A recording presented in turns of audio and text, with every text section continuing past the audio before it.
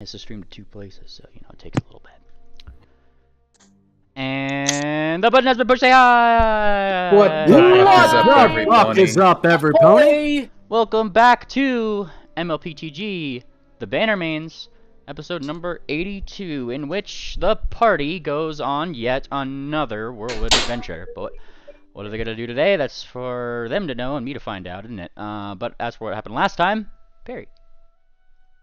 All right, so we started off session continuing down the road to Holback, kind of getting out of the desert biome and into some more arid lands. We saw some scraggly looking trees and figured we might help out, so 777s pulled out his decanter of water and maybe a little bit enthusiastically watered one of the trees, but turns out it wasn't a tree. And was actually an illusionist in disguise.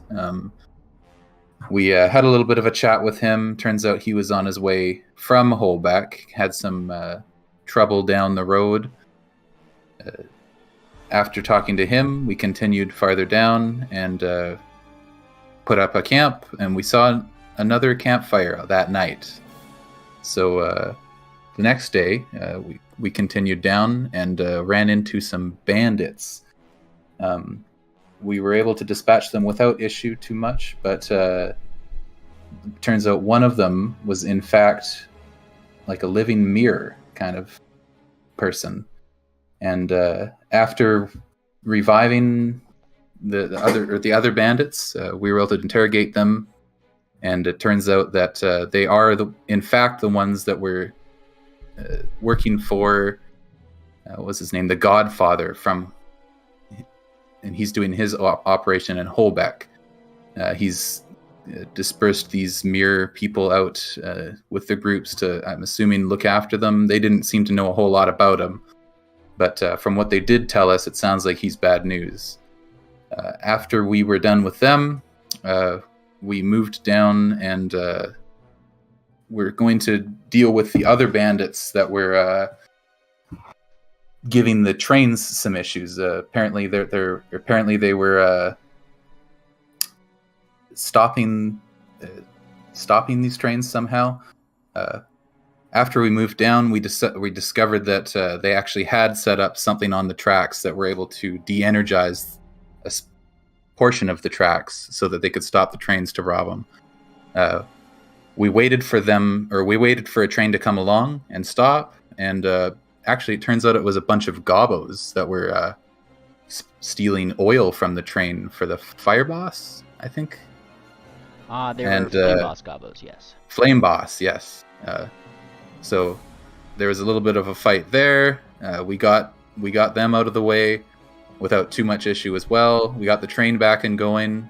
We re-energized the track with some electricity magic, and it took off. And I think that's pretty much where we are now. We headed back up to the camp and found out that there was some more bandits and some more of the mere people had attacked the other half of the party, like Pingwing and the rest, while we were fighting the gobos. And then we went to bed, and I think that's pretty much where we are now. Yeah. The went to bed part is probably didn't happenstance like anybody who's gonna be jumping out at you, like you said, the people who pretty much weren't here last session were the ones taking care of another problem here at this camp, being Moon Planner and all of them, so watches weren't really a problem. And upon awaking, I would imagine that Moon Planner is probably one of the ones on watch, so I'm going to assume that Moon Planner is the one who wakes him up. Up and at 'em. Already? 3.5 more hours. I Moon Planner could vote for that. Moon Planner takes out a pine cone and throws it at the cleric. Mean. Up and at 'em means up and at 'em. Fine. Rep your Let spells. me find my staff. All right. So, we're gonna head up north this time. I Depends. check out those that X or whatever it was. We have the key still, right? You do. Tangent says, I had a dream we weren't here. Where are we exactly? We're just a day or two away from Holbeck. I think the plan was to head up to the X on the map next and see if it's like a treasure or something. As close as we are, we might as well. I think so. It might be unrelated, but I think it's still worth checking out while we're this close. Could be some shiny loot up there. We just need to make sure to stay away from the cliffs so we don't get smushed. GM, the creatures we fought behind the scenes, did we discover anything on them that led us to anything interesting? The people that you were just fighting kind of in the off? No, they didn't leave anything too interesting. It seemed like that specific party was more or less a scouting one. You'd get some information though, namely probably from one that you'd interrogated before, knocking back out or something. Which is, namely, they seem to have been coming up because one of the people from their ship has not come down. You might assume it's probably the people that you fought last session. And they were just coming up to kind of peek at what's going on. And that was pretty much it, so they didn't really come with anything, just in case something might have been afoot. I will say this trip has been a lot more nice and easygoing than the trip up to Watsi. We're also a lot stronger, too. That's very true. It's very true. Mm-hmm.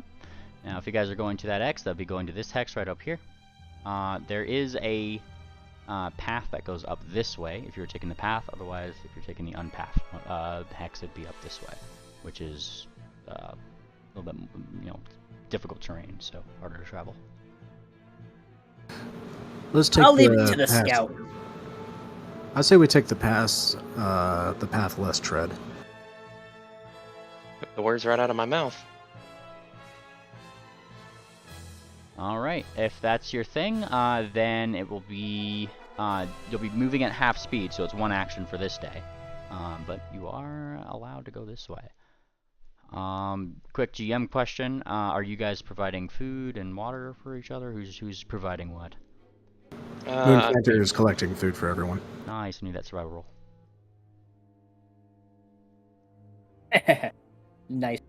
To subsist, I think is the name that they use in 2E. Do you need anything from me? I need a pretty smile. Let's have it, lass. Looks There it is. There we now go. I'm ready to go. I can always So I've got create water the as forager is. feed, so I should be able to provide enough food for everyone. You do indeed. That's not a knowledge gathering, so there you go. Yeah, you did. Yeah. You did that thing. And Moonplaner provides a wonderful bounty of plains/hills type food for you lot. And Most fruitful fields out here are there? it's a little bit more grassy. It's more like I feel like it would be like probably sweet cactuses and stuff like that, but not the bad kind that make you hallucinate. That would be a critical failure. But we didn't get that, did we? So comes the night as you guys are settling down after this first day of going through the woods or going through the brush, pretty much. It's all pretty high up, like on your guys' hooves. Quite frankly, it's not very nice for various soft furs, among other things. And people/Kierans with lots of floof probably find nettles stuck in their mane more often than not. But Gross. there's a clear spot here. Thank the gods above. What a coincidence. But you guys are set down for the night, so I take it we're doing watches. Sure. Electra will I'll- offer to watch first. I'll roll second. Wait, am I still muted? No, we got no, you. you're Nope. not muted. Okay. Sorry. You have night vision, don't you, Tangent? Yeah, I've got the goggles of greater night vision, blah, blah, blah. That's Okay. fine. Well, Moonplanter might get to sleep in today. Awesome. Well, that's only 2, isn't it? Oh, yeah, I'll roll. Hang tight. Perception. Oh shit! I see don't 3. think I see got that. Electro Tangent and yeah, I guess that is 2 actually. Yeah, I accidentally rolled public first. I want to That's- send that to. That's privately, so I can't. I see made it private. Yeah, Yeah. hang tight. Shit. I rolled it on blind first, is what I meant. There you go. Yo, hang on. We got rest, right? I should Based. restore my health for that, right? Yes. Yeah. All right. There we go. I Oh, doubt. yeah, I just- doubt your I'll- 2 clerics are leaving you 100% hanging. Yeah. Yeah, you're good. All right, and with this, I check some stuff. Don't worry about me. And you guys kind of go up the way, discovering something in your little campsite whilst on watch. Specifically, you, Tangent, who in the middle of your Tangent. watch, you get a little curious about something shiny in the ground, which turns out to be a locket. I dig it up. Oh, okay. Yeah. Can I roll knowledge whatever on it? What are you trying to figure out about it? I know what, I'll just cast detect magic. Good plan. You cast Detect Magic, and you do actually detect some magic. Nice. I'm gonna hold on to it till someone that has knowledge arcana. Wait, I have knowledge arcana. I'd like to roll knowledge arcana. Alright, go for it. I mean, it's not real high, but I do have it. You're not 100% sure what magic is part of this. You just know that, yeah, Oh, okay. giving off a really faint little magical aura on its own. I stick it in my pocket. Sorry. You put the locket in your pocket. Past there, Ooh. nothing jumps out at you guys. Throughout each of your 3 watches, however, in the distance, you do hear the sounds of what seems to be crackling rocks, as if there's probably some big boulder stuff moving out in the distance, kind of echoing through the here and there through the hills, but definitely not coming in your direction. That's ominous. Yeah, it's just some gobos, probably. It sounded to be coming from this hex, pretty much, is what I'm getting at. But yeah, things that way. And a new day rises. Tangent's naked in front of the sun. Everything's normal. We use one more action, bring you guys here, which I believe is your goal, yes? If that's where the X is. You need me to make another survival check for foraging? Yes, subsisting. Okay. If clerics aren't going to prepare food and water spells, I am going to need that as a thing. And look at Oh, you you go. got a decanter. I think I'm being called. Hold on. And Moonplanter is going to cook a stew today as well. Did you call me? Nice. Cook a stew. Well, stew might have to wait until you guys, I guess that'd just be like a small break. Moonplanter makes a stew, that kind of thing. Sorry, I left something in the microwave. Just take it out. Kick her ass. And you guys make your stew, you continue on, and out in the distance, you guys seem to kind of be approaching where that X might be. It matches up, as far as you could tell, Moonplanter. Being a master in survival, I'm pretty confident you know how to properly read a map. And yeah, you're matching up the landmarks. Yep, that's the place. There seems to be, well, I mean, it's just a cliff face. There's not seemingly an entrance or to anywhere. Kind of seems plain. How high up is the cliff? Cliff is very high. Oh boy. Let me take a gander. 200 feet or so. Likely higher. I'm not too familiar with really big cliff faces, but it would take you probably a few minutes to actually fly to the top if you're going straight up. Oof. Tangent, how sneaky are you? I believe Tangent is incapacitated. Okay. Who else can fly? I can, but not very long. I can fly. All right, Swift, let's you and I sneak up to the top of the cliff, take a look around, and make sure we're not going to get rocks dropped on us. Is everyone up now? Yes, you guys have been traveling BCS. Oh, okay. I want to ask Triple about this magical locket I found. What about it? Do you know anything about it? Well, Tange's way of saying, can you roll Arcana on this? I don't know, it's me, but yeah. There you go. And as you were looking at that, Triple Moon Planner, you fly pretty stealthily up, as far as you could tell. I forget. Do you have foil senses? What kind of senses? Foil senses? Because you're kind of flying straight up the side of a cliff face in the middle of day. I do not. Okay. But I can at least flap my wings to make sure I'm not kicking up a bunch of dust on the way up. There you go. And going up, it seems like that wouldn't be too much of a problem for you, given that it keeps getting rockier and rockier. This is there's not a lot of sand kind of on the windier cliff sides here. And you eventually do get to the top with Swift, who I believe is going with you. Yeah. Aye.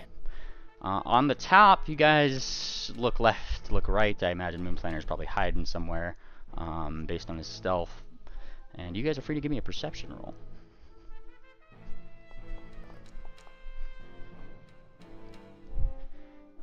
Looking around, doesn't seem to be any gobbos or anything that you can spy, you or Moon Planner. Nobody seems to be around. It's just the general dust. Most suspicious thing here is probably just a tumbleweed that's going by, but only because, you know, naturally suspicious with Triple in your party. That looks pretty clear to me, Moon Planter.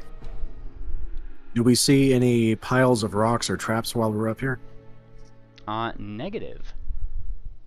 Not here. There doesn't seem to be any traps that you guys spy up here. Give a perception roll, Moon Planter. Do I need to give you a second one? That was for, like, you know, seeing what you see up here, if there's any dangers. You guys had mentioned that that's what you're looking up here for, so. All right. Well, at least one of us should stay up here as a lookout. Can we signal Triple? Because I'm pretty sure if there's no cave or a hidden compartment down there, it's probably buried. Signaling Triple might be a little out of your range, given it literally took you a couple minutes to actually even get up here flying for the first place. It's hard to signal somebody from that far away, unless Triple, you have some way of seeing that from a distance. Oh, no way. I don't have anything to see that far. What about using the polished edge of my sword to reflect the sunlight to signal them? Hey, that's a good idea. I like that. You start kind of angling the light. Those on the ground, Tangent, I saw you rolled a perception. Triple, I assume this kind of gets your perception, your senses going as you've been kind of scouting.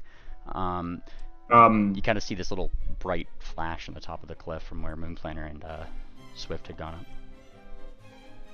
Well, okay. I wonder what he's indicating to us with that. Maybe they found it. Guess we gotta climb up there.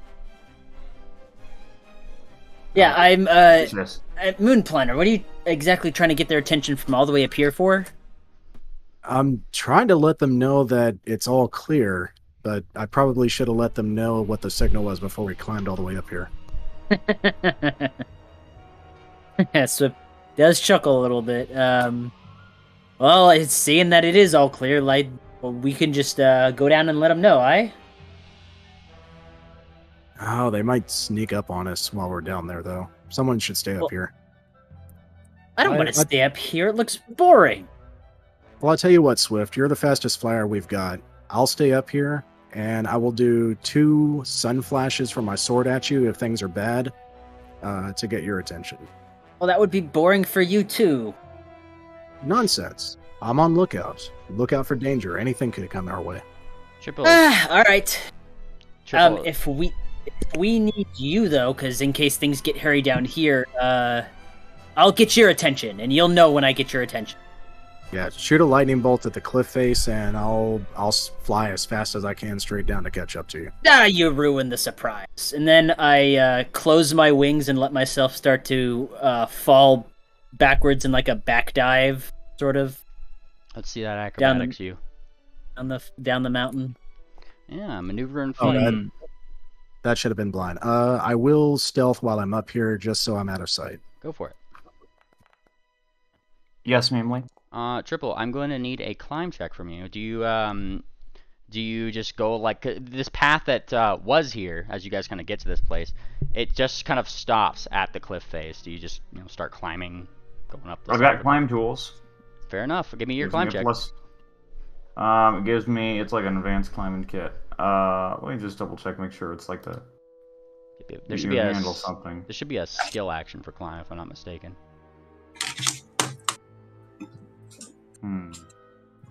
Is it acrobatics or athletics? It is definitely going to be athletics. And But yeah, so that was a very masterful spin. If there was a critical success tier, you would have gotten it. I would have got what? If there was a critical success tier, you would have gotten whatever that might have been. Oh, yeah. So then from everyone from below can just see Swift, like the shimmering gem pony looking bastard he is, just closes his wings and does like a backward swan dive, and then like just does a couple like barrel rolls like vertically, and he just kind of spins and twists down. So he zooms past Triple as he starts to climb, and then he'll land at the bottom. Aye, looks all clear.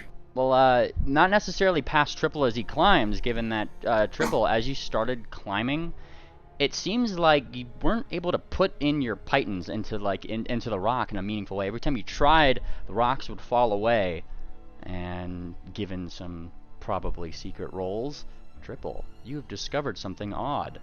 The wall is no longer solid. You could kind of start seeing through it a little bit. You've discovered the cave entrance. You seem to have been an illusion. Oh, well, I'm gonna tell them about this. There Hey you guys, go. Yeah? look. I'm gonna point at it. Hey, no, it's all clear up top, and that's just as Swift makes his big appearance. Based. Now, he said he's gonna stay up there and keep a lookout in case they come ambush us. But But we're all clear to start looking. Well, I think Triple's found something. Some Ah. cool rocks. What do I see in there, mainly? You start looking into what seems to be the mouth of this cave. It is very, very dark. Do you have dark vision? Yeah, I got goggles of night advanced, the super duper greater. You see what seems to be just like a trickle of water coming from some probably underground source, like dripping through the ceiling and then just kind of streaming into the cave further on. Past there, there's only a few like stalactites in the ground and a couple places to go, but you actually have to go in and explore it if past there to see much more, because everything just kind of goes in the way that a cave does, sharply wherever else in the cave it goes. Punch a stalactite and go back to my party and tell them about it. You what? Punch a stalactite. Oh, nice. And then go back to my party after that. Party, you guys just see as Swift comes down, you deliver your message, you land. Triple just walks through a wall. It's literally he no-clips through the wall, pretty much. Like, that's what you guys see. Oh. Nice. Wow. And then a second later, he comes back with what seems to be a stalactite. Very cleanly punched off. Electra's going to try to disbelieve the wall. There you go. And Electra, you roll to disbelieve the wall, and gasp, you do so. This wall is definitely a fake. No wonder you're such a great thief. I didn't know you could walk through walls. You as well, Swift. I'm trying to. That's a trick you gotta learn. Ah, you'll have to teach me someday. Good find. Let's see what's inside then. Maybe we should get Moonplanter first. He said he wanted to stay up top and be a lookout in case, he still thinks Gobos are gonna come ambush us from the top, but Oh, that's Eh. great. We should at least know. Hey, Well, they can't throw rocks on us if we're in the cave. Good to go, Ophi? What if I Next. use my spell Bullhorn and go, hey, Moon Planner? There you go. Go ahead. Yeah, that's a good call. Alright. Hey, Moon Planner! Get over here! This echoes up to you, Moon Planner. A few seconds go by. He looks down over the cliff and he uses his sword to flash sunlight once. Okay. I don't know what that means. Is that what you shout through the bullhorn? We didn't establish any of this, but I did clearly hear her say, "Get down here," right? Yeah. She used With the bullhorn, so you bullhorn. definitely heard. All right, Moonplanter will dive down and then parachute his wings to slow his descent and land on his hooves gently. You land on your Yes. hooves. We are debating exploring the invisible cave. Oh, you found an entrance. I don't Yes, think there's look at much the wall. debate about it. Oh, well, I guess there's no sense in me being up there. They can't throw rocks on us from inside the cave, can they? Well, I think we should get in sooner than later, because if there was any gobbles around, they definitely know we're here now. Yeah. Wait a minute. The gobos could be inside the cave. Better make sure they don't have rocks. Only one way to do that. Electra takes a step into the cave. Awesome. I know you guys have a few characters with you, so who all are you taking into the cave with you? And who are you leaving out? Effectively, for those who have secondary characters, tell me who you're bringing in and leaving out. That's pretty much what I'm I'll getting bring at. Triple. Awesome. You're bringing I know, dude. I know. None. Todoroki. I'm bringing Fortuna. You're bringing Yay, Fortuna box. based Box. box. All right. Box. And I think that's good to go. I think I got And everybody. Fireheart. And Fireheart. You guys want Fireheart with you? I mean, Yeah, because she's been left out. sweet. Fireheart will be inside with you guys. Penguin will be outside. Probably a duck because she doesn't want to leave them. All right. So where is Fireheart? Which one of them is afraid of the cave? Uh, You don't have to answer that question. I already know. Both. Yeah. All right, let me find Sacred Schemes. There we go. Fireheart. There she is. Look at her go. What a Kieran. All right. She's gonna go right there. Whee. Bam. Entering the cave, something terrible strikes your Make nose. sure y'all are full health. Yeah, something terrible hits your nose. Box text. Ouch, that hurt. The cave itself, upon entry, is dark, musty. Like I said, you guys can hear the sounds of water kind of falling in from the ceiling. A feat that somehow Swift was able to expertly dodge past. Damn his evasion. But his mane remains untouched. As for any other little things that you guys see, the glimmer of light is still present. Like I said, that wall was just an illusion. Illusions do not stop light, so you guys actually still see light filtering into the cave from those who disbelieve the wall, the translucent scene behind you. Those who didn't, just light seems to be coming from a dark wall, a dark illusion of itself. Awesome, and that is pretty much what you guys see. What are you guys doing? Moonplanter sees a chest off in the distance already. He lets the party know. Ah, perhaps a chest that belongs to our key. There you go. Yeah. He uses his wing to point the direction it's in for those who can see it. But first things first, we are going to scour this area between here and the chest to make sure there's no traps or monsters trying to kill us. Well, I can see... I can see a few of them from here. Awesome. 777s, you start looking around, and with your check, and it looks like Moon Planner, you don't get the same information. So, but Triple, you spy something odd, something tribal here, right in the edge of the water. Tribal? Yeah, tribal. Oh, it's water. Very handcrafted by the looks of it. Something you can feel free to give me a society check if you'd like. Okay, we live. Can I? Don't ignore that one. There you go. Can I as well? Based, yes, if Triple's showing you. Triple's the one who notices. Triple. There you are. What you see, lad? The two of you come to the conclusion, probably in your heads at the same time. This was Gobbo made.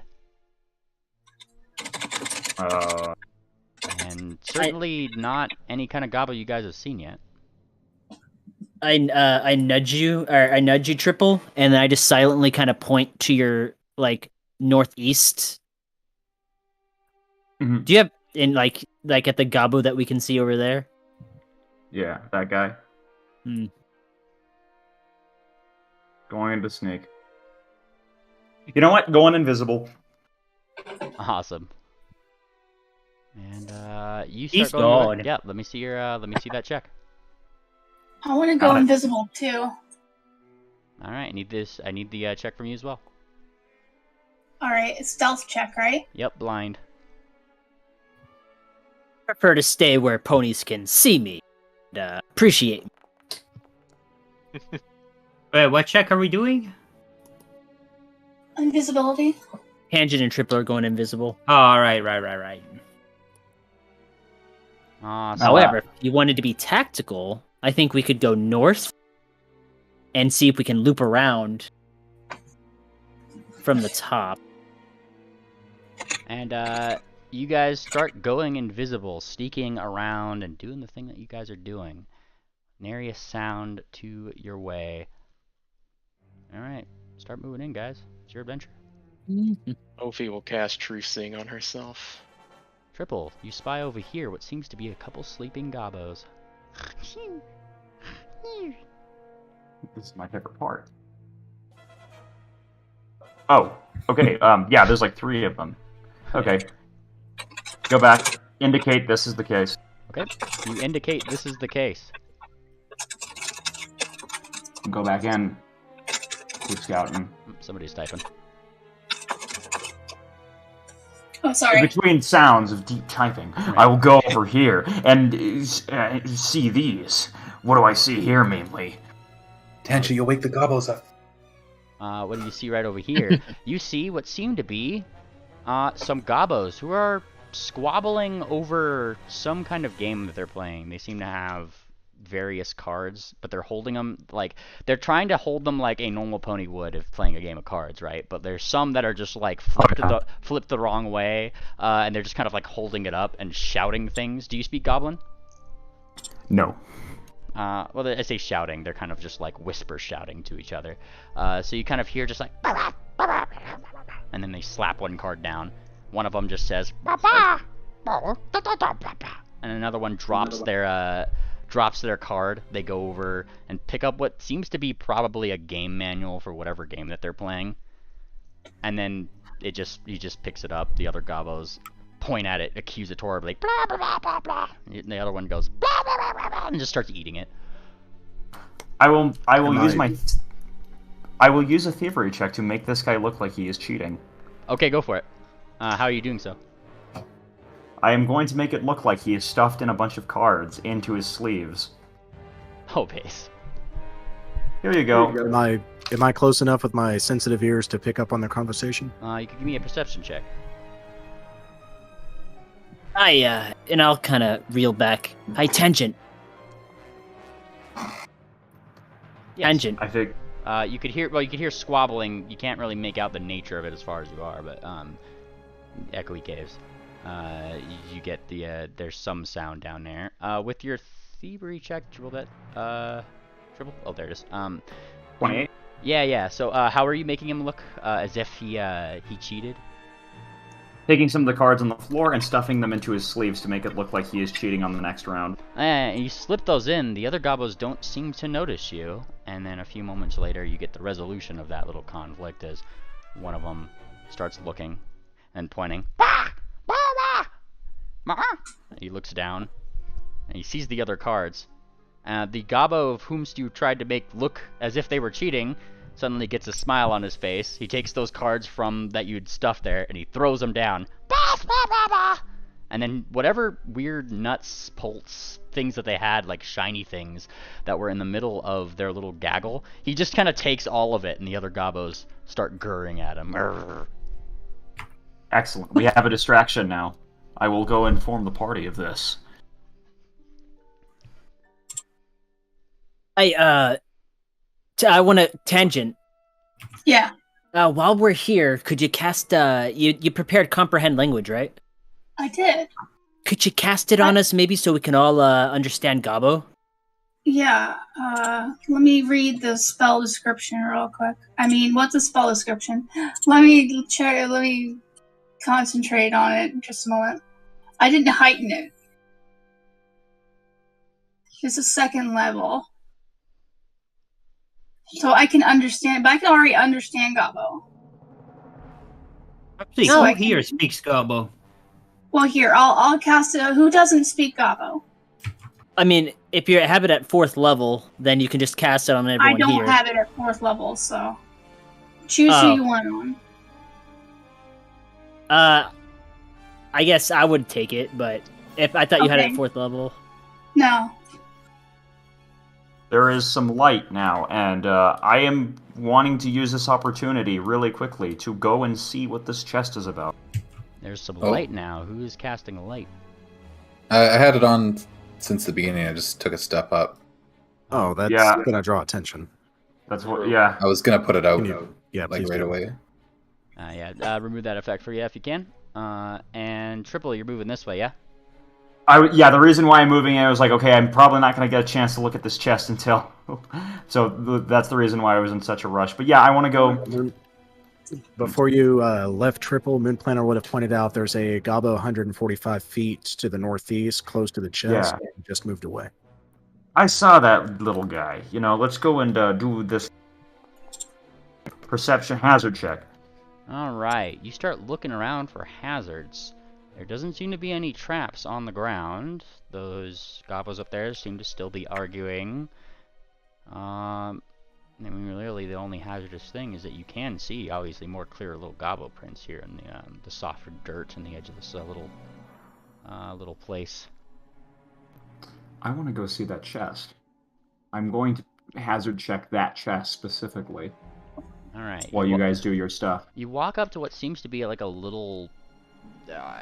It's an old chest, but it's certainly sturdy looking. The wood was finely made at one point, and has definitely got several locks on it that have been kind of hobbled onto it. Various ones of very decent quality, but it looks like it has been locked to a pretty good degree.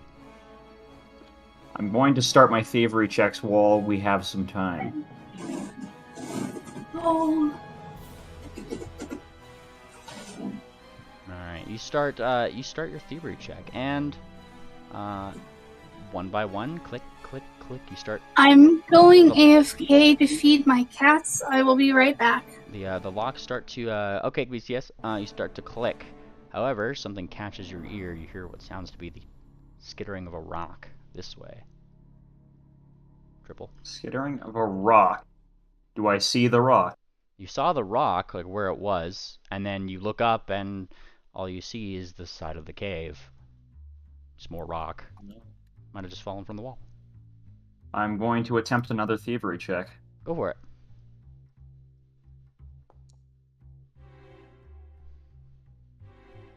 Click, click, click. A couple more fall off until only one remains.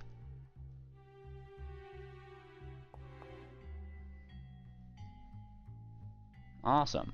And as you go for the last one, kind of focusing on that one seemed to have been the hardest lock, which is just the one that innately came with the chest. It opens, and you see a various number of strange artworks and things that probably look like they would belong in a museum. Just as there's another click, click, click, clattering of a rock right next to you, and then one on your head, and then you hear it. The sound of a war horn as a gobbo with rock-like skin lands on the ground next to you, Triple. and we roll initiative. Oh. Alright. Anon, make sure to heal yourself up. Yeah, I'm healed up. Are you? Yeah? Oh. All right, and you guys should be in initiative. It says... He's uninjured for me. Oh, interesting. Make my music low height. I'm not gonna reload my page because I don't want to have to do. I kind of Oh, just God, I kind of just have should- your hype themes labeled triple hype 1, triple hype 2. I forget which one's what. Triple height 1. Okay. I believe. I think. Hopefully. We will rotate through them if that is the case. If it's not the case, that is. All right. Yeah, I got you on triple hype. All right, got you with your first one. Oh shoot. Fantastic. And I'm looking at your guys' initiative. We still need Fireheart. Wow, triple, we need you. Okay. I did stealth in, so I believe the stealth is what I'm allowed to use.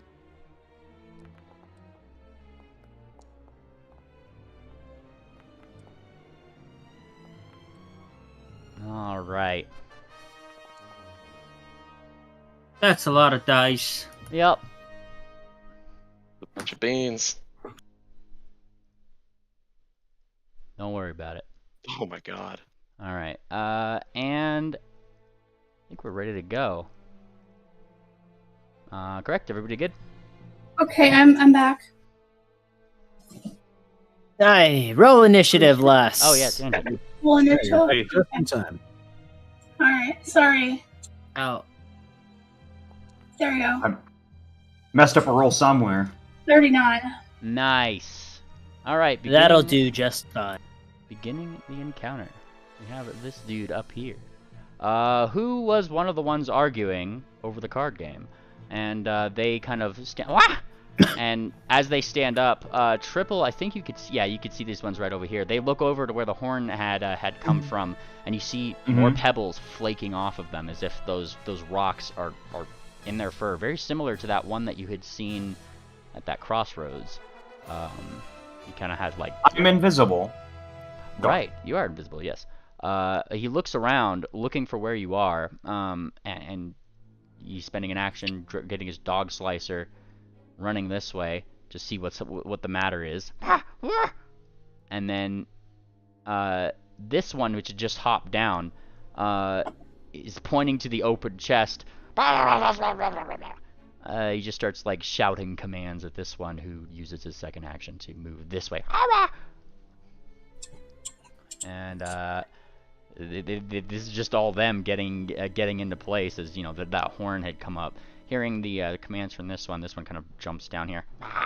Same thing, pulls out his weapon, one action, and moves to get down here, looking this way and spotting. Well, they could see in the dark, and I don't. Let's see, Swift or Fortuna, were you sneaking? Did you roll your stealth? I wasn't even. I mean, I got caught. I'm just fucking sitting here at the end of this room. Sure. That's. Yeah. This one is definitely looking at a box, the most obvious box that ever were, and points. I mean, the lights are on. I'm sorry, I forgot to turn off the lights. Yeah, he points box. I mean, you probably know what that means in Gabo. Tangent. Yes. Yes. Oh, it's my turn. It is your turn. Everything is dark. Yes. I thought I added the greater night vision, but I can't see shit. Anyway. I'll post it again. It's not on your token, BCS. If you don't see the effect next to your token, then it's not on. Just click that. Oh. There you go. It says you do not have permission to view this macro sheet. Oh, sorry. Drag that to him. Maybe that should do it. Tangent. You should be able to just, for future reference, roll your own goggles in the chat and just pull that onto yourself. There you go. There you go. Okay, thank you. Yep, got you. And it's your turn. Where are the goblins? I mean, you're hearing them to the east. East, okay. I start walking that way. quietly. Tangent is invisible. I'm going to wait until everyone else is gone, so move me to the bottom of the stack. Well, if you're holding your turn, you couldn't have moved. Oh. Yeah. So you still got 2 actions if you're still moving. Oh, I mean you moved. So what are your last 2? I'll wait. All right. You'll wait till after whomst? Triple sevens. After triple. All right. Putting you there. Going up the way. Oh god, play. I know when I have to move people around. I have to move people around when combat starts. Sorry, or when you guys hold turns. Here, ray pipe. There we go. There's just a bunch playing all at once. So that was that one, and now it's this one's turn. Awesome. And so this one is also jumping to action, running this way. Drawing his dog slicer, 2 actions, and we get to Fireheart's turn. Who also had her goggles at night, so I should bonk that on her. All right. And Fireheart's turn. She's gonna go this way, right up the way. She's not invisible, but she sighs. You see her bring up her hoof, and she is going to do a little bit of a burning hands. It goes 15 feet if I'm not mistaken. I guess you can't really reach with that. Then instead she's going to use Ray of Enfeeblement. That is what she's doing. Seemingly trying to test the waters with these guys, see how good they are at what they do. Woo! Oh boy. And as that happens, nat ones are nat ones, she does so, trying to enfeeble them, but you guys start seeing lacerations on her as she starts taking 1 point of persistent bleed damage from her own spell. Oh no. Damn it! And she like looks down at herself. Stupid darkness. Doesn't even use her Ill Fortune's Bane SMH. I don't think she took that as a Kieran feat. Oh. Really? Alrighty, it is this one's turn, who is going to spend his action to stand up. Doing things that I'm sure he can do. And then you hear scuttling. Scuttle, scuttle, scuttle, scuttle. And that is his turn. Ophi. Hello. Hi. Ophi will move up and try to sort of ascertain where her party is versus all of these gobos. So she has true seeing right now. If there's anyone invisible, they should make a counter check versus me. What kind of counter check? Not you. Don't worry about it. I am really just talking about enemies. But I think this should be good. Okay.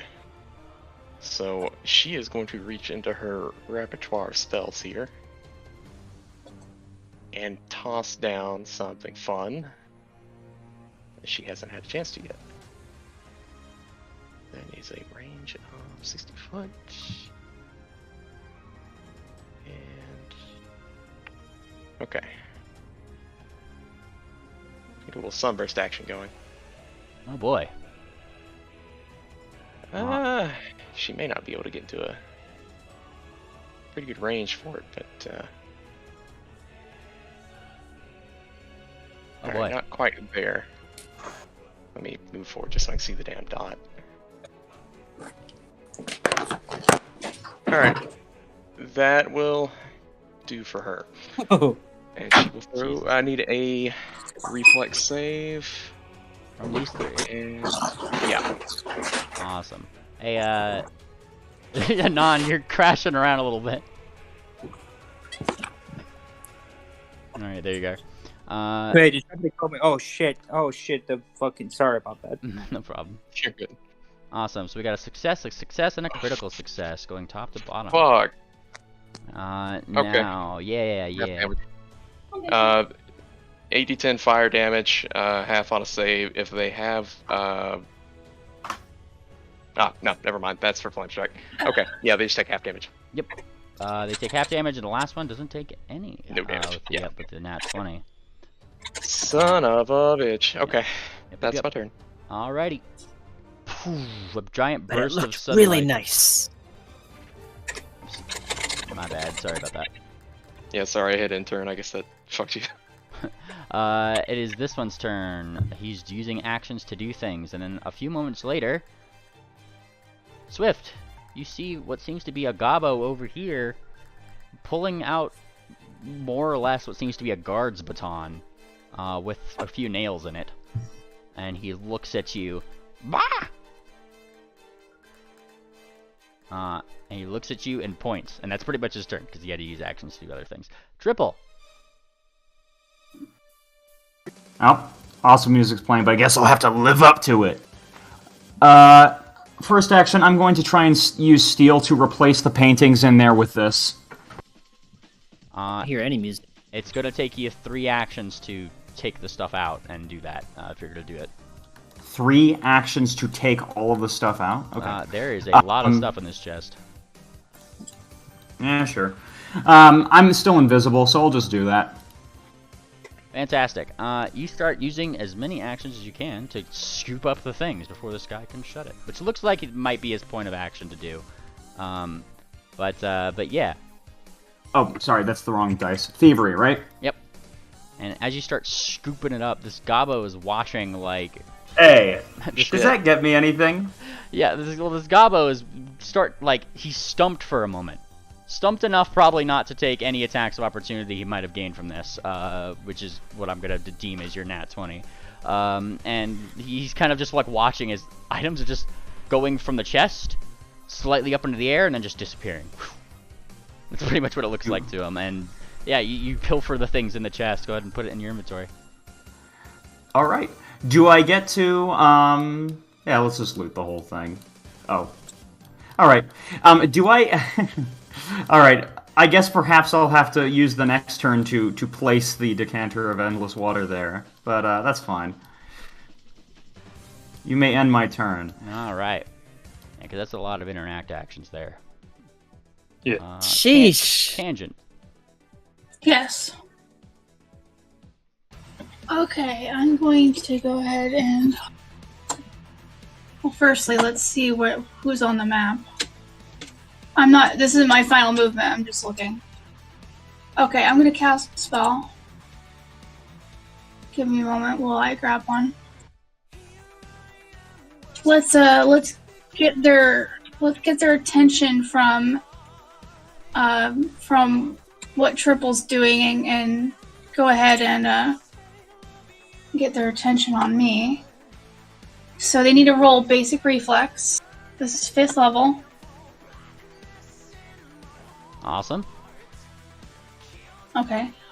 And I'll roll damage. And then you can roll reflex. Where are you putting that? I put it in the chat. Yeah, and I'm wondering what the area is, or who you're... Oh, yeah, okay, yeah, I forgot to... I was aiming it at this one right here. Uninjured.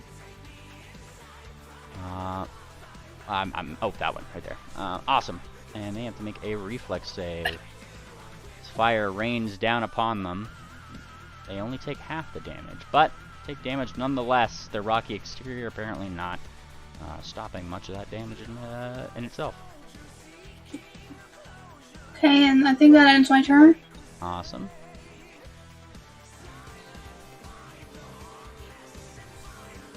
Oh god. Odd. It's this one's turn. Who? Monster. Oh, yeah, I know why it's doing that. I'm an idiot. Alright. It's this one's turn up here. One action, he pulls up his weapon. Next action, the next two, he's doing his due diligence, running this way. But it takes him 2 actions to get there, so we move to Moon Planner. Moon Planter. Let me see. That's 50 feet. That's 55 feet. Which means I still need to move twice. Up. Swift. I've got him. You were going to get hit with shared prey against this gobbo right here. And then Moonplanner is going to hunt prey himself. And I'm going to cast my focus spell as soon as I find it. There it is. Going to cast Gravity Weapon on my Falchion. Awesome. Which one? Flurry? Yes, Flurry. Alright. So I'm dragging that effect to my profile. Hopefully it takes effect. But that's his turn. Awesome. That be your turn. And we move to... Who's next here? Electra. Hi. Turn is muted. Uh-oh. Oh, hello. Electra casts dancing lights over top of her again because she can't see anything. Return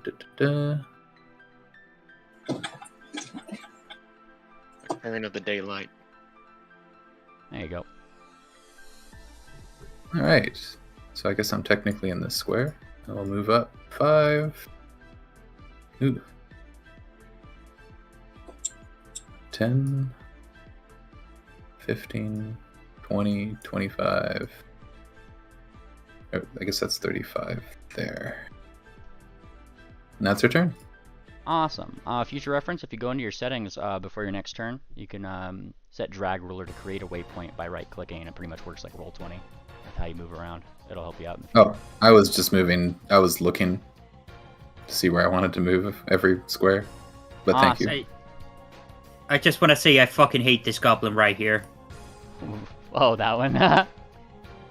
Come on, the token's amazing. All right, Triple. As you're next to this gobbo, he's oh no!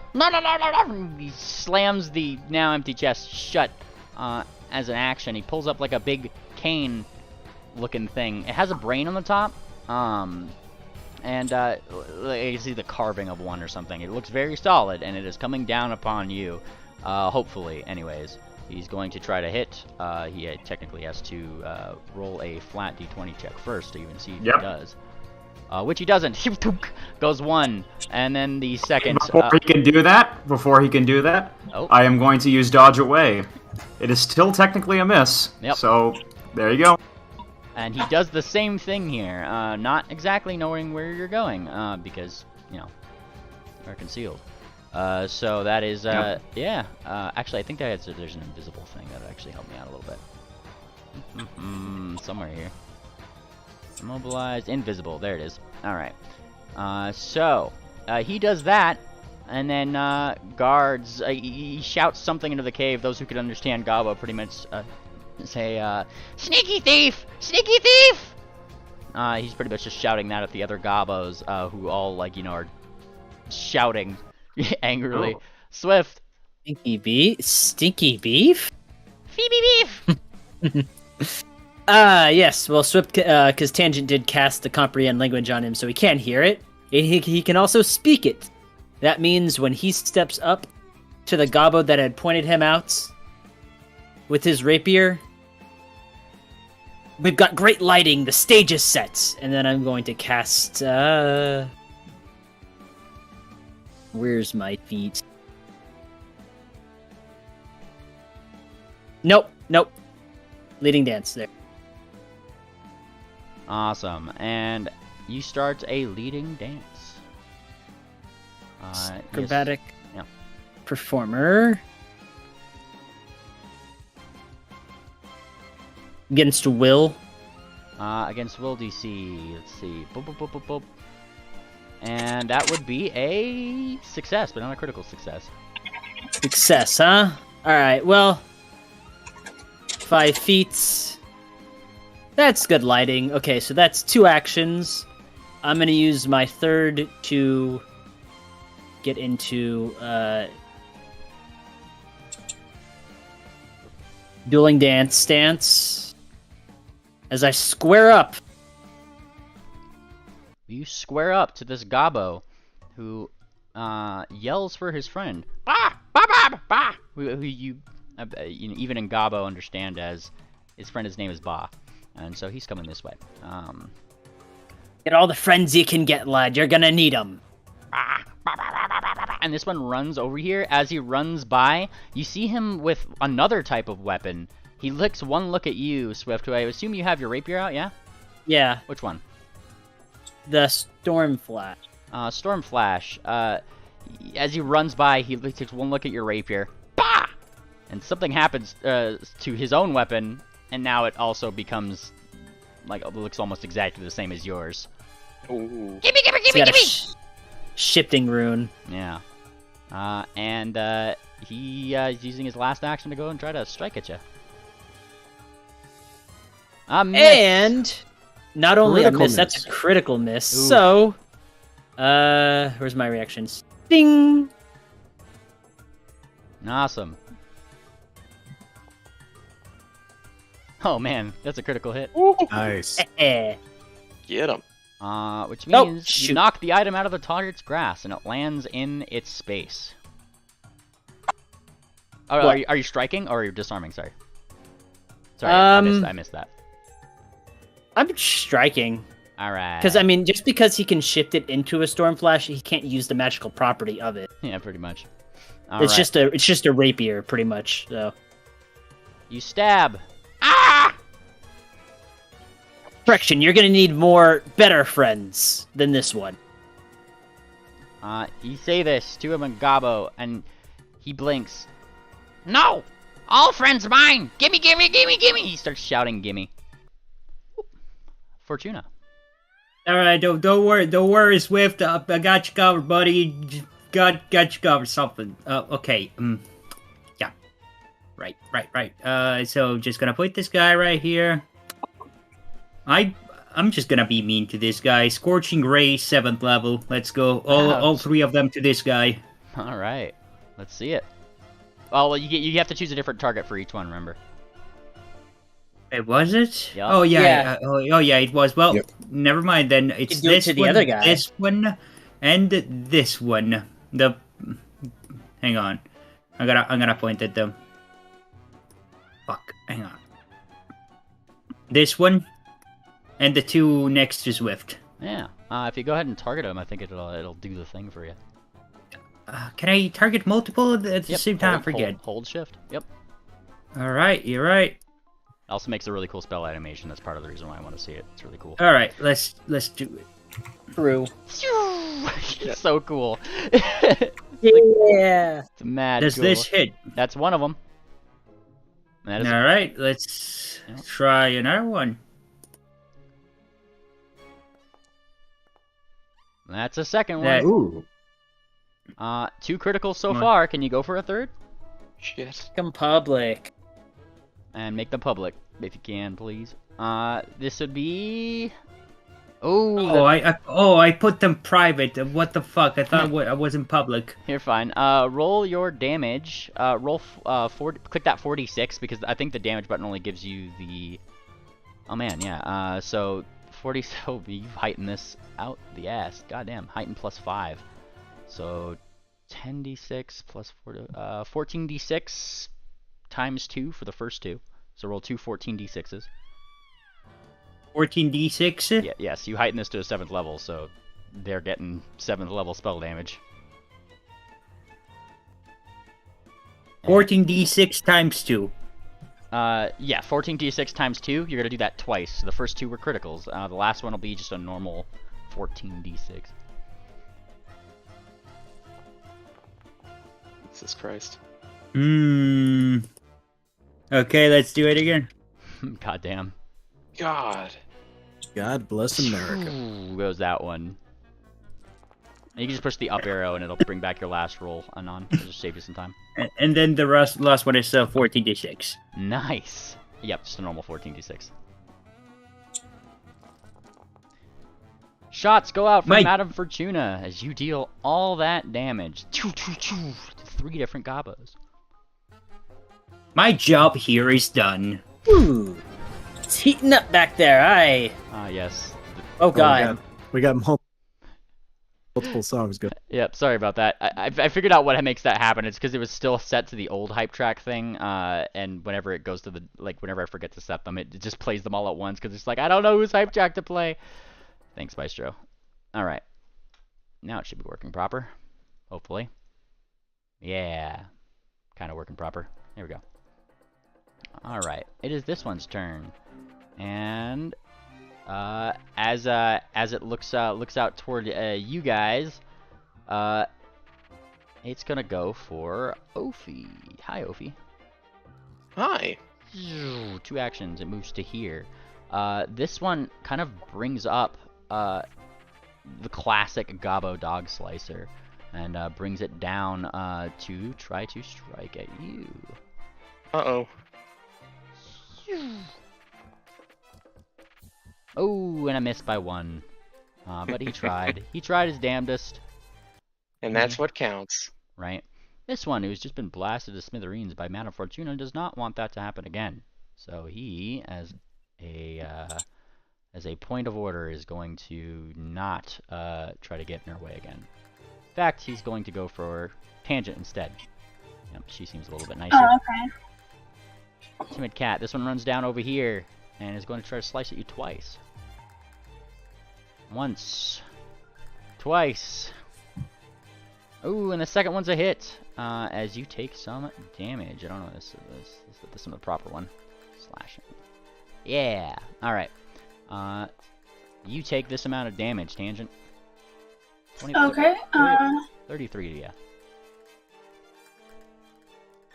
Nice. That is his turn. This one over here is going to do this maneuver. And not quite that maneuver. He's going to do this maneuver. Haha! That's what he's doing. And Bring it!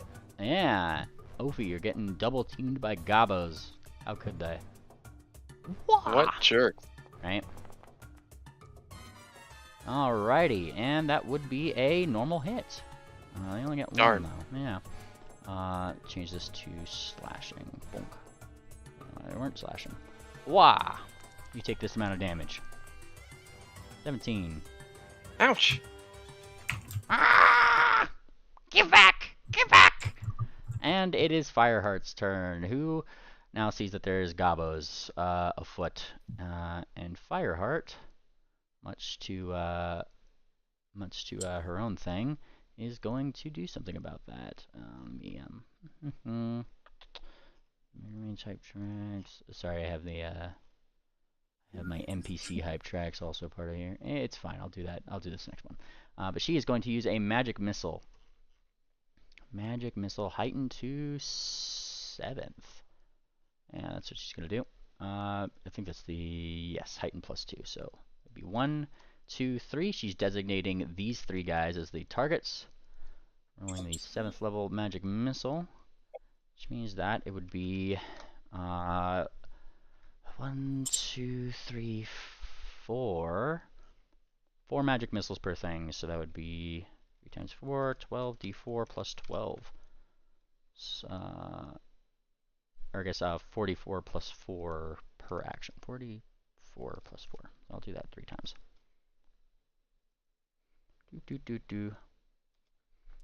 Once, twice, thrice. Alrighty. And let me just make sure. Yeah. So she does that across the board here. So this one is going to take that 15. This one's going to take 14, and this one is going to take 11. Fantastic. And it's this one's up here's turn. Hype tracks resume. He is going to use 3 actions to move right down over here. Tangent. Actually, he's gonna move right here. Finishes moving right there. Now you're flanked. Ah! He looks at you and sticks out his tongue, which seems to be rocky. Ophi. Okay. I'm tempted to do something right now that might be bad for somebody. I can filter out 4 people, but not 5. Actually, hang on. Ignore that. Move over.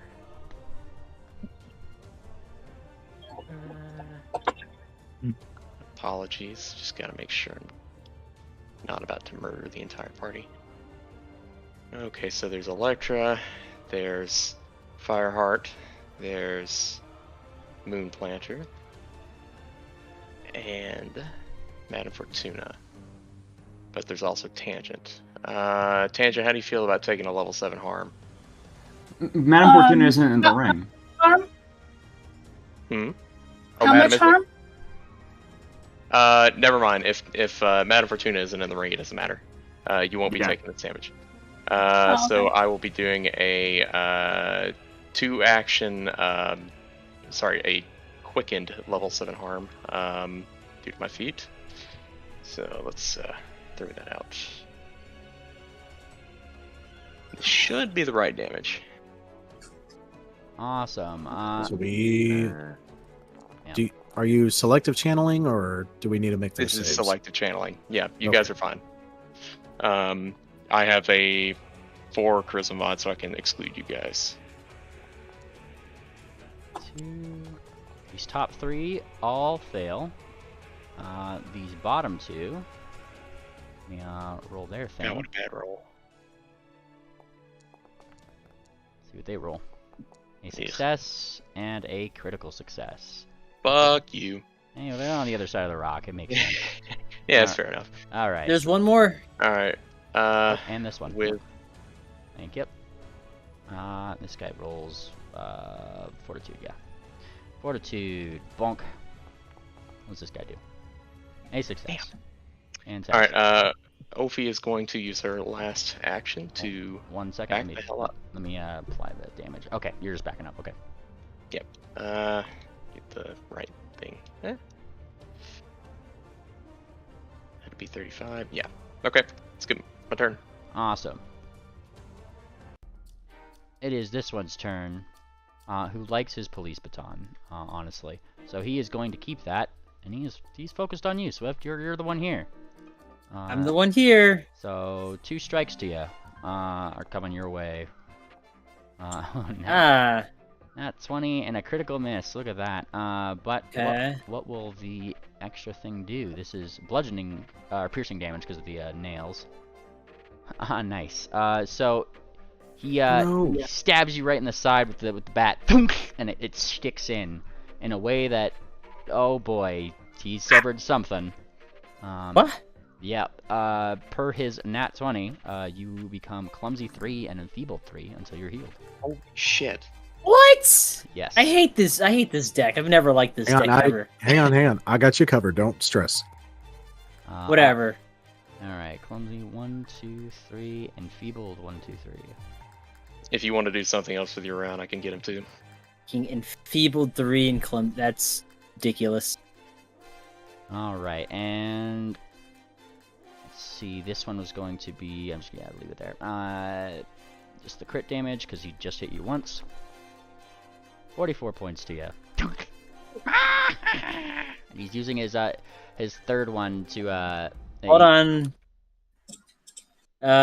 He did get that crit failure again, though. Oh right, yeah, you have a thing for that. And because I have reflexive riposte, that means I can do another riposte reaction, which I shall do. All right. Smack him back. That bastard! And you. Nice. That's a critical hit on him. You get to do double damage back. Payback if I've ever seen it. He takes that damage and becomes flat-footed, just as he uses his third action to start running back, tripping over himself a little bit, and landing next to Ophi right over here. What? Hi there. He's laughing his ass off and also crying a little bit because that fucking hurt.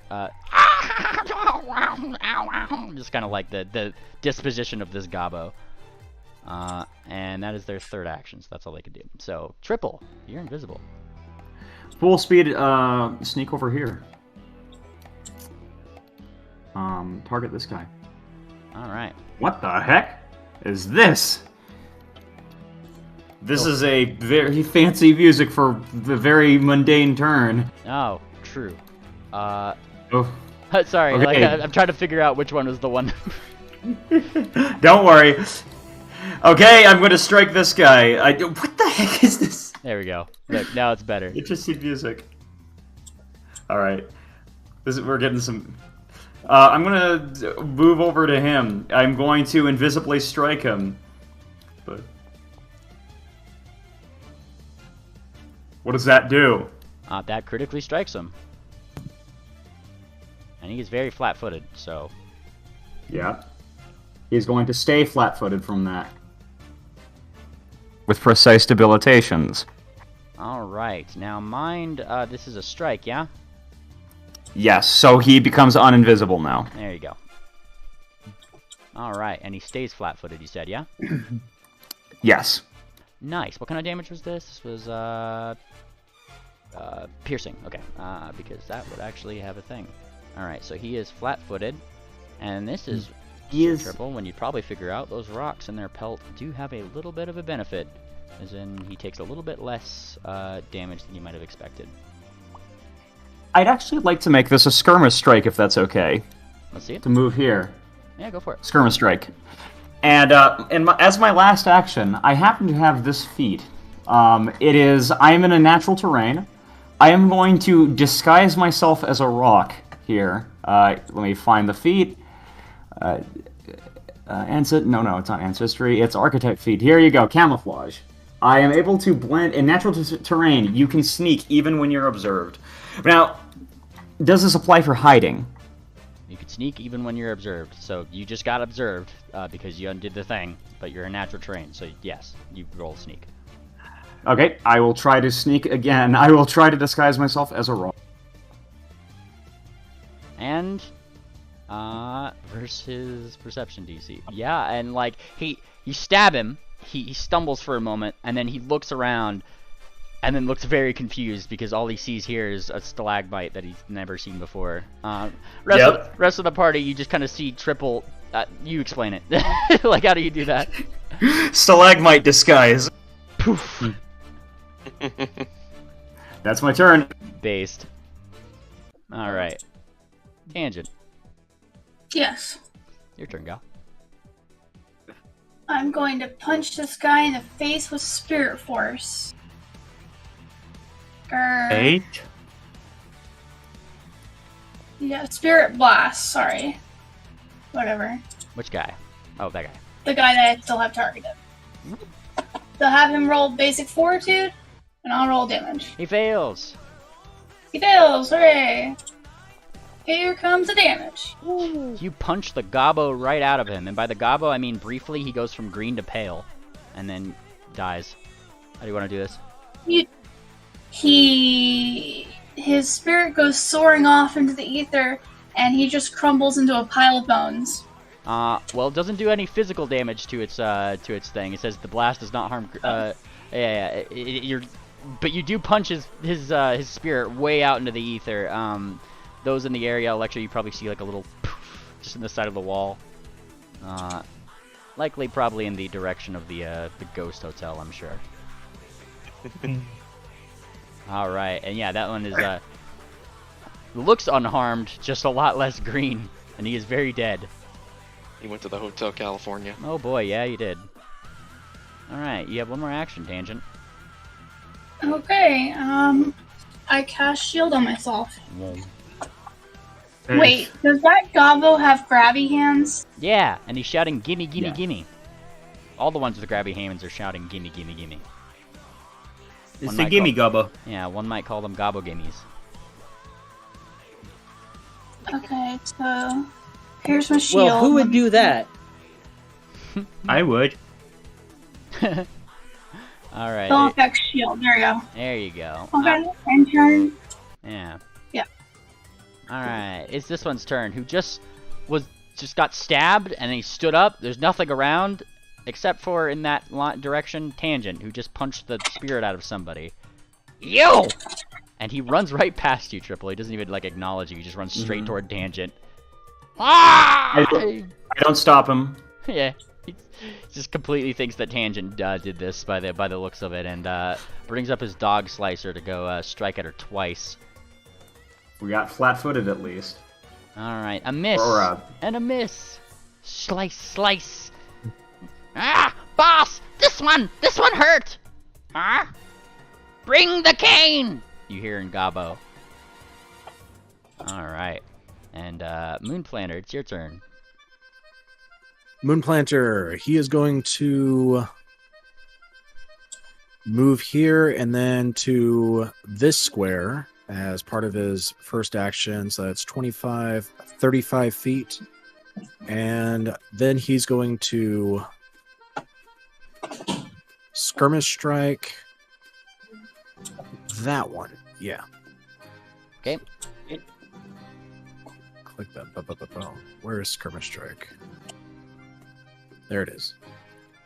All right, so first strike.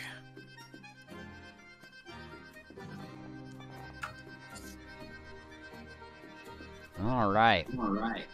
And that is a hit. That is a hit. All right. Let's see if it adds in the 4.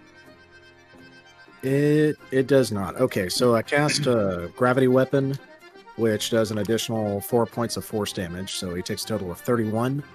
And my skirmish strike is going to put me here. Moonplanter is going to target this one next, and he's going to yell at Swift, "Swift, take the elixir out of the top of my bandolier." And he's going to strike. Awesome, and that's another hit. All right. So he takes that, and because the falchion has the forceful trait, he's going to take an additional 2 points of damage. Nice. That's his turn.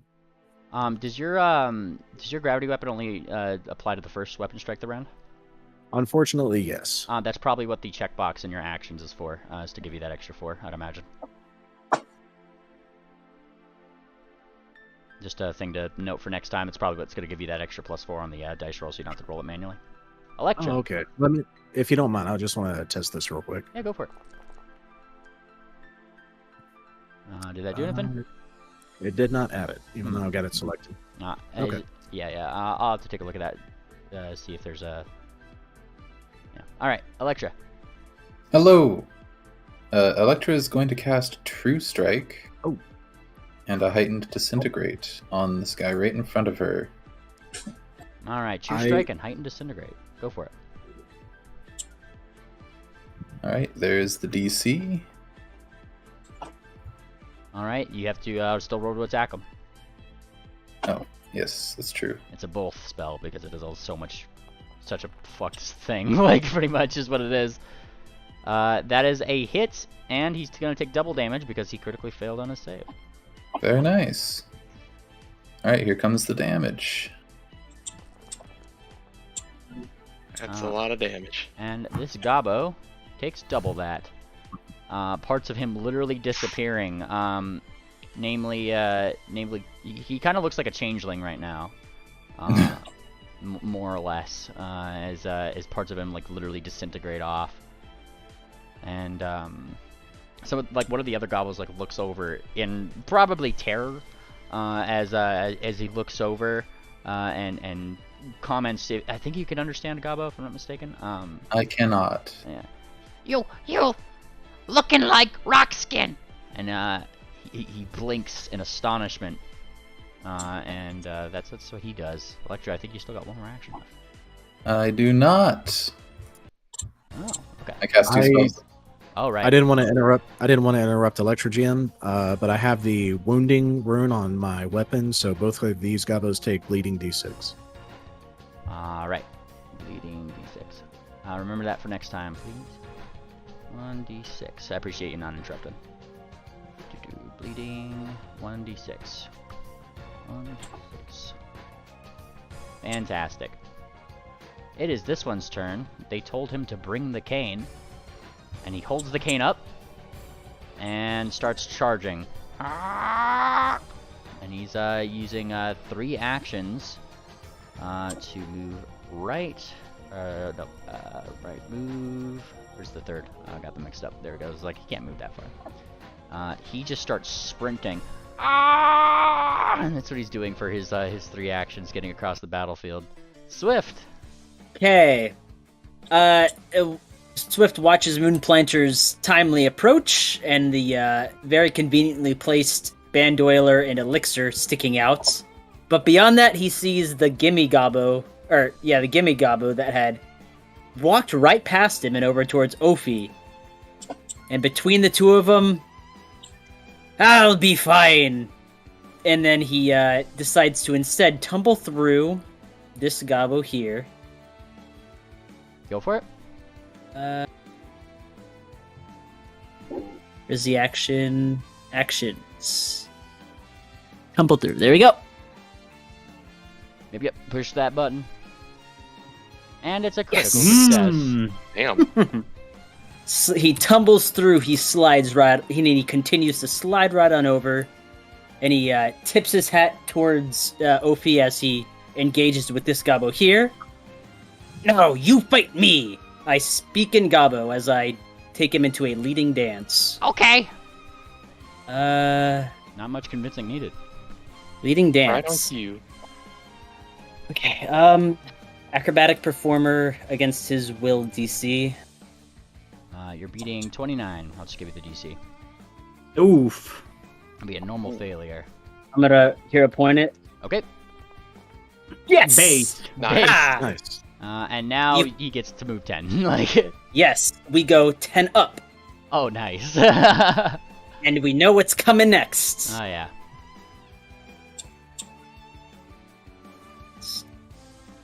Impaling finisher. Nice. And that would critically That hit probably hits. both of them, yes. Base. Yes. Nice. Awesome. And Swift, I'm going to give you your panache back as 1 and 2 of them both go down. That latter one It was wobbling. on one. Wow. Fuck. My kill. And, It's how would you like Good to do to this? know the stallion can dance. So yes, let's start. Yes, exactly. Let's start back from the beginning. Moon Planner came over and offered the bandoiler, but Swift saw a much better opportunity and a selfless act to meticulously dive over the one Gobbo, slide over to Ophi and intercept the Gobbo that had just ran up to her, with a smile as he takes it and leads it perfectly into position. Being the wonderful battle dancer, well, he's not really a battle dancer, but he does it very spectacularly anyways, lining up both Gobbos to put a lethal point through both of their chests. As you put it through both of their chests, these Gobbos specifically, they stop for a second, their eyes kind of roll up into the back of their head just for a moment, and their complexion, their fur goes from just kind of like starts falling off their body, leaving behind what seems to be like a black, buggish, almost changeling-esque skin, and they fall to the ground. And as he is clumsy three, he does make the most minor of adjustments to keep his balance, but he does pose in the end all the same. Very Really nice. done. That one doesn't get his turn now. How mean. Fortuna. Hey guys, you wanna watch me do a thing? You wanna watch me do this whole fight without moving 1 inch? Do it. I'm not gonna move. I'm never gonna move from this position. Anyway, it's another time for another scorching ray. Let's go. Okay, so let me just this guy, and this little guy. Let's go. Alright, let's see it. Oh shit, those are still targeted. That's But fine. yeah. They're already dead. They're already dead. That was a critical hit on the first one. This one up here. I need 2 more. All right. Okay, no, hero point that one. Hero Okay. point that one. Okay.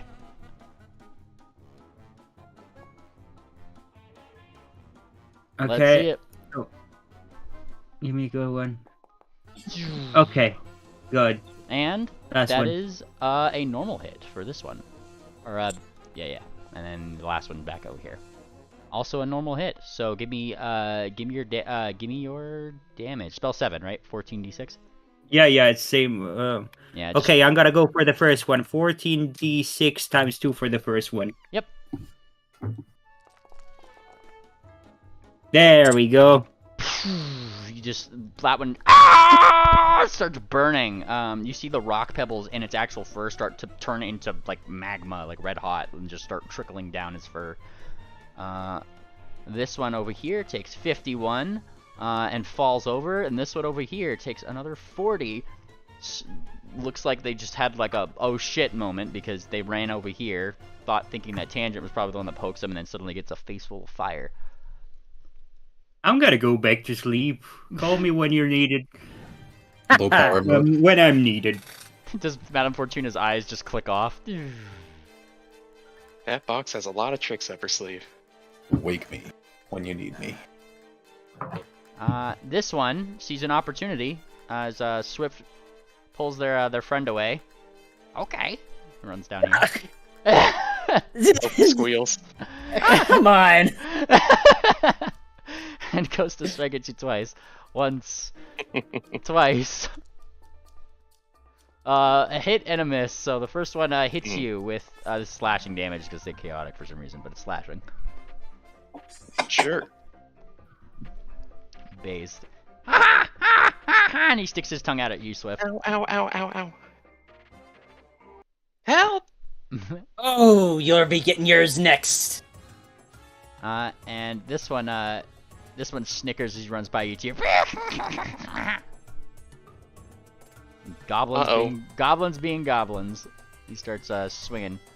Once. Twice. Miss and a miss. This one She's ducking and weaving. Yeah, ducking and weaving. They're pretty good at swinging compared to other gobos. And it's Fireheart's turn as she's looking this way. Seeing these two kind of for the love of it, seems to be having a moment where she is wondering why on earth she doesn't have attacks of opportunity. I'm sure.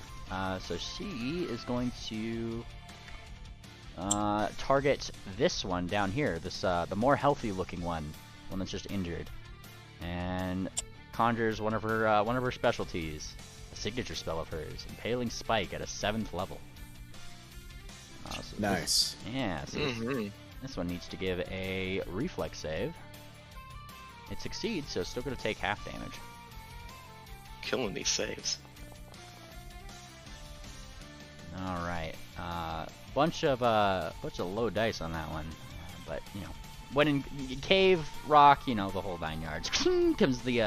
comes the spike, and he actually takes a little bit less damage than that as the piercing damage hits him. Oh, hey! And he looks at the stalagmites that have now formed in the river. Ah, well, stupid! And he shouts that at Fireheart, one of the Gobbo's favorite words. And she has one more action. She's actually going to move over here just in case they come after her over here. Probably better to be in this area near Moonplaner and Swift. Alright, that one's down. Ophi, it's your turn. Get away from me. She is going to cast Sanctuary on herself. Base? Whoa, BCS. Yes. You're Typing up a new story. Yeah. Power word type. And after that, she is going to... Oh shoot, I don't have a shield. It is time to set up my halo. BCS, you're still typing, gal. Alright. There you My go. shield. Ignore that. Alright, and Angelic Halo, awesome. Yep. Nice. Yeah, sorry. And that'll be my turn. Getting used to your cleric-y stuff. Alright, cool. All good. Once I actually throw that effect on myself. Triple, It's my turn. you're a stalagmite. Let's get rid of this guy. He is flanked. Stab him again. Yep. All according to plan. Go. And that is a hit. A hit. It is a normal hit. All right. Precise debilitations. This time to do damage. All right, he takes damage, and a little bit less than you might think. Like I said. Nice. Do another one. And then he looks back. He realizes he's flanked. Oh, gob. Let's do this. Another hit. Damage. And How do you want to do this? nice. I am going to let me pull out the right thing here. I am going to climb onto his back, like grabbing onto him, and you can see like my eyes, like a little flash from like my darkened eyes. That's all, folks, and kill him. Based. And then he's kind of falls, and he thumps onto here. He kind of rolls on this slightly tilted surface. He keeps rolling until splash. I have one more action, by the way. Yeah. I'm going to skirmish strike this guy right here. Oh, nice. He starts trying to mimic the last thing you said. That's all, folk. That's all, folk. Let's see this. Oh. That's a hit. That will hit. All right, and he is going to. Wait, but he was not flat-footed before, so. He was not. So just regular damage. Yep. Yeah. Let me just. Can I roll that again with just without it? Yep. Okay. So it just does this. Nice. Ah. Now this one that you're facing, Triple. I will note because now he's chasing you guys. He's very shiny. He's got a lot of shiny things in him. Similar to Swift, but like his seem to be kind of embedded in his fur rather than being a part of him. Tangent. Oh, nice. Tangent. You're muted, Tangent. Let's see who's around me. Oh, well, they're both dead, so I'm gonna move up here. Can I fire straight ahead? Yep. I'll say yeah. He's got partial cover though because of the rock. Oh. Well, then I'll move over here. There you go. And if I shoot straight ahead, will I go through triple? No, you're good. Okay. Alright.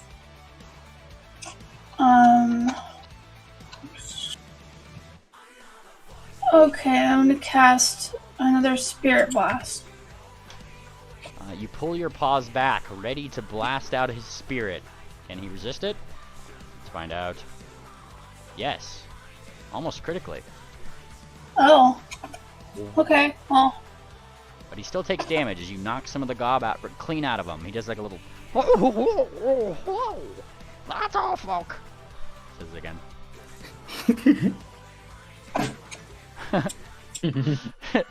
Awesome. And that's 3 actions for your Tangent? Yep. Yeah. Alright. Sir Planter. Moonplanter, he spends an action pulling out an elixir of life. He spends another action throwing it to Swift. Do I need to make a roll for that?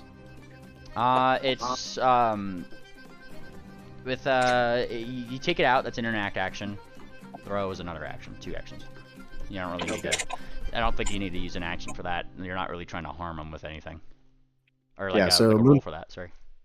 Yeah, Moonplanter will toss the elixir over to Swift and say, "On your right." And then I'm going to shared prey with the shiny boss over here. I think he's the boss. Yes. And that is Moon's turn. I'll probably put in there just a point of information maybe that some of these gobos, as they're shouting around, those who could understand gobbo probably hear the word shine boss thrown around. Then yeah, absolutely. Because that was to who, me again? Yeah, Swift, you again. You pull the flurry onto yourself. There we go. All right, Electra. Okay. Electra sees these 2 gobos over here, and she's going to cast a fireball, but it's going to be modified a little bit. So I've got this here. So the first fireball is going to be heightened to 6th level, but it's only going to be a 10-foot radius. It will be... I guess I'll just draw the radius. Is there a good way to do like 10 feet? Yep, there is the circle template for the ruler. Oh, I meant like, is there a good way to like put it on the? Ooh, I guess Swift moved down. If you drag it from that feet in the chat, you could just drag that around. Oh, don't you worry about me, lass. Okay. That's where the first fireball will be, and the second one she's just gonna shoot into the lake. Very nice. So all right, they scatter need to make a fire. Very reflex nice. save. That's a cool spell. Holy shit, or that cool feat. Oh yeah, So reflexes. these- Yes. yeah, those two get to make a reflex save, and Swift as well. All right. Success on the top one, failure on the bottom. Okay. Looks like a critical success from Swift. So he doesn't even. Perfect. Outstanding. Nice. All right. He flashes her a smile. All right. First one up here takes half of that and falls over. Bottom one takes 39. Electra, how do you want to do this one? All right. I guess as the first fireball goes off, he just kind of gets caught up in it, and his tattered body just bursts into flame as he falls to the ground. And this guy's still up? Yep. Okay, she's going to use her quickened casting feat. Where is that here? Blap. And she's going to shoot a telekinetic projectile at him. She's going to pick up I'm assuming there's probably rocks or pebbles on the ground around here that I could throw at him. Yeah, such is the nature of caves. Perfect. All right. So there is the attack roll. Ooh, I'll target him first. There. Ooh. With that, which one are you targeting? This one right here? Oh, sorry, the one that's still up, yeah. Nice. That would be a miss. Okay. That is her turn. Awesome. Awesome. Thanks for awesome. the assist. Sorry, I couldn't get them both. It is this one's Don't worry turn. about it. Who can see Triple now? Hi, Triple. You're not Mhm. anymore. All right, let me take off your. Wow.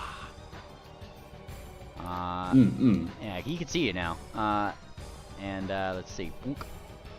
He is going to look around, seeing all of his fellow gobs falling over. He looks at his big brain cane. Time to make big brain move. He thumps at you. Triple. Oh, that's a hit. That's a hit. He does a modicum of bludgeoning damage to you. Let me use bludgeoning. There it is. I don't know why it's set to chaotic. All right, and he is going to do this bludgeoning damage to you. 32. Takes it. And in a move very smart of a gobbo, he's using 2 actions to what seems to be starting to run away. Very well. All right. And that is his turn. Swift.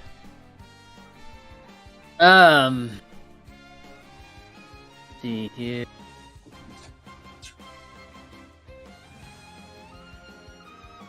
Okay. Oh no, you don't! As I zip and twist and dance my way around to slide, and I can even is this a movable square? Nah, no, I'm gonna say no. Okay. Then I'm going to do all that and eventually tumble through this one here. See it?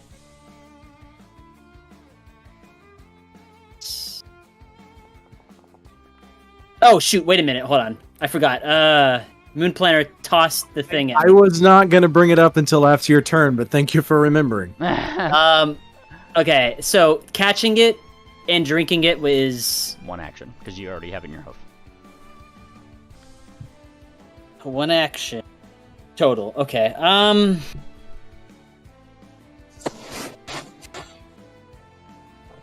Damn it. Okay, sure. I will. Actually, you know what? No. It dunks Swift in the head, but then he continues anyways. Does that pass the tumble through? Yes, that does pass. All right. And then he looks action. That's all, folk. That's all, folk. Not yet. It's not. Leading dance. Oh no! First time. How dare you use Will DC against the Gobos? That That is a failure. You get your reroll. You do it. And that is barely a success. Dang it. Alright. 10 feet. My God. At least it helps block him from getting past. Gurs at you. And then I will confidently finish him off. Alright, let's see it. Yeah. Swing! And that's a hit.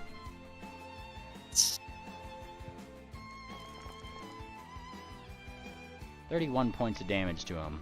How mean. Alright. And he slashes across the face and holds up his very fancy looking brainy scepter. No! And he has his rapier still extended, is still in his dueling dance stance. Aye! Try it again! Awesome. But Fortuna, tis your turn. No, sir. Not getting out of this box. Yep. I'm staying still. Still staying still. I'm gonna target these two gobs, right? This one and this one. And, yeah. You know the drill. I do know the drill. At spell level 6. And 2 of them. Look at him dice. Top one, that would be a critical hit. Bottom one, that would be a normal hit. At Alright. 12d6. Because it's at spell level 6. Okay, this is the critical. Awesome. Now do you want to do this? It just explodes. I'm not very imaginative. Just explodes. Ophi, you get blood all over you. No. Oh, Sorry. well, thankfully there's water right where we're standing. And True. It's all right. And wait, hang on. Give me a moment. I want to check something real quick. Ba-ba-ba-da-da. Wait, can I target this one again with the -5? No. No? Nope, it has to be a different creature. Different creature. Yup. Alright. Then what's a -5 for? You don't use that -5 pretty much. You just use two actions to do the thing, and you, as Fortuna, get one more action to do whatever. Right. Whatever. Let's just gotta do the good old shield. You flip on the shield lever. There we go. Nice. Alright. Awesome. And this one is down. Fireheart's turn. And she's this last one over here, and she kind of like, she aims with her hooves, and then something flies toward his hooves, and let me roll to attack.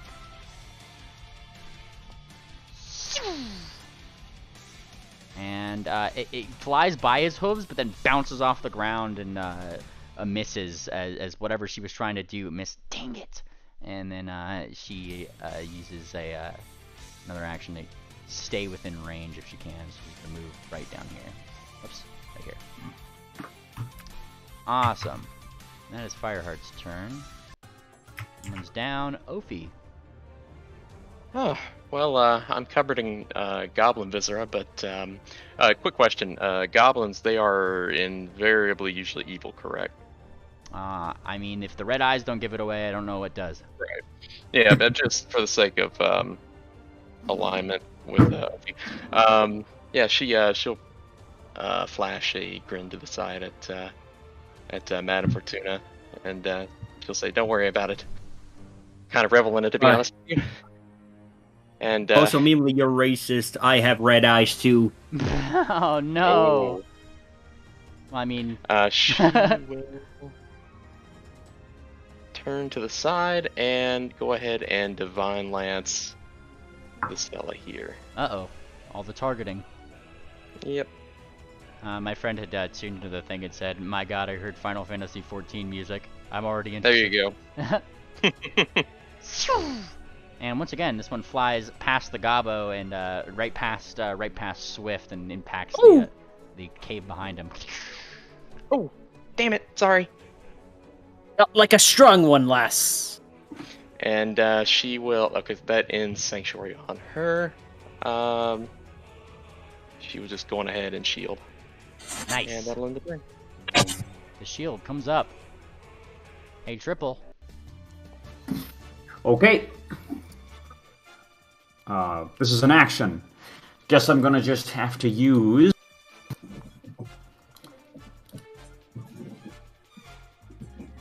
As is do. Awesome, and that is a hit. Unarmed? You know what? Actually, mind if I do it right here so I'm flanking? Nah, I'm gonna say yes this time, but remember that for next time. Too late then. There we go, and let's do precise debilitation. So good. I accidentally took 12 extra, but okay. I think I'm going to use precise debilitation so that he takes this. Gotcha, and he takes that. Boom. Taking an extra 6. No. Yeah, let's just do one more. This is a unarmed attack, so what happens to me? Alright, let's see. Unarmed attack, yeah? Unarmed. Mhm. You throw yourself slightly off balance and become slowed 2 until the end of your next turn. Alright, I'm going to put that on. Alright. I am slowed now. Yeah, you just start like, you try to punch so hard that he ducks and then just whoosh! It just got a whoa, you spin around for a second. Yeah, I mean, at this I'm point, actually doesn't even spinning matter. Yep. Awesome. Tangent. Yeah, I'm moving here. So I'm line of sight, and I'm going to cast Deity Strike, which I haven't had a chance to cast up to this point. Awesome. Look at that. What does this do? Favorite weapon. Yeah, I'm reading it. I'm reading it right now. Oh, nice.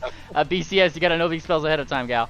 Let's see. So, you, after the whether it's blah blah blah, it means a 10-foot wide, starting at the target. Oh wow, nice. All right. Okay, So it's, you need to attack first. That's what you need to do. So roll to attack. Yeah. Okay.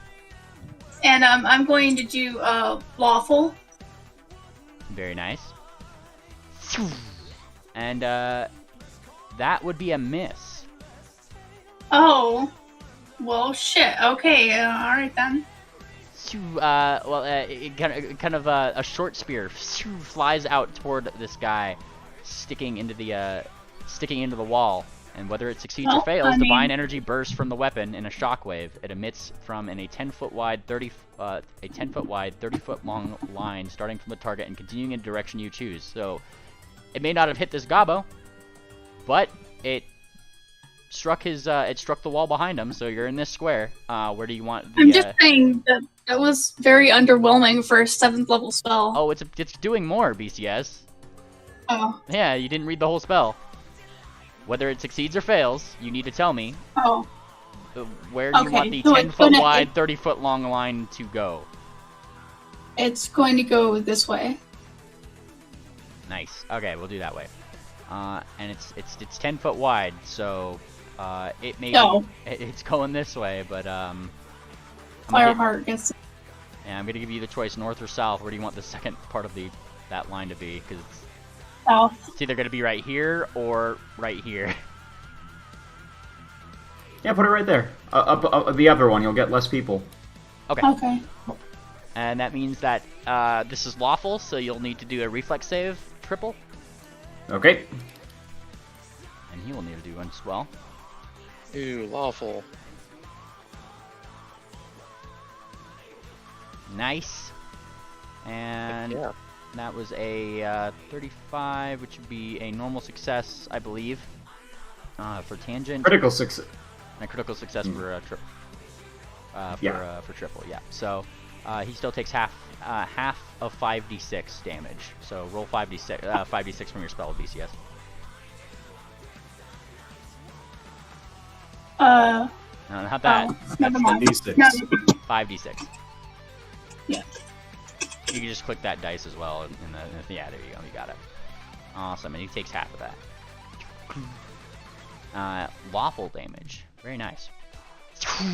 And this divine holy light shoots out from the place where it landed, not hitting the gobbo, but still doing damage to it. You still got something in there, BCS. Good job. That was a cool spell. And it is now Moonplanter's turn. Hi.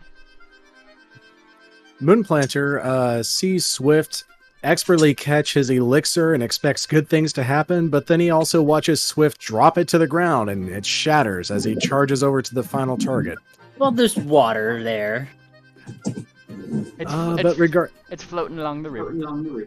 But regardless, Moonplanter will move here through Ophelia's space. He will skirmish strike, doing a fancy turnaround move to get into this square, and then he'll strike the war boss. Let's see it. Doing non-lethal damage, by the way. Alright, that would be a hit with non-lethal damage modifiers. Alright, so he takes that, and since it's the first attack, he takes an additional 4 points of force damage, and he's bleeding d6. I'm not sure if non-lethal damage does bleeding, because bleeding is hostile damage. True. Okay, no bleeding then. Alright. And he stumbles. No, not the fuck! And then, final action. Oh, whoops, my bad. I'm gonna hero point that. Go for it. Nice. Nice. Awesome. Heck yeah. And a nat 20. Alright. You get a nice firm hit upon him. Ah! He was flat-footed. He is indeed flat-footed. And because the falchion is forceful, he takes an additional 2 points of damage on the second attack, which is also doubled. So he takes an additional 4 points of damage. Oops. Heals 4. Not 8, just 4. There we go. Thank you. Awesome. And That's his turn. fantastic. Electra. I guess we don't want to kill this guy. Electra moves up, but I don't want him to get away either. So she's gonna cast a web farther down, so he can't run out. Nice. Where? Here's the radius, right here. Oh, you dastardly dog. And that will be her turn. Awesome. It's his turn now. As a big web over there.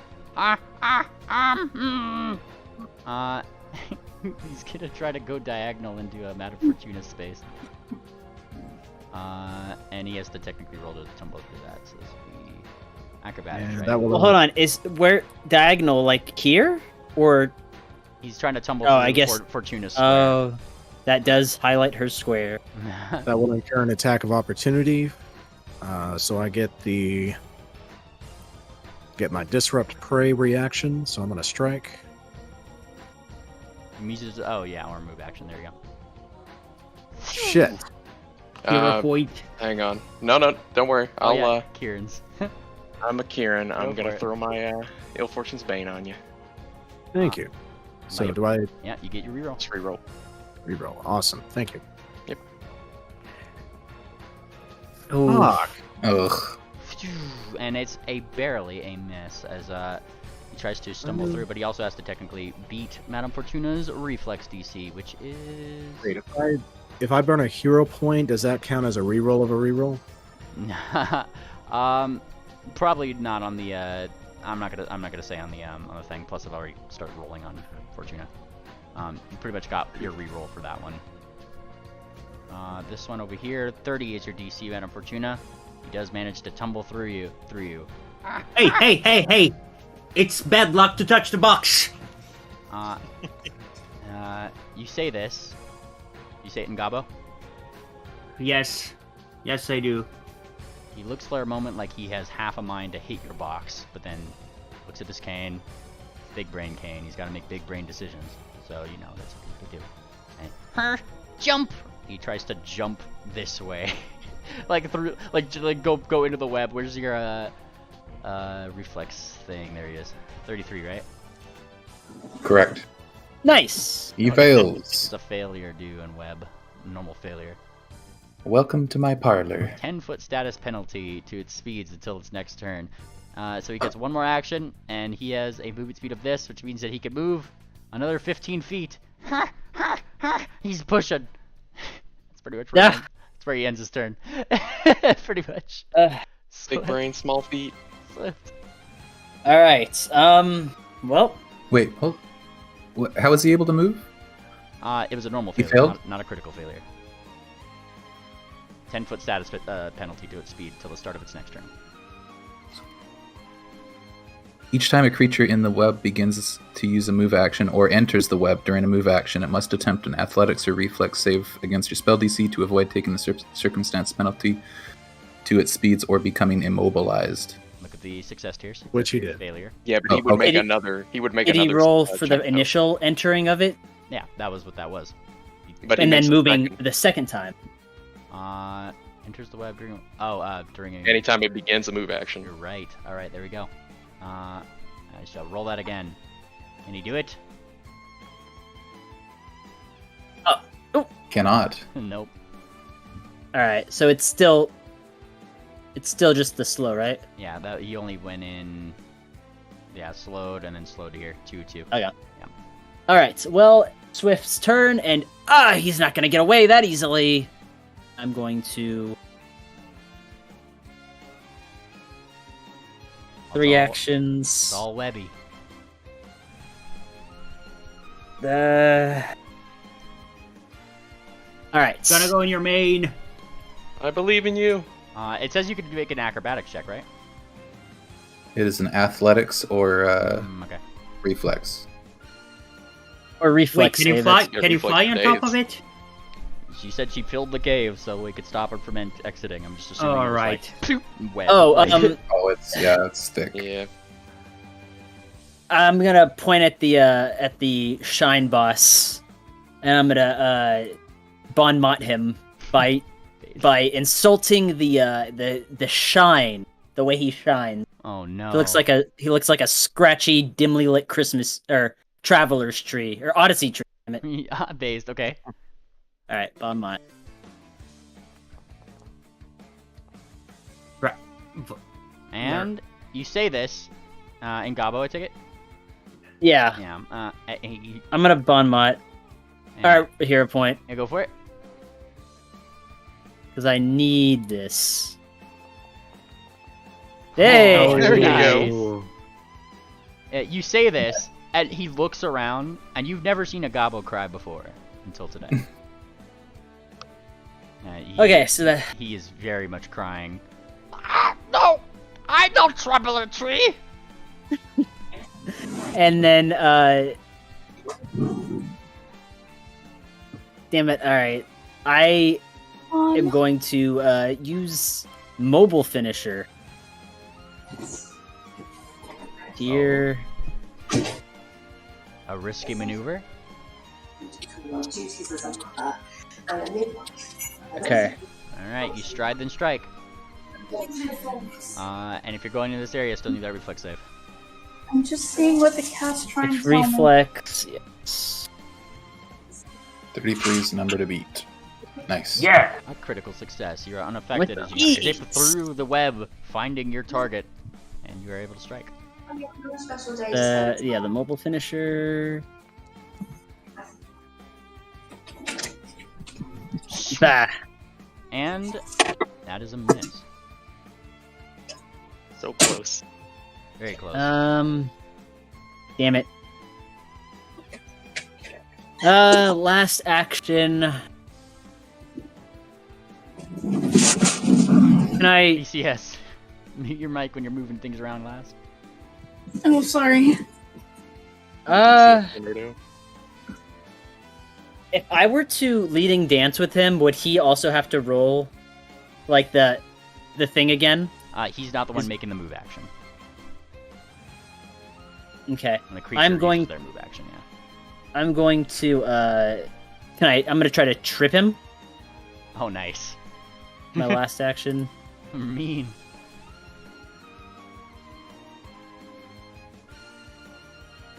Alright, so that's going to be with the -5. Actually, you know what? I don't think I technically can because I used a finisher. You could use a finisher and then do like a normal attack. You just can't use another finisher again. No, it's... Can't use attacks at all. I didn't think it had the attack trait on it, but it does. Oh, right. Yeah, well, I mean, mobile finisher. Damn it. I don't have anything else right now, then. Awesome. Okay, cool. Sorry, I was just reading the finisher. Yeah, you're correct. Sorry. But he's looking at you. But your Bon Mott seemed to have gotten to him just enough. Swift, I'll give you this. He's looking at you with tears streaming from his eyes. That's all, folk! And he looks like he's gonna start fighting. Hey, okay. Oh no. Fortuna.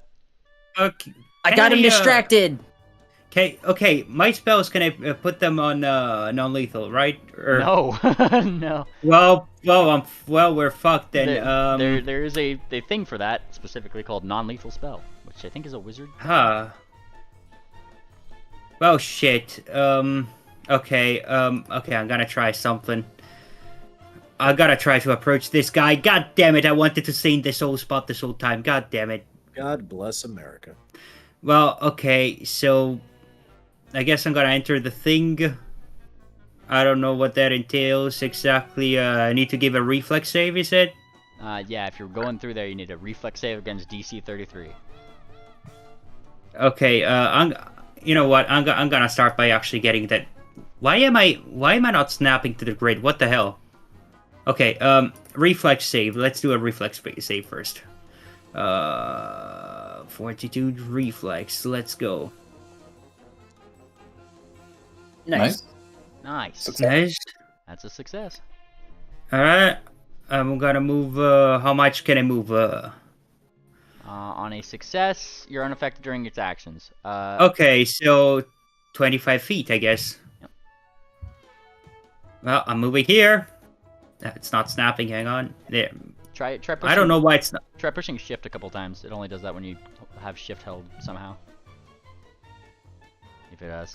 What? I got you. I'll move you. Whatever. Okay, non-lethal. I have a knife. Now, I have a knife. I'm gonna use the knife on him. One action to pull it out, one action to stab him. Yep. Well, for you, it'd be more like one action, roll down your window, one action stab. Yeah. Pretty much is what that is, yes. It's the equivalent. Yeah. Alright, go for it. Alright, and it's non-lethal. So, yeah. You'll just get a -2 to whatever roll it is. And, you go to stab, and he dodges. Barely. God damn it. God bless America. Well, I tried.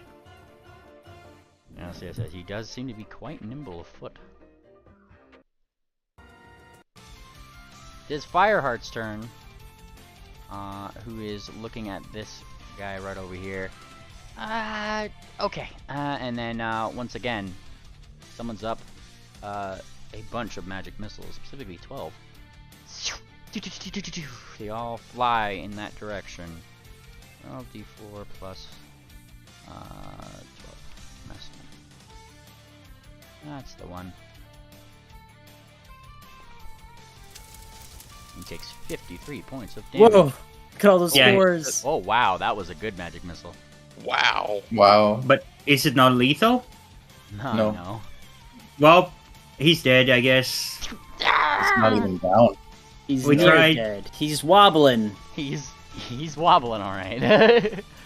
and Fireheart looks a little bit more pleased with herself after the abysmal rolls the last couple turns. And Ophi, it is your turn. Same. The second verse, same as the first, I guess. I will throw another Divine Lance at him. Well, no, I can't. We want to keep him alive, don't we? Ophi is just going to. Sorry. Sorry, I just wanted to say, is there any reason to keep him alive? I don't think we're going to get any. I thought we expert came in here to information. steal like what their take was, and then leave. Yeah, I don't really see any reason other than prolonging the inevitable.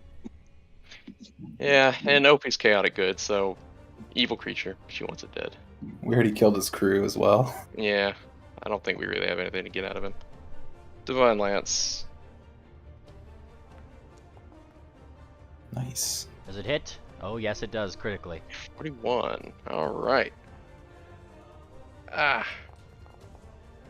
Sizzle.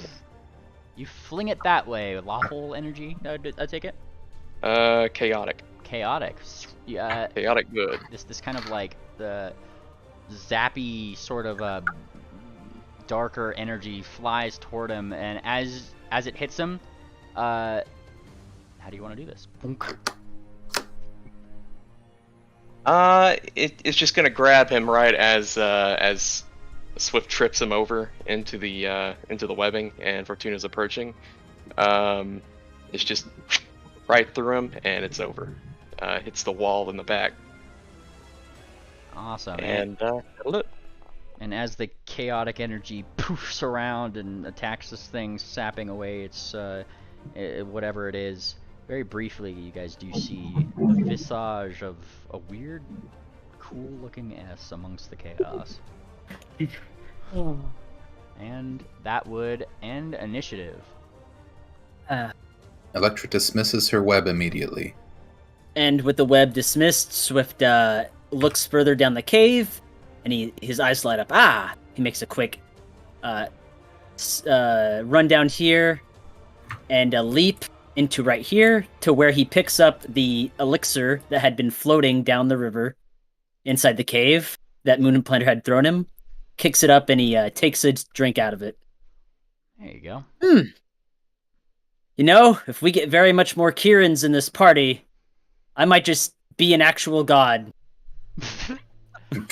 She'll laugh. Yeah, we have so many Kirans. Holy shit. Hey, the more the merrier. I seem to shine the best with them around, I'd say.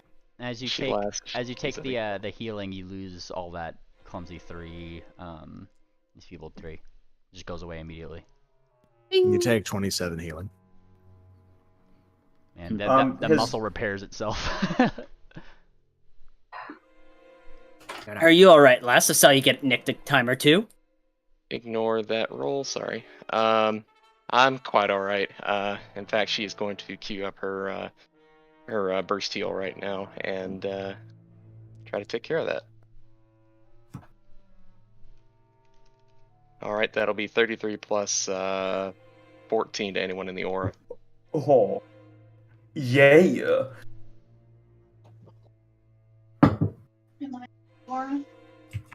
Hey, Triple is going to be frantically looking through these, looking through all of these special things for a name. These are paintings and stuff.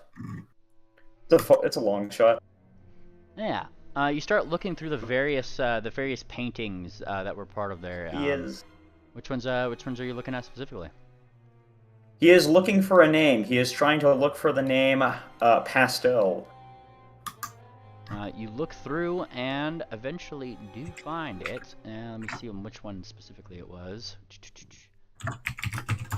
It would be on one of the major paintings. Oh. Or sorry. Really? Sorry, not major paintings. That was by the other one. Quality paintings. That's what I meant. This quality painting has the name Pastel on it. Yeah. That is going to pique his interest for reasons.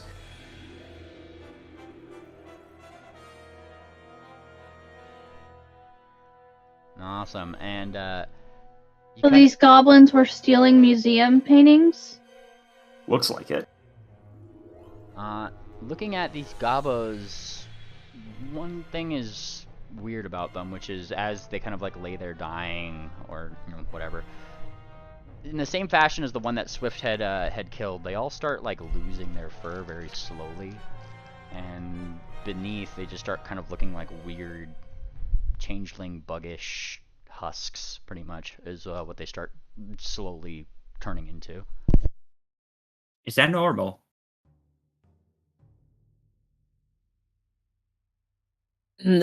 I've never They- seen it. We've seen lots of gobos, and they've never done this. Do they have any equipment or loot on them?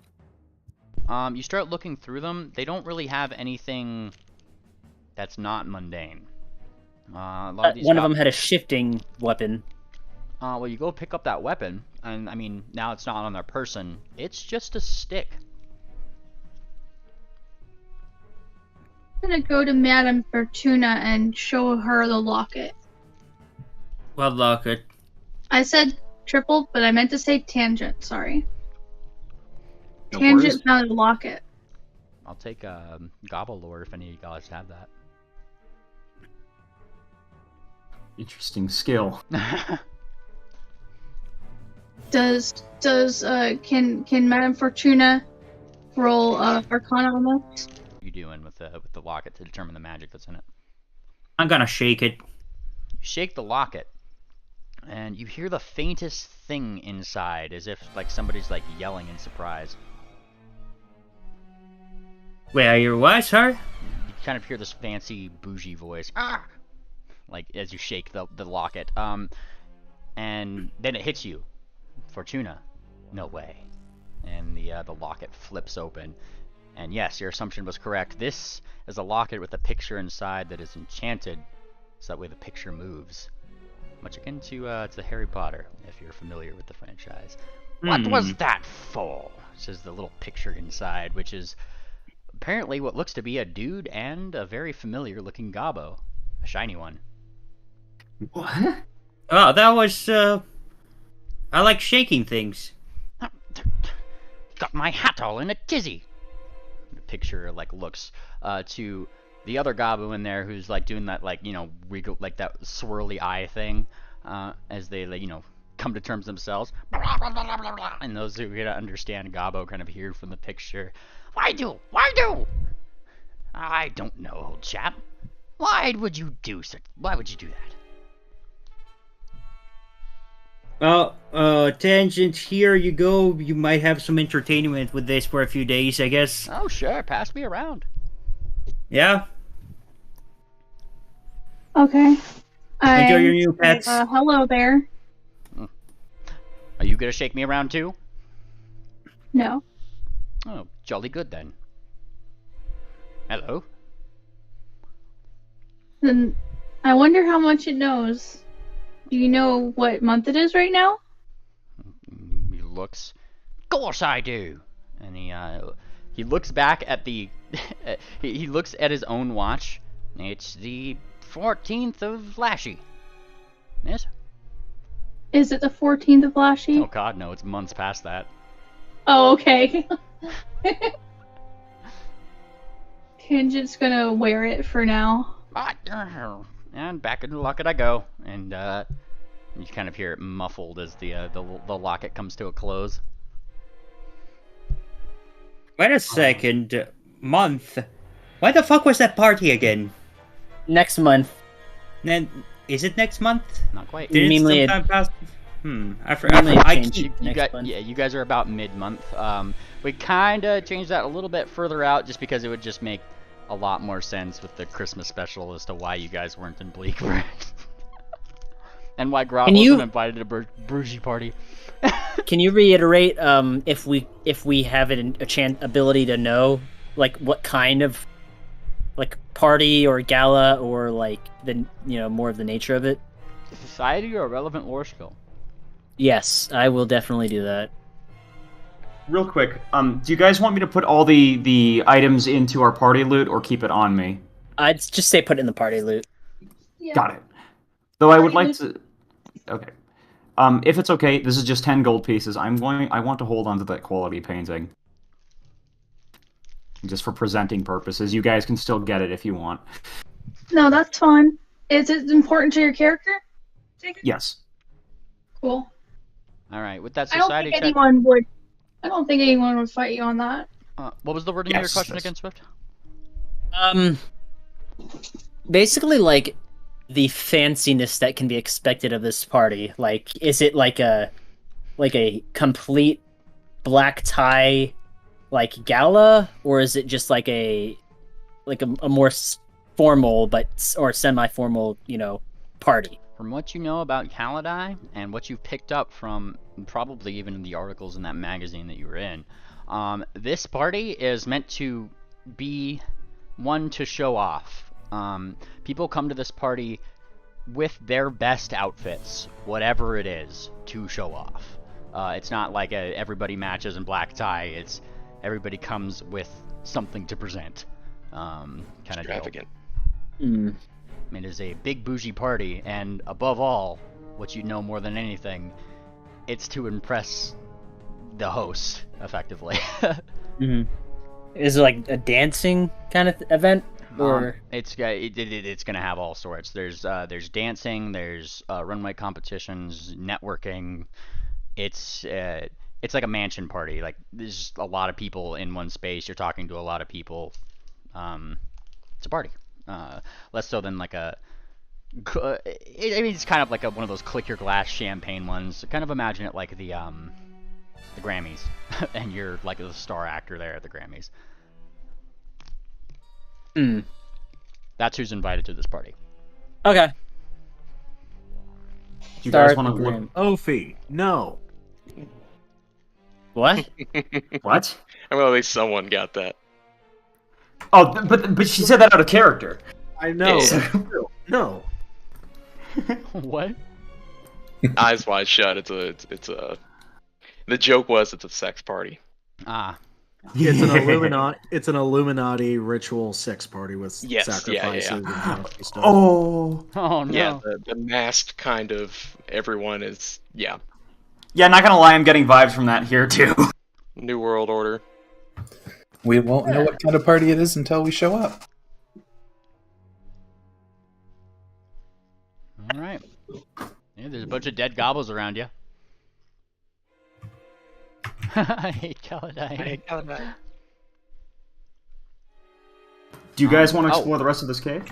Yeah, Swift. Like I was saying, the weapons that had fallen from those gobos with the hands that had fallen from them, as they like kind of fell from them, they slowly just kind of turned back into, like I said, what seemed to be normal, completely normal sticks, mundane and everything.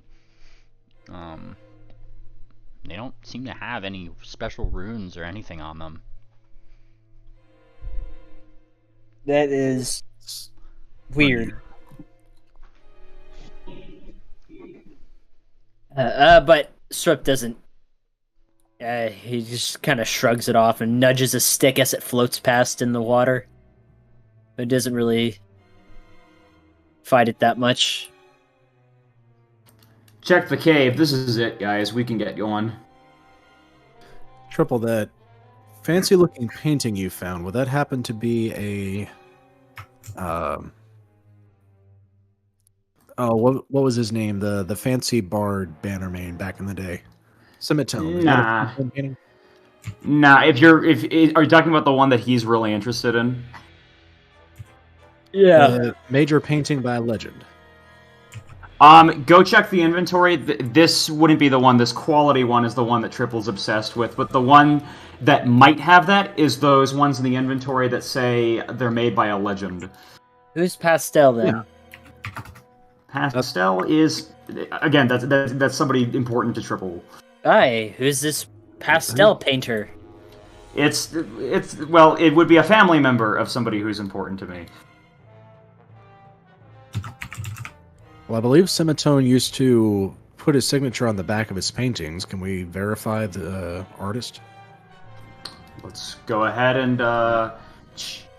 Yeah, give me a relevant lore skill or knowledge society. Would definitely solve that. Here you go, Moon Planner. Oh.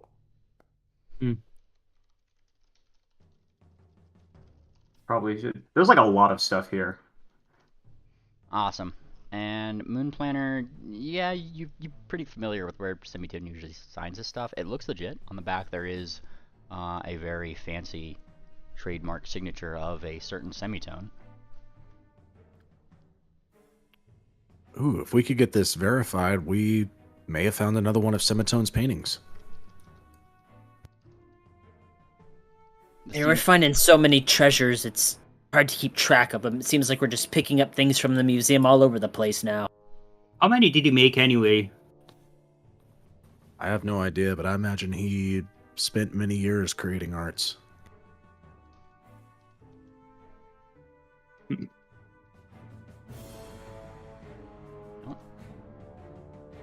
Hey, well, the ball's in your guys' court. What are you guys doing?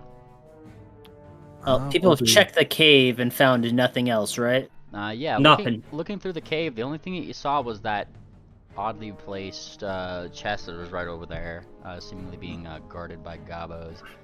Electra, you kind of go a little bit further and see, it seems to be the edge of the map. It looks really dark in there. I'm not sure if the... Wait, these weapons seem to fade away into mundane objects like sticks and stones.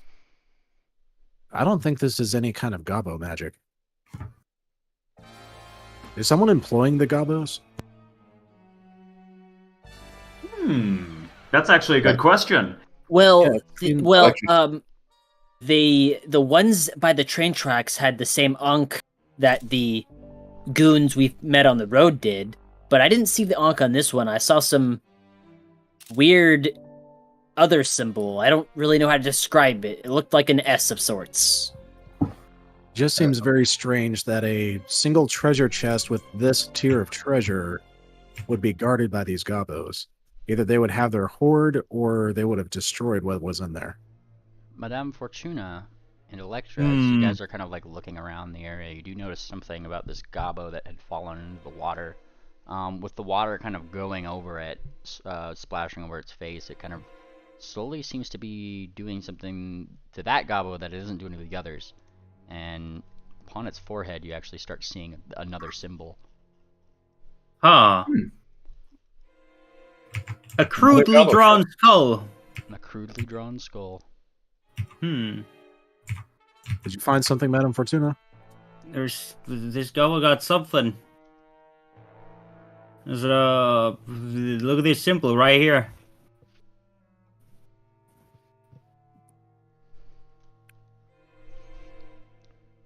And yeah, you're looking at the symbol. It's just kind of like dully glowing red on their forehead. Is that an arcane mark? Looks to be. I don't think so. You could certainly give me an Arcana check if you'd like. Electra will. Blind? Yes.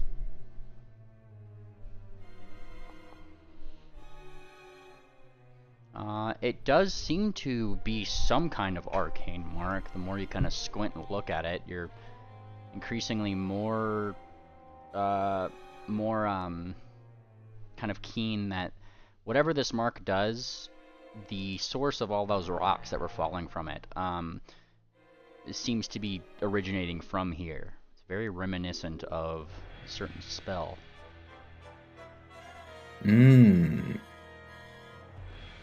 Moon Planner. Yeah. Take a look at these. I got two of these. Oh, I'm gonna have to pull them back on. These two paintings by a legend. Yeah, you just saw them there, basically. These could be the ones by Semitone, because, like, legend sounds like that. Yeah, I checked one of them. It was definitely done by Semitone.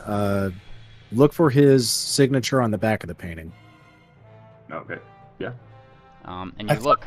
They both seem to have a signature of their own, and I could actually they're both coincidentally enough like landscape paintings of their own, specifically of some various environments. One seems to be somewhat of a forest, and one of them seems to be in somewhat of a somewhat of a like an overshot of what looks to be a very techie looking city.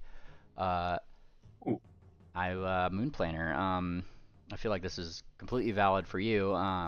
You're a master, and you are the only one I think that can actually make this roll. You're free to give me a knowledge nature, or survival, or a survival check or a nature check to try to. I guess just survival would be master. Survival check to determine where those might be from, or painted of. Here's both of them. Awesome. That's one, and then I'll take the other.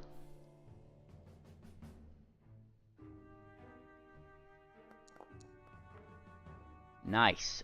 You can actually keenly recognize where the two of these are from. If you look on the map here, I'm going to activate it. Judging by the angle of the moon and the stars and Semitone's impeccable attention to detail, you can determine that one of them is coming from a high point somewhere around here. Looking inward down to the forest of that is right in front of Druidheim. The other is also from a mountaintop right over here, looking down toward Goldenport. So how are these markings on the paintings that allowed me to pinpoint these locations? It's just like you were trying to pretty much determine painter painting these scenes. Okay, so these were like from the painter, or from the painting itself. Yes, and them's something that could only roll if you were a master in survival, which I know you are, so I was giving you that roll. Druidheim and what? Sorry. South of Fort Advocacy, between Goldenport and Fort Advocacy. Right here and right over here. I could actually put one of them fancy little map indicators on there. How about that? Point of interest. I'll put down that one. But yeah, that's where them's are. Bring you guys back here.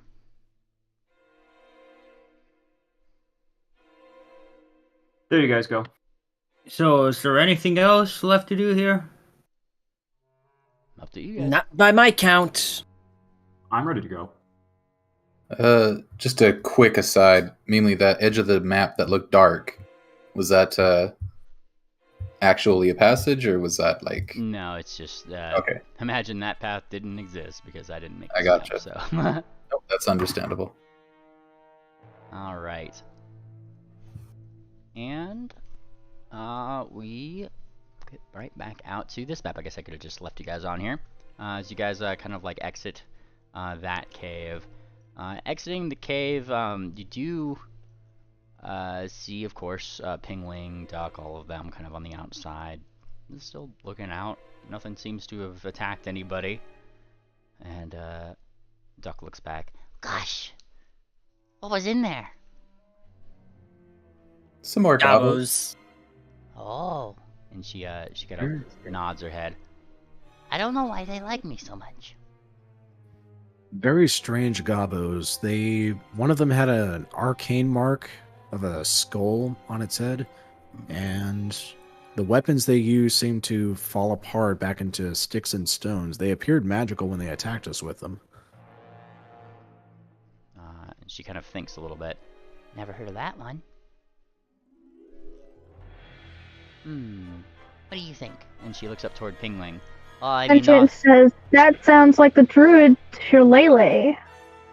I'm not too sure myself. I'm not exactly a gobbo, says Pingling, who doesn't have a relevant lore skill to determine this. Fortunately, they don't really teach you about gobbos, so academia lore isn't really too much of a relevant skill. All right. Shall we take...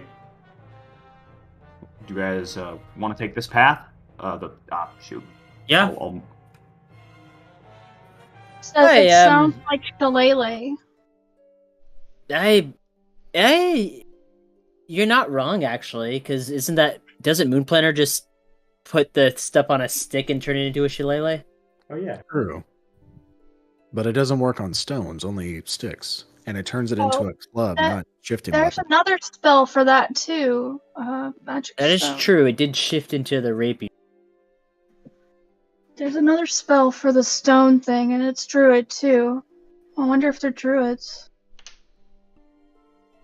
Maybe we'll find more of them later and get to fill in some clues.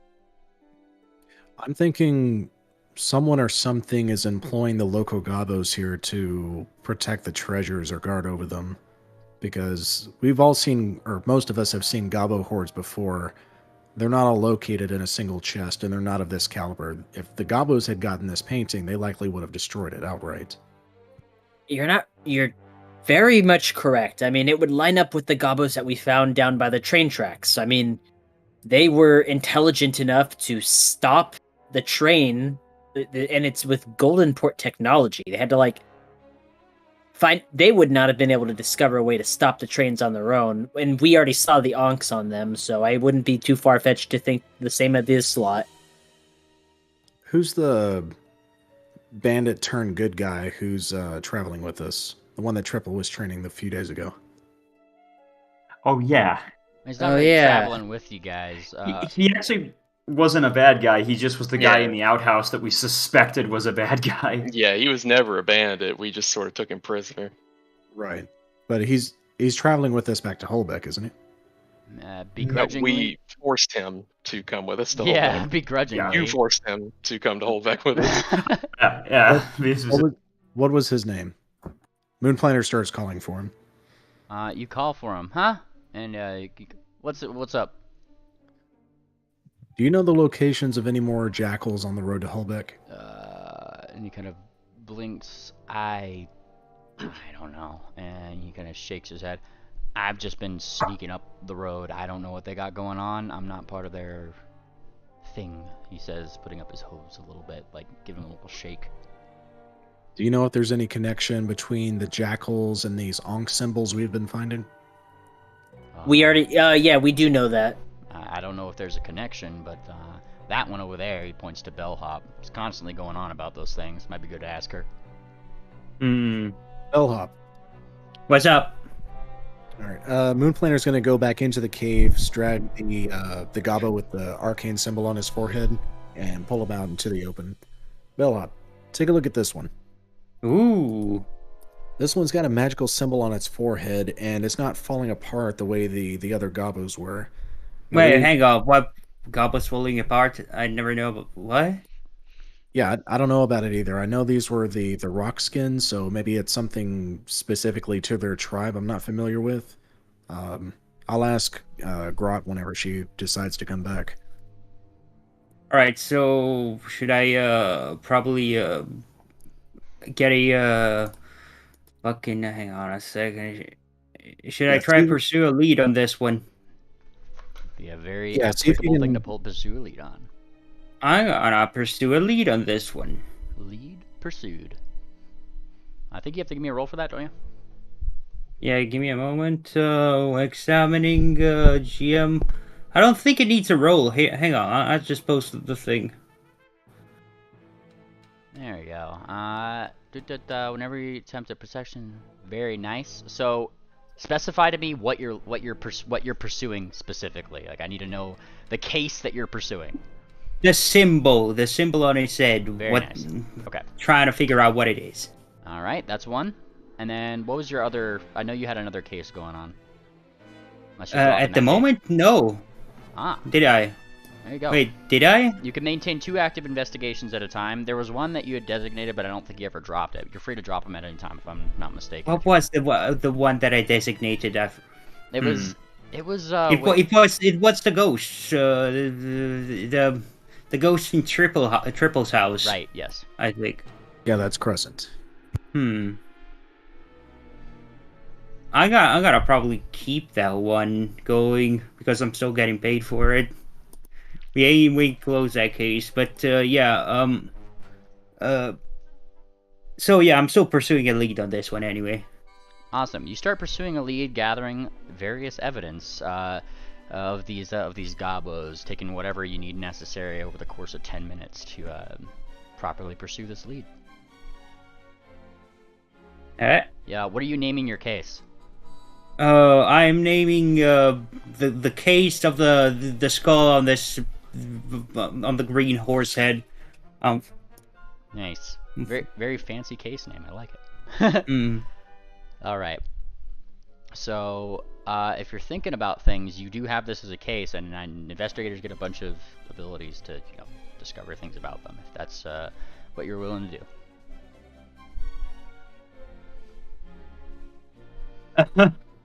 All right. Wait. Do I need to get a check for this? What check do I gotta do for this one? I will accept a relevant lore skill, or in your case, a society. Society. Let's fucking go. That wasn't blind. What the fuck? I selected blind. Let me retry. Sometimes it glitches out. There we go. With this, you're trying to think of where you might have seen this, that kind of thing. Thinking about all the worldly things that you know about societies in the world. And, I mean, you're pretty decently confident about this one, which is this specific symbol is the same symbol that is normally found by the found around the mage bite gobos. Mage bite. Wait, how do you spell that? Mage, M-A-G-E, bite. Oh, mage bite. Well, at least we know where it came from. Mage bites.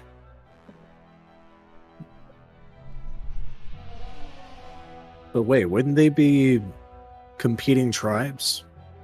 We were fighting rock-skinned gobos, but this is the symbol of the mage bite tribe. Indeedly so. Yep. I would have thought they hated each other. Because the mage bites, according to Grot, are the worst ones because they actually read. Sounds like they're using the other tribe. Maybe that was a prisoner. I don't know. Or they stole from each other. Maybe exchange student. No, that's the best explanation. Maybe Not they're likely. craftier than we're giving them credit for. The only way I could see that happening is if there was some kind of forced agreement. Like maybe there's a more powerful entity that's keeping these gobos in line, and that's how it's able to get them to work for it. But we've seen a lot of gobos around Holbeck. Maybe it got something to do with that place.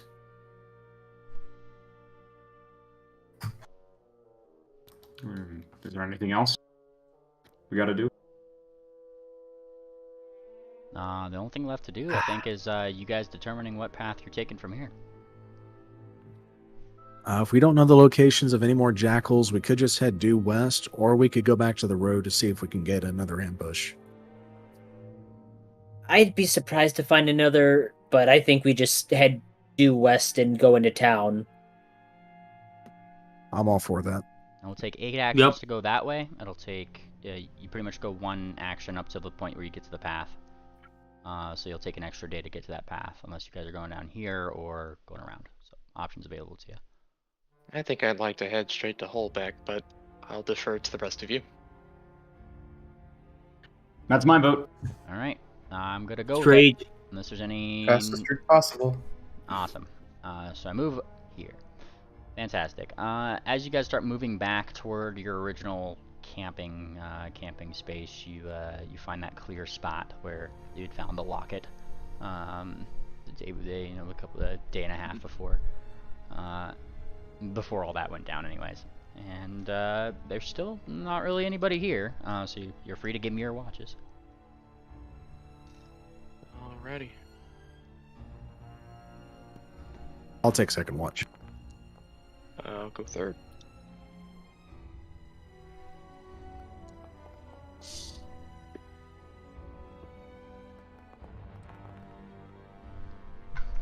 Awesome. And through your watches, Electra, Ophi, and Moonplaner, thankfully, nothing jumps out at you, and nor do you hear any returning of that crunching, weird, gravelly noise out in the distance. And as you guys wake up for the morning the next day, you guys are free to spend the day to get back onto the path. All right. I'm gonna roll survival so I can get breakfast for everybody. There we go. Electra will ask if it's alright if she takes the clockwork goggles, just in case we get into a dark place again. I don't see why not. Yeah. Swift will hoof them to Electra. He takes them out of the party loot bag. Thank you. Awesome. And by the time you guys get back onto the road, it seems to be smooth sailing from here. But it is late evening once again. And Electra, you might have the chance to use those goggles in earnest now. I need you guys as watchers. She's not going to use them on the watch because I think they have a finite amount of time. Gotcha. Moon takes second watch. All right. I'll take third again, unless Oh. we're already full. You can sleep in less. I will take the snooze. Fantastic. And keeping an eye up and down the road, Electra, Swift, and Moonplaner, you guys don't see anybody coming down the way or going back up the way. Pingwing and Pingwing, Duck, Fireheart, all them. A couple of them actually did kind of stay up along with you guys just to keep up an extra eye, given that they were also holding those same suspicions. Somebody might be coming up this way, though. By the time morning comes and Moonplaner's watch comes to an end, that didn't seem to be the case.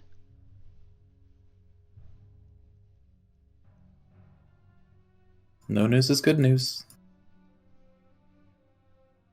Alright, and now from here you guys can use 2 actions to move down the path.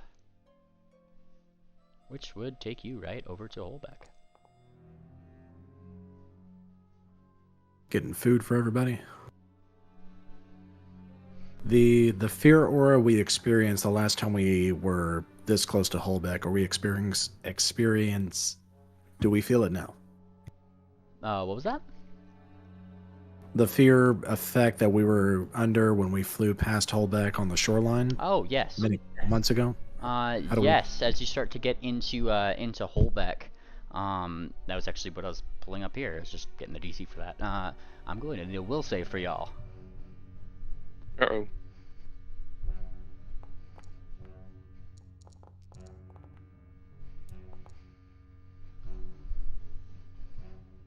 Awesome. And let me check the DCs for things. Give me 1 second. I just gotta pull up some old docs here. Those are some old documents. Awesome. And let's see. Moving up the way. Moonplaner, you failed, so you are frightened 1. Or sorry, frightened 2. Ophi, you critically succeeded because of your resolve. Electra, yeah. you normally succeeded, so you're only frightened 1. Swift, you... That was a normal failure, so that would be frightened 2 for you.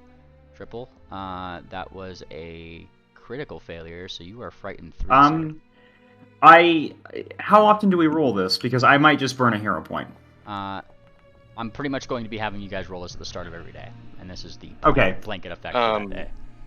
Okay. Do not bother using your hero point. I am going to prepare remove fear at a high level. So I do have a Nice. question as well. Electra casts mage armor on herself every morning when she gets up. Would a 40 have changed the result with the +1 from mage armor? No. Okay. And let's see. Madame Fortuna, you succeeded critically because of Walls of Will. Bellhop, you failed. So you are frightened 2.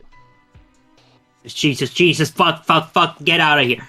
Yeah, some weird foreboding feeling as you guys get closer and closer to the town starts to kind of like blanket over you, and almost tangentially to that, the night seems to almost fall faster. Or maybe it's just perception because, you know, heart's racing.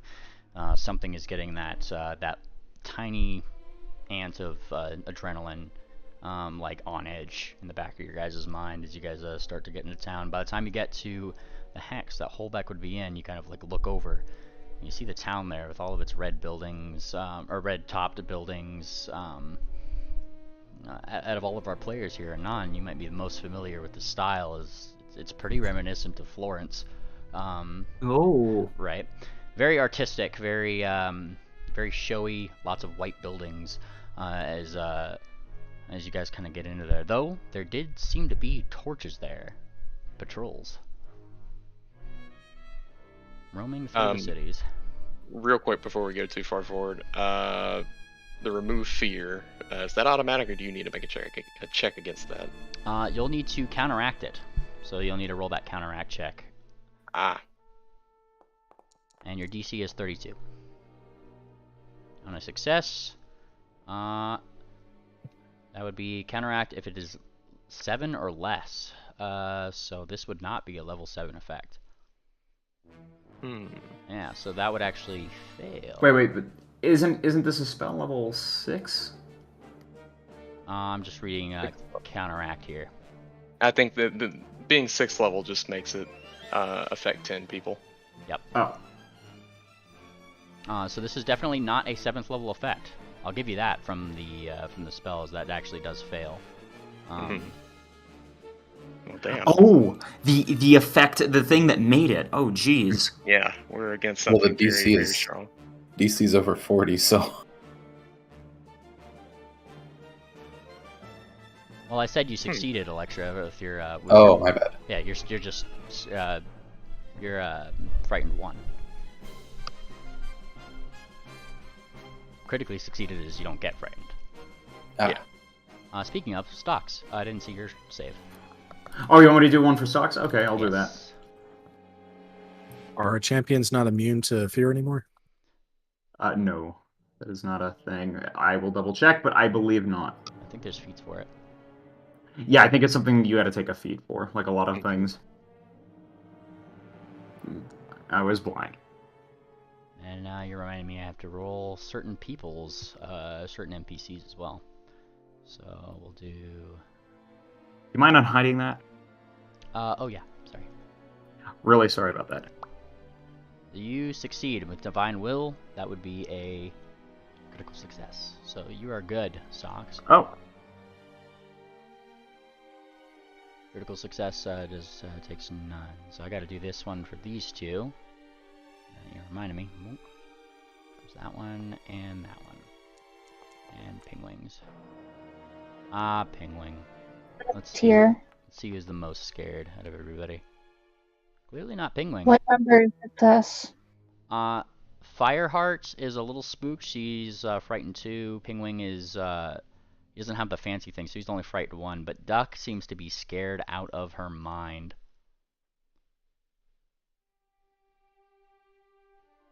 And she's kind of like clinging to anybody who is close to her at any given time. I don't think we should go in there. This is too spooky.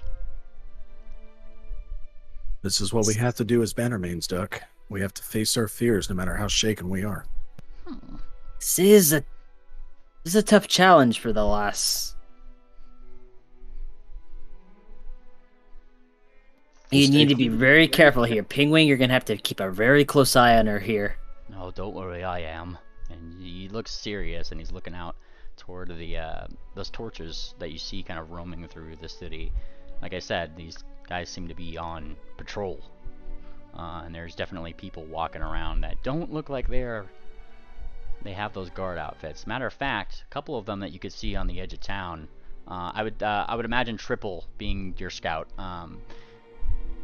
Triple could you could totally report that the people who are patrolling around this place have the same sort of loadout and look about them as the previous goons that you had fought. Actually, like what? They're not the same people, but they're part of the same group. No, I'm sorry. It just dawned on me. Yeah, okay. So yeah, this is filled up with these guys. This is gonna be difficult. They are filled up with these guys, and they don't seem to be like hurting anybody. They're just kind of like walking up and down the streets, looking left and right, and you see a couple more of them, and a couple more of those weird hooded, probably mirror guys. What if we just hit our badges? Do you guys think that would work? Considering the fact Swift got ID'd, I don't think so. At least Somebody has some plywood?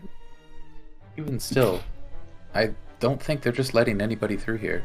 Yeah, I don't think it's quite like the kobolds, where they just assume everyone's a prisoner. I think they're going to be really suspicious. What if I disguised as somebody? I have a disguise kit. you could probably get past them and scout around, but we've got to get everyone in. Yeah. Well, I could snag you guys some uniforms, perhaps. But the one problem is going to be anyone who's like famous. So Did the pretty jackal- much all of us. If, Did the jackal? Penguin looks to the people who are in the magazine. Did the jackals wear a uniform? The ones that you saw were definitely well equipped and were pretty like they're pretty uniform, in the way that they had a lot of cross strapping going on in their whole thing.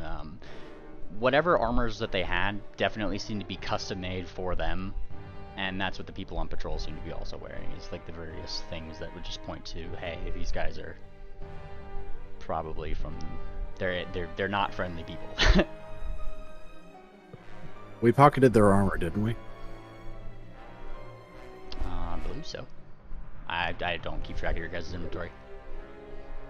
I believe Swift picked up their weapons after that fight. So why don't we just see if we can put on their armor and sneak past them? Only one problem with that is that you only have, I believe, 3 sets. I go invisible. I can cast invisibility sphere. If you guys let me scout in there, I could get you more, but potentially it would be best to do it tomorrow, as in tomorrow in-game day, because I want to attempt that roll again. That would give Yeah, I'm me good with time to that. prepare a invisibility sphere so I can cast it so it lasts an hour. Yeah. I'll prepare remove fear twice to give us 2 chances on that. I could steal you guys some uniforms, and then use this disguise kit to dress it up a little bit and make you look different.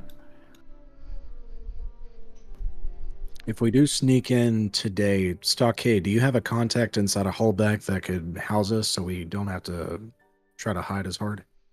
Switching over to him real quick. Mimely, do I? Well, typically, like, you know, if you had sending, you probably send it to your main stage, but the people who cast sending here aren't familiar with them, which is the only problem. He is very much not able to do that, I'm afraid, guys. But he is probably going to be upset about that. Fireheart, do you know anyone inside of Hullback? She kind of thinks for a moment. Didn't Balcony Blitz and Wickerwind go to Holbeck? Oh, yeah. We should message them. And, she kind of blinks. Well, don't look at me. I don't have that spell. I don't. Who has sending? Well, I mean, I do, but I need to prepare it. Same here. I guess we're camping out then. Awesome. And you guys still do have your 2 exploration activities. So, what would you like to do today while you guys camp out? Well, no. This was the second activity. Well, you guys moved 2 hexes to get to this place. This is where you're at Yeah. the end of the day. And then you guys Right. you guys are like, this is like nighttime.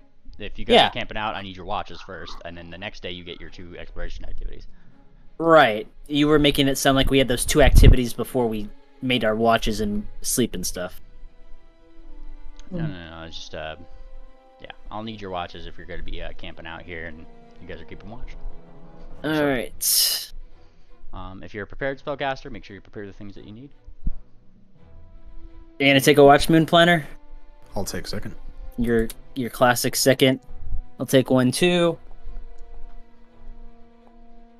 And go ahead, Mimely. Awesome. And Swift Moon Planner. You guys probably get the majority of interesting things that happens that night, given that, like, with the torchlight of the guards being going through the city, you do see like a little bit more the scope of things. There is a decent amount of them that do routinely switch out between their stuff.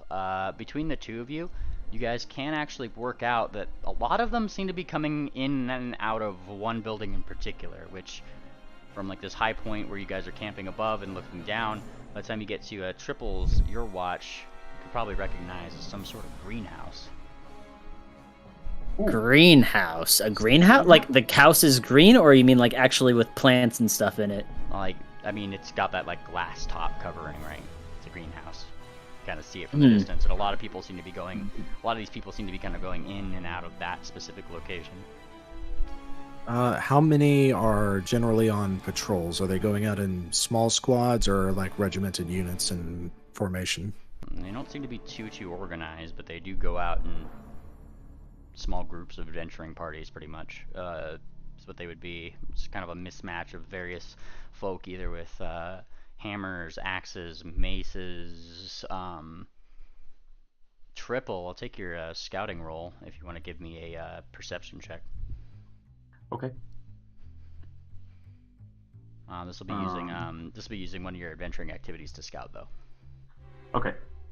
Like, you mean the next day? Yeah. Like, nothing jumped out at you guys to the night. We're starting the next day now. Well, I want to take a quick opportunity while then Swift and Moonplanner were kind of doing their watch and kind of talking together between their two ships.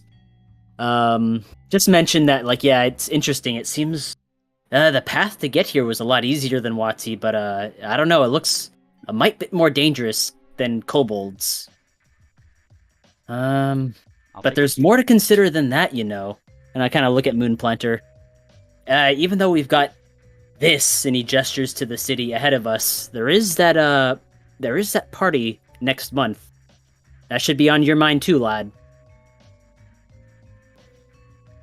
Well, frankly, we should stay focused on what's ahead of us. Of course.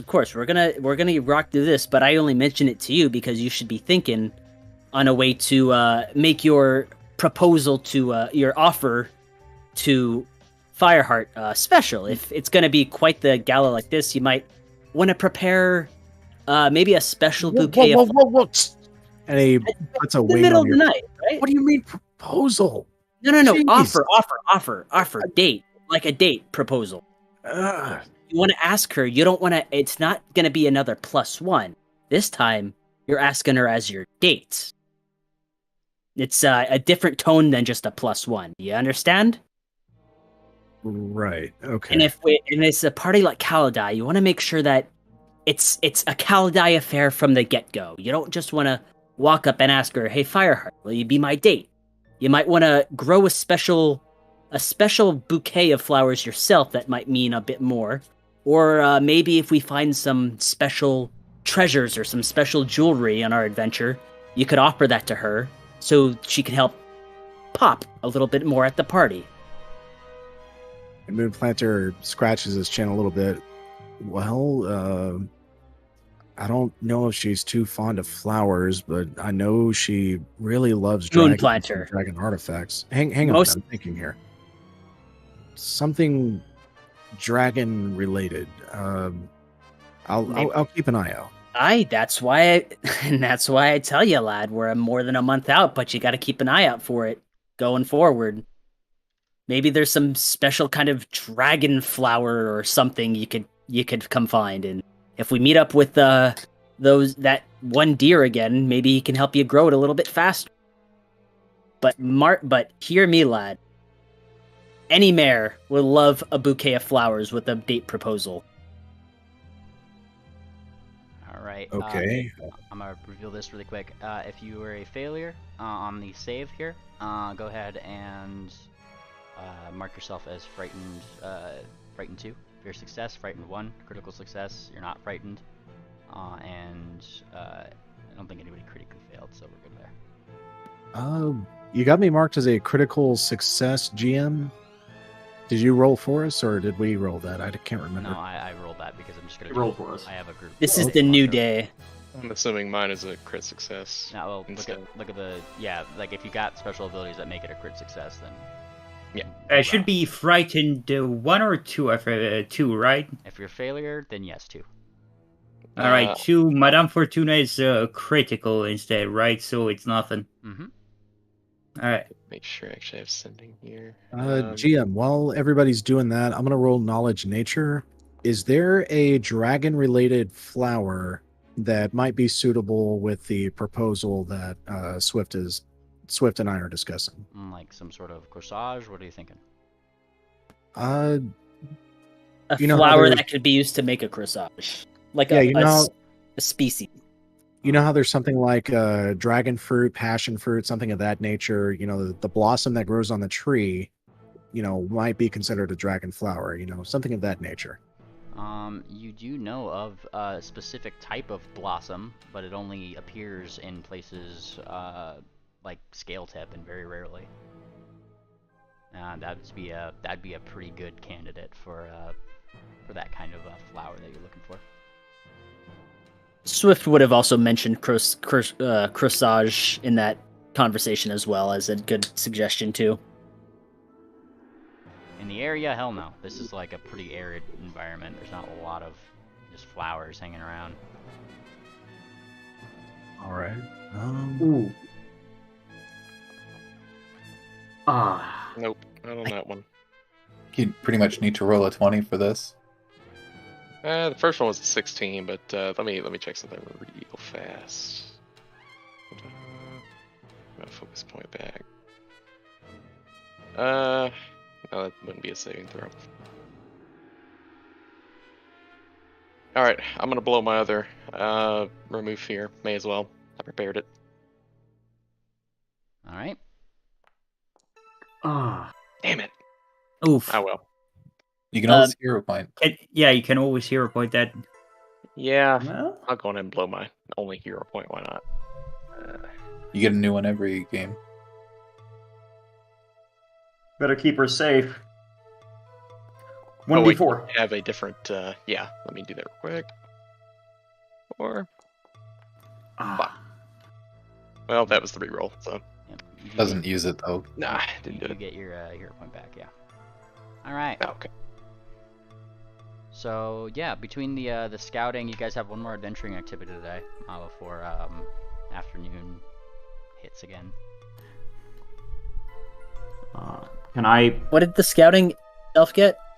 It kind of got that they seem to be coming in and out of some building that. Oh, seems the to be- greenhouse? The greenhouse, yeah. That and the uniform thing between all y'all with perceptions. Triple kind of reported the greenhouse thing. When you want sending cast on, you just let me know.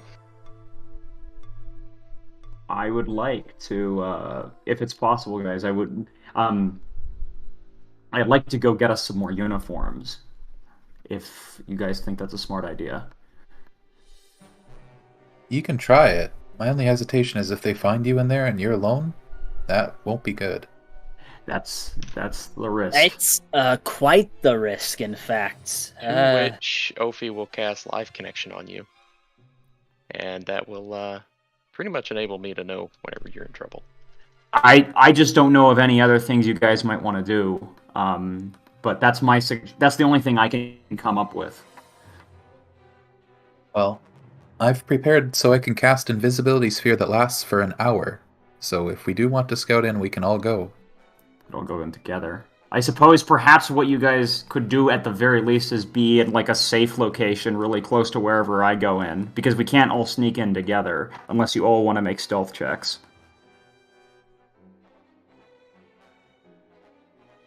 Probably wouldn't be ideal for me. Not exactly the sneaky type. Pingling kind of closes his book lightly after looking into it a little bit. Well, first things first, you guys wanted me to send out to Wickerwind? Oh yeah. Yeah, Wickerwind and Balcony. Okay. Also, our ship captain, he should be contacted as well, because he was supposed to arrive in Holbeck. And he kind of blinks. Well, I only prepared 2 of them. I've got one. I mean, realistically, if we all go again, I didn't want to just, you know, and he gestures, take all of my stuff, you know, not hurdy, or more or less. Well, I imagine Wicker and Balcony Blitz are together, so reach out to Wickerwind and then reach out to the ship captain, please. All right, and he kind of nods. Okay, and so he kind of thinks. He looks. He thinks of 25 words, right? So, Wicker, are you okay?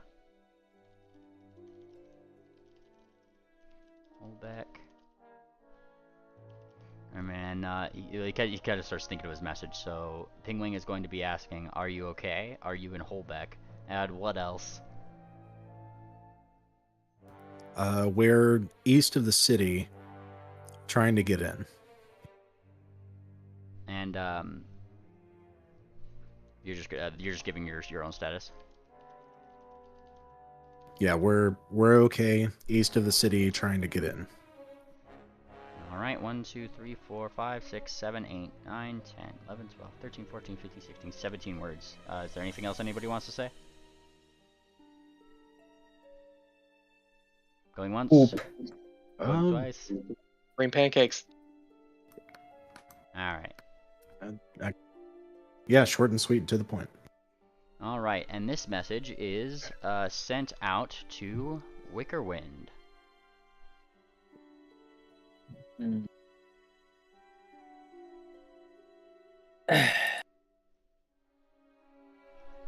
Okay, and can you type it out? Yes. Okay, there it is. Well, no, that's that. Okay, that's that. Okay, let me...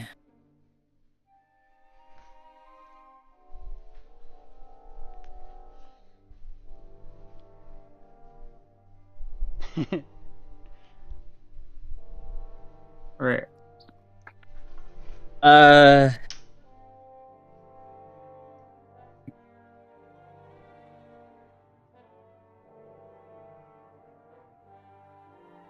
No, so it's all good.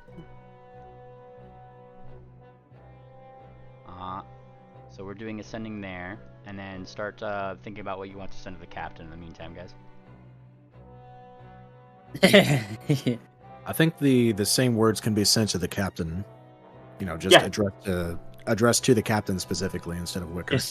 Just change Wicker to captain and call it a day.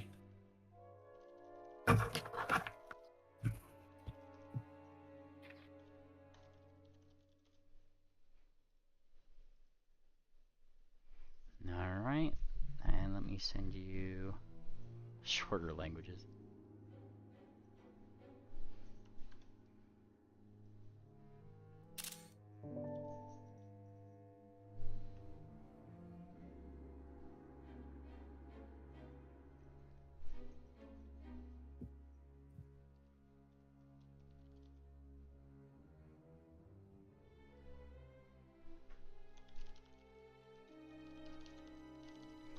Alright, and sorry, what was that on the captain? Same message, just addressed to the captain. Captain, are you okay? Are you in Holbeck? We're east of the city trying to get in. Gotcha. I'm just gonna... Penguin kind of puts his talons together. He says the same thing. You get from the captain, Penguin. I'll say you did like the captain first, right? And he gets back from the captain. I know. Crew was too disheartened. Closer we got in the city, the more scared they got. 7, 8, 9, 10. And then there's I'm just counting the words that is. And he kind of finishes it off. So we left.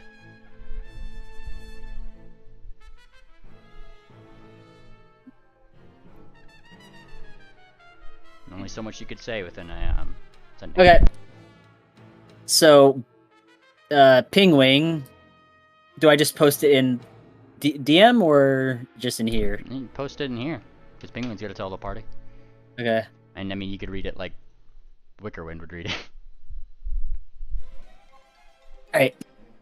Hi, Ping. Balcony and I tied up. We don't know which building. Gang is looking for Triple, Thumbtack, and Sarcy. We could use help. Well, that was extremely nonchalant, but Professional. I got an idea. What's your idea? That wanted poster doesn't know what sex I am. I don't like this idea. So what? You're gonna dress up in drag? And, yeah. This feels like an excuse for you to just dress up in drag. Well, Still look like a horse. yeah, they know I'm a pony, but I can hide my... I'm trying to think of, like, all the ways I can disguise myself, because if they find me, they might just think, like, oh, it's just some guy who lost his way who's with us. I guess, but if that poster doesn't tell which sex you are, it means that either way, you know, oh well, Triple is a girl, then yeah, that's Triple, or Triple is a guy, yeah, that's Triple. The reason why I'm doing this is because I technically was in that magazine, but they haven't been able to put together the pieces that the guy in the magazine is the same guy on the poster yet. Huh. Well, you're able to hide and sneak in plain sight. You might not need to disguise yourself at all. Only if we're in natural terrain, in which case we're not. So I'm going to basically be sneaking around, right, pretending to be one of these guys if they see me. But even then, I'm going to be like just. I actually have something to help out with this. Let me show you. Clandestine cloak. It helps me for stealth checks to impersonate a forgettable background character. And so, Speaking of forgettable background characters, Triple, just as a point to note, these guys don't seem to be like herding citizens. They are just like pretty much like making sure that they're not smuggling anything out of the city as they go in and out. Generally being a little pushy, and people don't really like that, but they don't seem to be able to like really do anything about it. But other than that, they're not really stopping them going about their day to day. I do have a disguise for I can either disguise as one of them or disguise as some background character. And like I said, I'm going to try to make myself look as different from the poster as possible to make it so that they still don't know who the guy in the wanted poster is. That's the case, you know, with how they're treating the civilians, and yeah, there's probably a little bit easier to sneak in. Well, okay. Under the radar. Yeah, I think I'll do that. Though, I will say, if they catch me as a guard in there, in a private section, I might be able to lie my way out a little bit better. But, I don't know, there's advantage. We can, like, flip a bit for it. How long would the sphere of invisibility last? Can it at least get us inside the city? I think it's an hour. Plenty of time. Oh, yes. The invisibility sphere lasts an hour. Did anyone... Oh, if you're heightening it to 5th, yeah. Did anyone prepare the spell Locate Person? That is an uncommon spell. None of you guys have that. What about Locate Object? That is also... It's just called Locate. It's not a separation. And it's uncommon.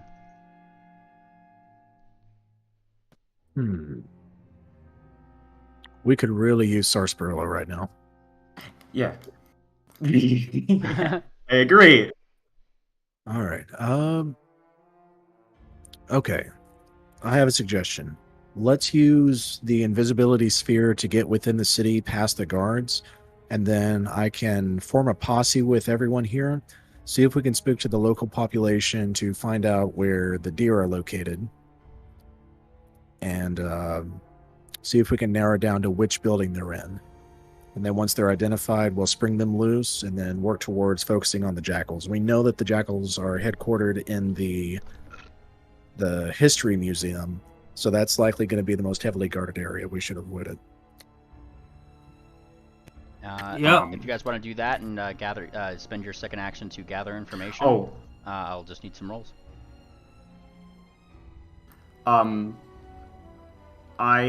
Yeah, that's right, we need society. I am trained in society, though. Swift is master in it. If you're gathering information Oh. from a city, it's either diplomacy or in this case Oh. deception. Oh, I could use deception. Yeah. If possible, yeah, I'd like to use the clandestine cloak and the disguise kit to disguise. That should give me a... Oh wait, these are item bonuses, so never mind. Yeah, what do I use for disguising? Disguising would just be deception. Okay. Yep, and that's part of this, is like, that's why I'm having you roll deception to gather information, because that is going to be part of your disguise. Public or private? It's going to be private, still knowledge gathering. Okay. Awesome. Now, as you guys are gathering information, who's all going in? Is it just Triple? We have a sphere. Yeah, if we use our sphere of invisibility, we should be able to sneak in and just like avoid the large groups of people so we don't bump into anyone. Fantastic. As you guys kind of start going around town, picking up information, what was the questions that were asked Moonplanner, just so I can confirm? We are trying to find the deer, Balcony Blitz, Wickerwind, where they're currently being held so we can spring them loose. And with my posse archetype feed, everybody gets a +1 to gather information. Nice. Triple, being probably the forward man asking them's questions with the clandestine cloak. The other various background characters, you might think of them as they kind of give you a few tidbits of information. I don't know. You know, if we had ruminants here, says one, you know, they'd best be taking my mail. Haven't had them come by in weeks. Somebody's off their route, that's for sure. I haven't seen any come in. Another one kind of has a different account, a slightly different account in terms of the information that you get. Oh, I thought I saw a couple. They came in on the train. Oh, it was probably the last day before all these lots showed up, didn't it? And those are pretty much like the two accounts that you've gotten for Balcony Blitz and Wickerwind. Other bits of information you get from gathering information around the town. These folk, while not disturbing their normal day-to-day lives, more make it a hassle on the businesses around because nobody really wants to go out, or they're hassling the tavern keeps, that kind of thing. Claiming that they're just on the lookout for people stealing artifacts. And you even hear probably one shaking down an individual at the gates. Ain't sneaking nothing out here. Nothing leaves the grandfather's grasp. Wait, they're the ones who are doing the shaking down. These jackals. Wow. Okay, so they don't want anyone to steal anything. They don't want anybody to steal anything that they're not trying to steal. Like, I see. So yeah, like they're shaking down people who are trying to smuggle things out of the city to keep it from them, is what you're getting. We should follow that train thing and try to see where they might have gone. What do you guys think? Yeah, let's see if we can... Go ahead, Swift.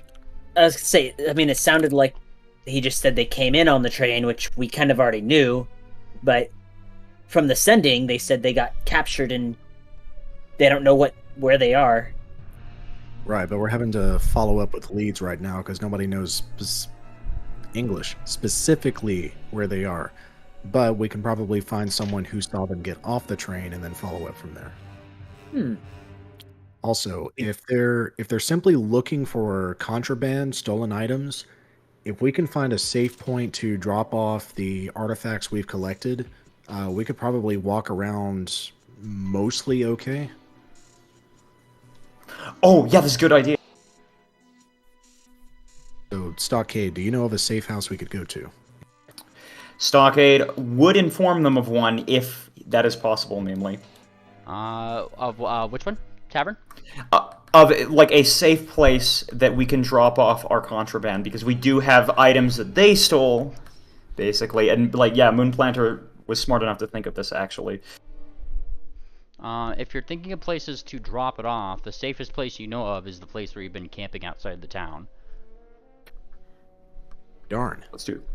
Do we want to bury them in a hole or something? Like, I mean, the second most safe place you could probably think of is, you know, probably the museum or the Bannermanes HQ here, but clearly that's not exactly the best option at the moment. Yeah. Stockade, does Holbeck not have safe houses that are known only to the Bannermanes or underground tunnels, anything of that nature? Yeah. He'd want to know about that. Would there be? Do you have a lore skill related to that? No, but he was with the Bannermanes. If it changes anything. Oh, Stockades. Yeah. Sorry. Stockades. I was thinking triple. Sorry. Sorry about that. America. Sorry. The things that Stockades would know is no. There's not really any safe houses. Their HQ is literally a museum. Doors are open. Not really like a secret underground weird Egyptian thing where they got a backdoor entrance everywhere. It's very artsy, very showy. Ooh. There's not a lot to hide. It's a very disappointing answer, I'm afraid. I do believe the leadership of this city had a strong lack of foresight. We'll have to address that in the future. In the meantime, obviously we need to keep these items protected and out of the eyes and ears of the jackals.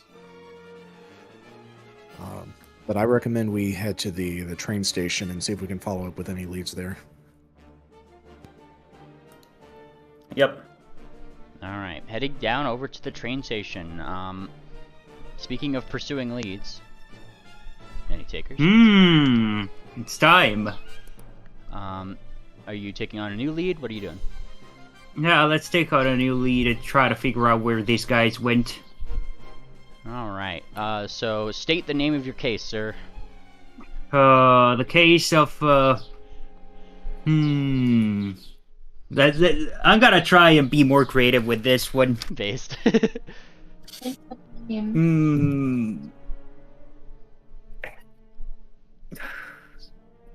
Missing deer. Fuck it, I don't know. The disappearing deer?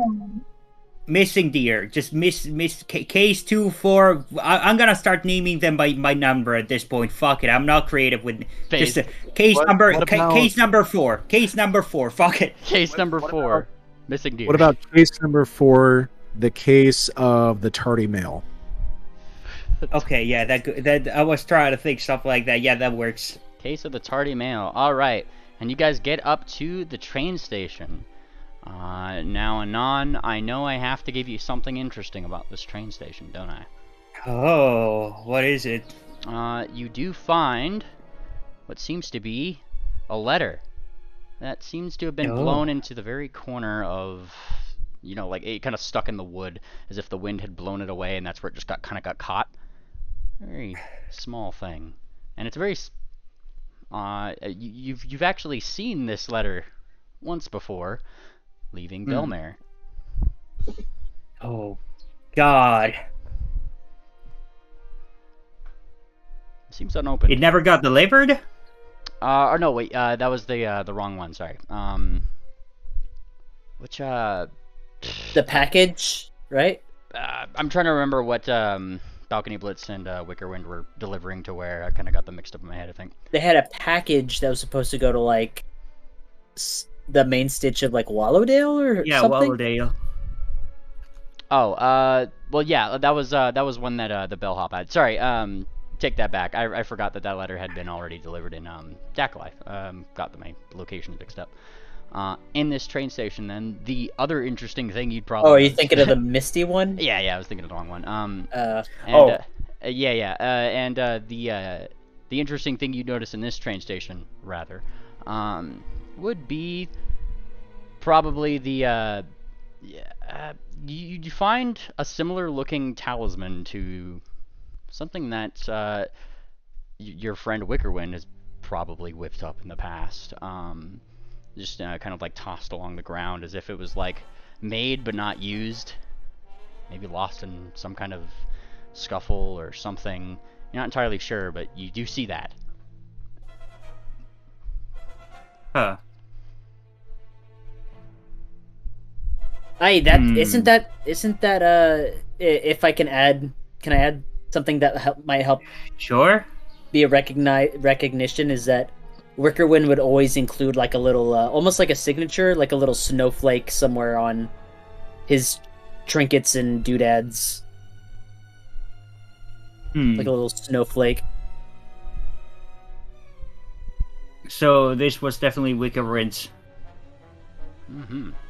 Now, there doesn't seem to be a ticketeer here. This was just you kind of spotted this on the ground going up to the actual train station, the cobbled ground, pretty much. The train station itself, the building, is definitely being guarded by a fair amount of people who are just kind of like looking left, looking right, generally going about their thing. They seem to be waiting for another train to come in, and quite frankly, they look like a little bored, as if one had probably not come the way that they wanted to. That being said, they still some of them are eating apples. They're kind of talking between themselves. When's the next one scheduled? The one kind of spits out like a sunflower seed, probably. I don't know. Couple days from now, maybe. And the other one kind of responds, didn't those, what are they called, gobos? Yeah, they're sending them up our way. You think they missed one? Nah, they're really good with that stuff. And they kind of shake it, better than us. General conversation you get between them.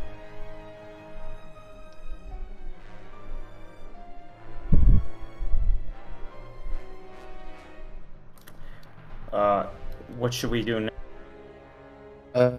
Electra's going to let Pollux out and just tell him to kind of fly around and be a crow and keep a lookout. Pollux can give a perception check. Is that just my perception? No, they have their own sheet. Oh, so he does.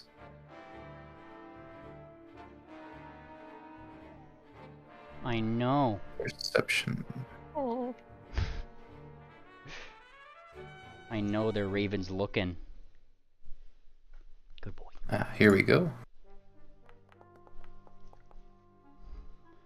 Alright, and Pollux would confirm the general same thing, which is a lot of their base of operation, where they keep going in and out, isn't the Bannermanes HQ, which is the museum. That's all but just kind of vacated at this point. There's probably some people that kind of peek in every now and again, but past there, like it's that greenhouse, wherein they're pretty well guarded. There's a bunch of like fancy artistic shrubberies, that kind of thing, and that's kind of what Pollux would get from an aerial view. Not much you could get rumors-wise down on the ground. Very nice. Do we know if the Jackals view the Bannermanes as enemies, meaning they would either capture or attack us on the spot? I'll need an underworld lore from whoever might have it. I'm just gonna say really quickly that the Jackals from earlier said, "You're Bannermanes. That's a problem." Yeah. I think they would definitely attack us. Especially in this circumstance. Any more specifics? I'm gonna need a underworld lore for. I have an idea. What if we found an easily manipulated jackal, bribe him to go into the greenhouse and confirm whether Wicker and Balcony Blitz are in there? To make it worth their while, they might keep their mouths shut. But we do risk them just talking, which would be for them the smartest idea. If we find one by themselves, we could always capture them and then intimidate them. Force them to work Everyone for has us. a price. You guys could also send me in as a jackal. Just switch my disguise. I'm very uneasy about sending you off by yourself. If you were to get caught, then you'd be up a creek without a paddle. I know, but the only reason why I say that is because if we fail with a jackal, all of us are in trouble. If I fail, I'm in trouble. Well, if we manage to pick off a lone jackal, we could interrogate him, or bribe him or charm him, some way of getting him on our side to work for us. And if he does become a problem, we could easily knock him out or keep him tied up somewhere. I'll tell you this, if we don't hurry up, we'll be trying to convince someone who's asleep. We're burning daylight. Tangent, what do you think? I think we should sneak in. Well, I can make the rolls if you guys wanted me to do that. That's what I think. I think Triple should try to scope out the museum and see what the situation is before we head on. I'll keep an eye on you. I can use one of my charges of invisibility. That'll make it easier for the incher, at least. I can just scout it out. I can just scout it out, actually, and just, go in, right? Use Assurance, and then use an invisibility charge. All right, but if you end up getting caught, you bolt. No heroics, understood? Oh, absolutely. No, you don't have to worry with me. Meanwhile, I am changing my disguise to a jackal member. Just in case they do catch me for whatever reason, that's just another set of insurance. What ancestry, what heritage, and where are you trying to go? It will be a... Let's disguise ourselves as a Kieran. Kieran. Yet another Kieran joins the party. What boots do you have on? Do you have boots invested? Wait, it's a pony. Oh, yeah? I'm gonna... I don't... Of course. I don't... No. I don't want to meta, but... Can I... Yeah. What about a griffin? Because actually a griffin is a little bit different from that wanted poster. Helps even more. I think a griffin would be the best idea. Now you're talking. All right, as a griffin, you become whoosh with all the strappings of probably one of the probably matching one of the more. Are you going for the sneaky look? Are you going for I guess what do you make your class appear like?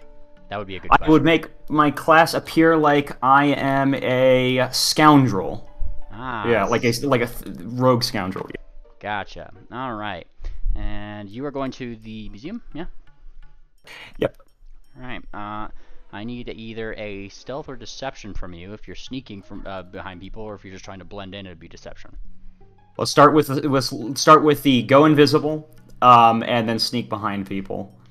Using my rune, invisibility rune, I'll do that, and then I am going to give you this assurance for stealth, which will be for this one. I'll try to make this fast, guys, because I know this is boring. There you go. Awesome.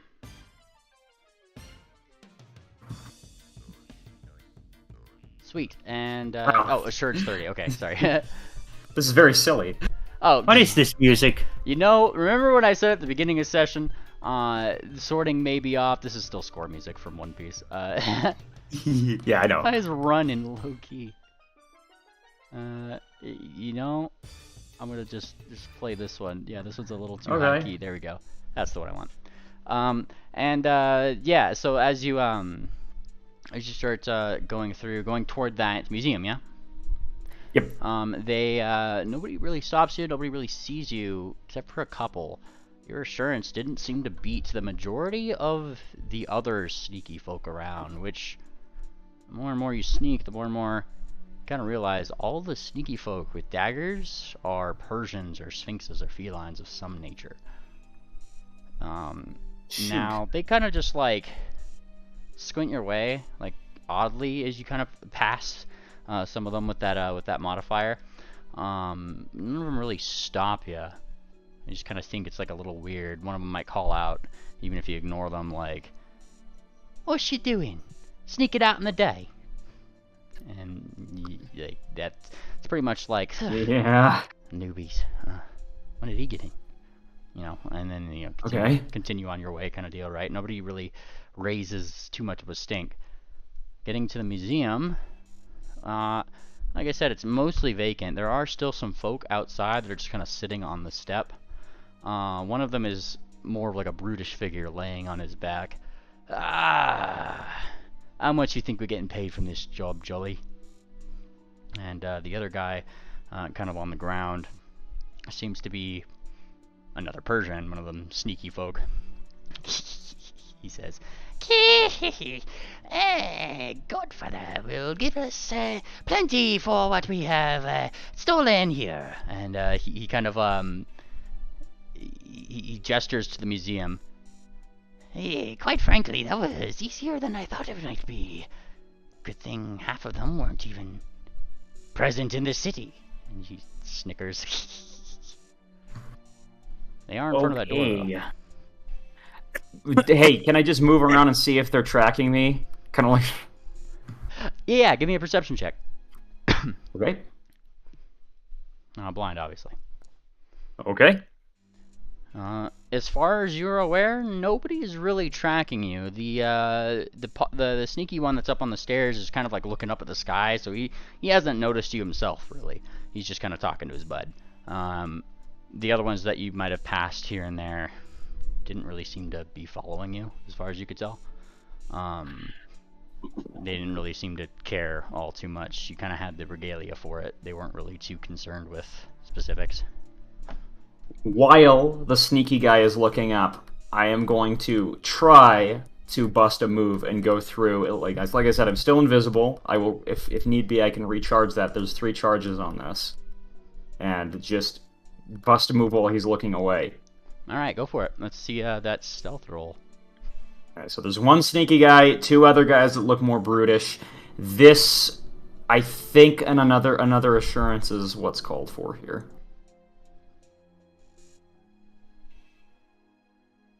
Alright, and with that assurance, you do manage to kind of sneak on by unnoticed from the 2 more brutish ones. That sneaky one kind of like, his ears perk a little bit. You're still invisible, but he looks around, having heard something. Did you hear that? And his friend, Good. Oh, I just hear the sounds of jingling in the head, says the big guy.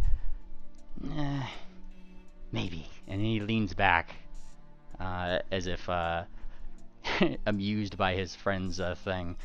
Shifting around though, Triple, you do notice that all of them there on the steps kind of seem to be wearing some kind of necklace. It looks almost like there's like a little black pearl at the end of it that hangs around their neck. They don't look nearly as scared as you do, or feel, or however you're outwardly expressing that. They just seem content as ever. Look for these necklaces. I'm wondering. I'm going to see if I can find anybody who's asleep around this facility. That is good to know. But you do manage to actually get to the museum itself. The windows by the front doors were thankfully open. Apparently thieves don't really like to leave buildings in too much of a locked state that they've robbed from. And looking in, it's kind of like, realistically, it's like how the Grinch stole Christmas when all the Who's woke up and all their gifts are gone. There's various cabinetries that are open, smashed, or taken from. Like, all the things that would normally be on display in this museum have been taken. I got something that you guys might like. How about this? I am going to try to note a good entrance for you guys to come in, or just if, at the very least, if I need to make an escape or come in here faster. I'm basically trying to find like a weak point in the whole security. Well, there's nobody really in here keeping guard. That would be the major weak point, is realistically, looking around, sneaking around this museum, nobody's in here. They don't really seem to care about this building anymore now that it's been ransacked. So this is a good weak point for all of us to get through. This just to let you guys know. One more thing I'm going to check is I'm trying to find anybody who is asleep, who is like, I don't know, preoccupied in the bathroom, who is like just anything where they are distracted. Gotcha. You do eventually find probably the most distracted one. Being like, are you just looking around the area, looking around other buildings? Yeah, anywhere with like without sneaky guys, basically. We just need to find a couple. Well, it'd be hard. You'd be hard put to find those sneaky guys not looking around. But the most distracted folk that you could find are in the tavern. And given how drunk they are, that would pretty much where that illusion would come from. Okay, I got this. This is going to be helpful for everybody. I'm going to go in, not invisible this time, just as another one of them. Right? Mm-hmm. This tavern, I'm still disguised as one of them. Yeah. And, you know, the fact that I'm a griffin might actually help here, because I am going to try and carouse with them a little bit. Pretend that I'm drinking. Yeah, and as you kind of start doing that, I'll need a deception check from you. You got it.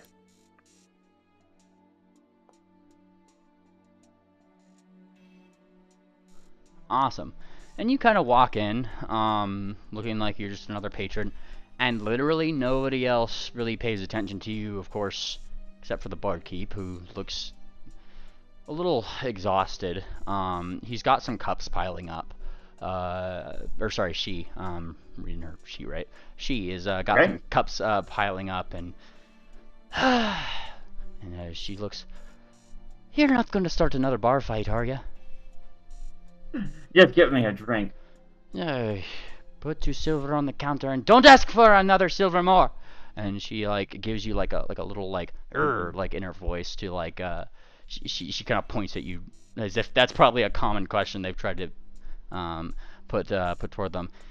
Pay me any less, and nobody will be having drinks because I couldn't afford them. I'm going to pay her with 3. Yeah, somebody knows some manners around here. And she takes them, and she kind of pulls it back. Just an ale, dear.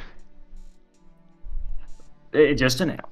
All right. And what I'm going to be doing is I'm going to be trying to look like I'm drinking and bump as I'm like I was saying, carousing with people. I want to bump into one of them doing, you know, the thing basically to start getting necklaces. Yeah, and you start bumping into people as you know, probably trying. Actually, give me your thievery check.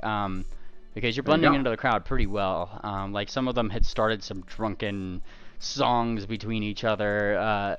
Perfect. About how much of a rousing success things are, and it is just too easy for you to slip into there, start singing whatever the fuck swift-sounding song they're singing, and you just kind of nab with that roll 3 different weird black pearled necklaces.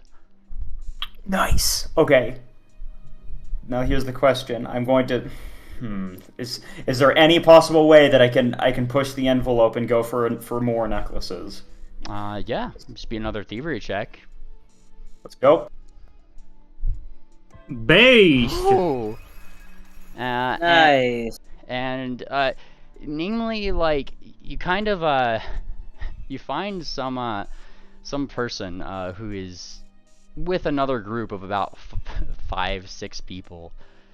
And he kind of he's telling a weepy story. He's specifically kind of like more of like a sad drunk type and putting on the face and everything. Like you listen to his story, and it's kind of over in a corner. And at the end of the day, everybody gives a big group hug.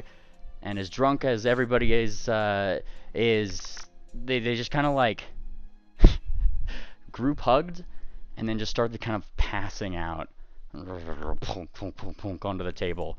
A perfect opportunity for you to get 6 more necklaces on a crit. 9 in total. All right, I'm coming back to you guys with a really big bounty, obviously hiding these. Awesome. Now, party, where are you guys? Wherever we got dropped off at, I suppose. Was it the train station? Last I heard, you guys were at the train station. Unless you guys went back to your, pretty much your out-of-town camp. No, I think we stayed in the abandoned train station. Mm-hmm. Gotcha. Then if that's where you're, well, it's not really abandoned. Like I said, the train station is well guarded because, you know, trains are coming in and out of there.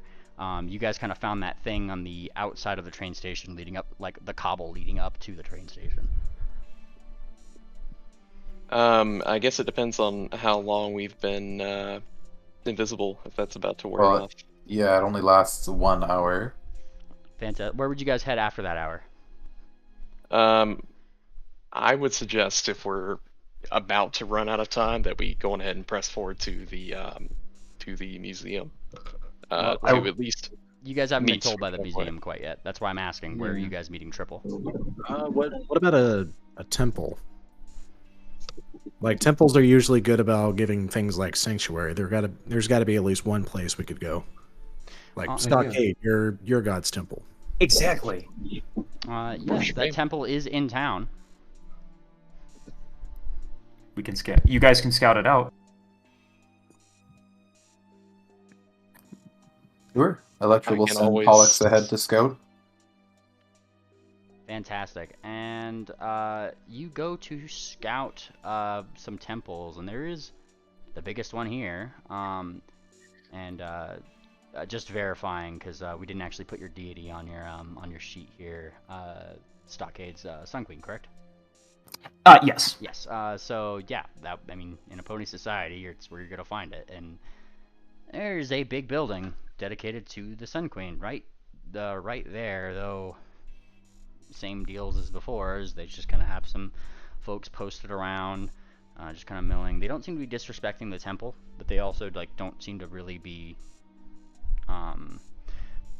They seem to be, as far as you guys can tell, not really letting people in, and even some of them you could see inside are doing some prayers. Is there enough invisibility to get us past the guards? With a stealth check.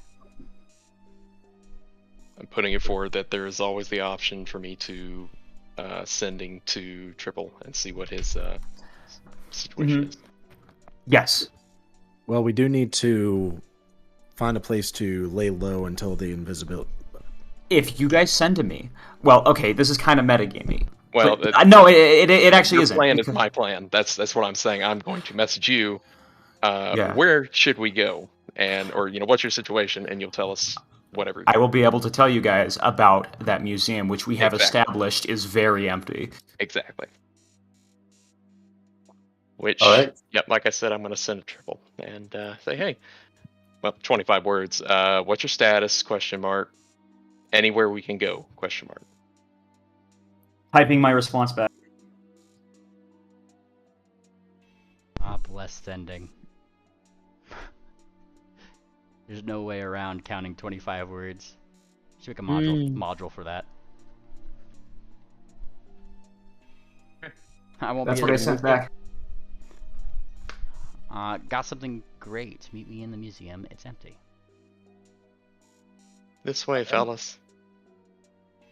Got something? Yeah, Triple says to meet him in the museum. He's got something good for us. I believe the only person who knows exactly where the museum is Stocks. You would be able to Well, then ignore that first thing I said. Yeah. So Stocks, sir, I take it you're kind of taking the lead in the invisibility sphere? Yes. He'll quietly lead you guys there. Sweet. And as you are led there, Triple, where did you have open for them to be able to get in? Well, I had to get out of there. Probably left the window open. And you also said that they did a they weren't really fastidious with getting their stuff closed. Yeah, there's some back windows they can definitely sneak in, and after not too long, that's what happened. There's not really anybody guarding, like I said, outside the couple in front. We were just looking at the sky, so invisibility sphere is more than enough to kind of go to the back and hop through a window. And all right. I take it that'd be about an hour. How coincident. Gives you necklace plush. Yeah, so you guys are now in what seems to be a very abandoned, ransacked looking museum. It's all one big room and there's 2 stories. It's like open on top, so like the stories are more just like overhangs, and the stairs kind of go up to more exhibits on the edges, so you could, it's big and open and artistic, and there's like big wall murals, that kind of thing, and some of the descriptions left by the artifacts and items that were there still remain. Various things, things from semitone, things from like Wildfire. All the original Bannermanes are really high tier historical Bannermanes moments. All just gone out of this place. Moonplanter has a very pained look in his eyes. That's so tragic. I got you guys something. What you got? Gives you necklace plush. Yeah, there you go. Oh, You guys are given Hey. some weird black pearl necklace, which now in the dark you can see another little thing in them. It's somewhat like, you know, like a marble, where there's like a little thing inside. It's almost holographic, but as you turn it, it doesn't change which way it's facing. And you do see the symbol of what looks to be like a very small ankh. I think this might be what is dispelling the fear. What could dispel fear. Otherwise, it would be good for a really accurate disguise. Let's take a look. Would you mind handing one over? Yep, I'll hook you over one. Electra will take a look at it, and would that be a knowledge arcana to identify that? Yes, it would be a knowledge arcana to do that, or a knowledge crafting.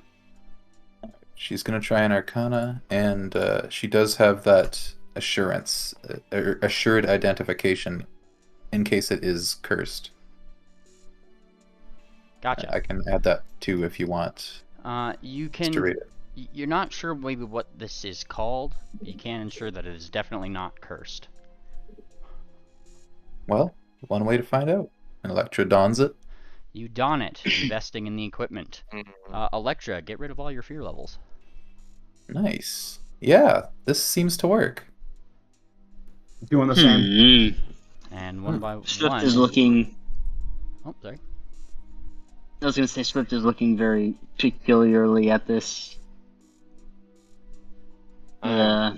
definitely not putting this on. What's the matter, lass? They seem harmless. Mhm.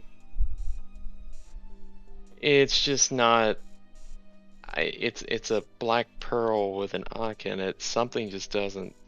Every alarm bell in my head is telling me not to put this on, cursed or not. It's not cursed, and it can't do anything bad to us, and some of those curses are, I believe... Just because it's not cursed doesn't mean there isn't some other effect on it. You act like I gave you a cursed ring or something.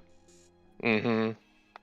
Fair Yeah, enough. I've been bit in the ass before, but that's a little meta. But even still, it's Ophi's fairly concerned about putting on that. Well, I got an idea.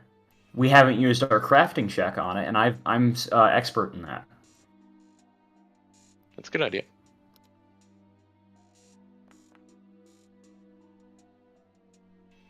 Awesome, Triple.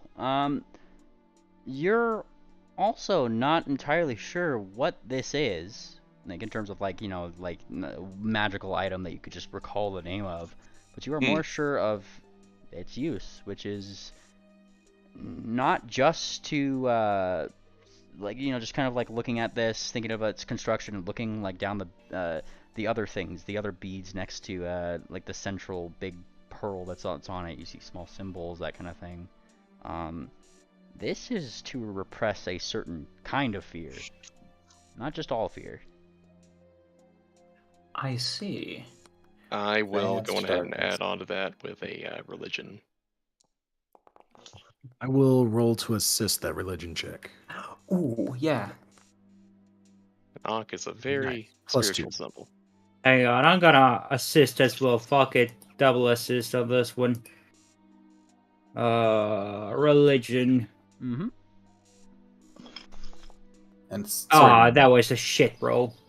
That's still a +1. Should this be an item that I equip in my equipment here? It would be what I'd have to make for you. But yes, I can. If you just put a necklace in there, if you want to, for now, you can do that. And you kind of are looking at this, and with the assistance in religion, Ophi, like, yeah, the ankh is more of a religious symbol, Though you're still not entirely sure what this baby is named. You have agreed with you could definitely agree with Triple that of its function, which is to repress a certain kind of fear. But even with the assistance, it's fails to grasp what this might be named or any more specific details than that. What do we know about the lore of the area? Sorry, go ahead. Could I roll a crafting check to see what it might be specifically designed for? You can, but Triple and Ophi have both got that information if they're sharing it. Yeah, we are sharing that. Yep. Well, we I don't think know. We don't know what type of fear specifically. That's what I'm trying to narrow in on. Would a crafting roll reveal that? That's what Triple had rolled. Yeah. You're free to try. I won't stop you from trying. Come on, nat 20. And you're kind of thinking you can't think of anything else more specific with that result. Okay. I'd say. And Pingling will take one of the necklaces if you're given it. Absolutely. I think the thing we want to make sure is this going to mind control us? Is what because we know they're not a curse, but maybe I don't know if it's like fear to do bad things. I'm not sure. If I had to guess, I would say it's suppressing fear from a very specific emanation from some item or being. Ankh stands for, and I don't know if I would know this. With that religion check, would I know that the Ankh is a symbol of rebirth or life after death? Or yeah, I'll give you that. Okay. That gives me real necromancy vibes. Well, the thing is if that's the case, but we're not giving up our location or we're not getting mind controlled, then it's really only a good thing for us, I think. I won't stop any of you from putting it on. I just will not put it on myself. That's fair. Is there any chance that these necklaces are able to be tracked? That's another fear I have. I don't know for sure. Well, that's what we're asking Penguin, I guess. Pingling kind of puts it on, and he's looking at it himself, putting together the thing, and as he does, he loses his fear level, and he rolled a thing, which I could reveal to you guys right now. He rolled pretty good. Wow. Sheesh. And he can, he actually gives you a little bit more on specifics. By the looks of these, it seems to be the squints. Oh, these runes are in, I think they're done in Osiriani. He kind of points to some of the runes. Ancient Sphinx language. I can read that. Oh? Yeah. Electra has that in her languages. And well, look at yours then. She looks. You look. And you kind of have to do that thing where you tilt it in the light a little bit different to be able to see those symbols and start to put them together. And what you can read says the courageous will be painted. Electra will relay that to the rest. Painted. I'm not sure what it means. What is it? The courageous will be painful? Painted. Painted. Maybe like all the paintings that have been around here of all the painted in history? Well, for my sake, I don't have any of like the divine will, so I will begrudgingly keep it on myself. Stock probably doesn't need it. But yeah, Triple will.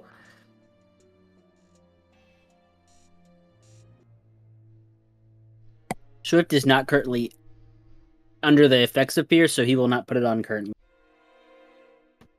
Same with Moonplanter. I imagine a lot of the NPCs like Duck would probably need one. Basically, anybody who's suffering from fear should definitely put it on, but those of us who aren't, we could trade it off until the next day if we fail. If you guys would like, you can send me back out again, because I'm still in disguise, and that has no time limit. We still need to find those deer.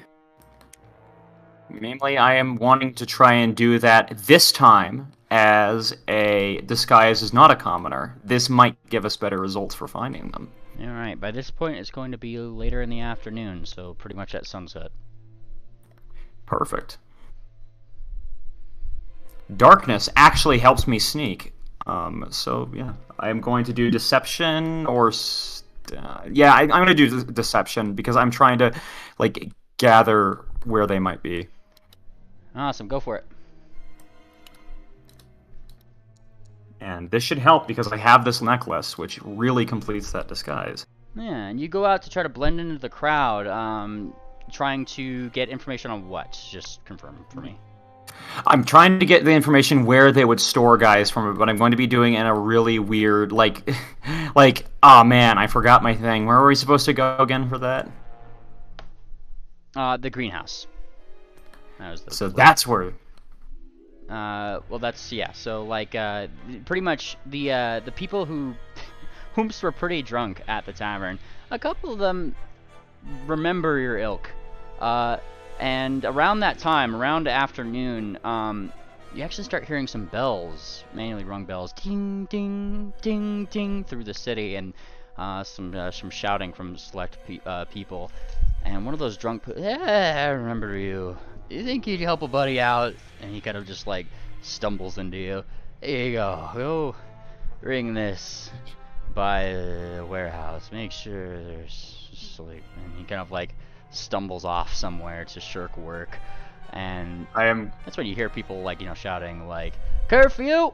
Curfew! Off to bed, all you lot! And a lot of the commoners are kind of like going, they're ringing bells pretty much just to get their attention. You got it, friend. I'm gonna be like really happy with them. Quick question. I know I'm not there, but the civilians, when we were walking through the town earlier, were they wearing necklaces too? Civilians were not. Okay. And they looked a lot more spooked, given that, like, the DC that you guys are rolling at some of you guys failed, is a pretty damn high DC for even your level. These are commoners. They're level 0 characters, and they are definitely... They're all critically failing. Yeah, they're not having a good time. And so, yeah, their bells start ringing. These people are going to start shuffling off. And apparently this drunk guy with your deception check had you just convinced enough to, you know, take on his route, which is apparently over by that greenhouse. Let's go. Awesome. Do you start ringing your bell? Oh yeah, yep. I've observed their patterns. I'm going to follow along as uniformly as possible. Awesome. And uniformly following along, dinging the bell, and telling people to go to bed. You start, you know, doing so, and perhaps one commoner, who had likely rolled a nat 20, like more than likely, kind of comes up to you. Coincidentally enough, it's of course an old lady. And she squints up to you as you're kind of walking around the greenhouse area, kind of like doing your thing. Oh, young man, when are you going to let those poor deer go? I have to send a letter. I don't know. It's up to the boss. Well, get on it then. Go and ask them. And she squints at you with a very searching eye that only an old lady can have. Oh, of course. Yeah. Now I got a good reason. Awesome. Well, Amanda, let me like bring you here for like a visual aid. How about that? would you like to put the other guys on so they can see what's going on? Yay, visuals. Yeah, this is roughly the neighborhood that you guys are at, the Elm Gate district. As it turns out, Triple, you're kind of doing a route that's like around here, pretty much. Like if I party, I would say you guys are in the museum, right?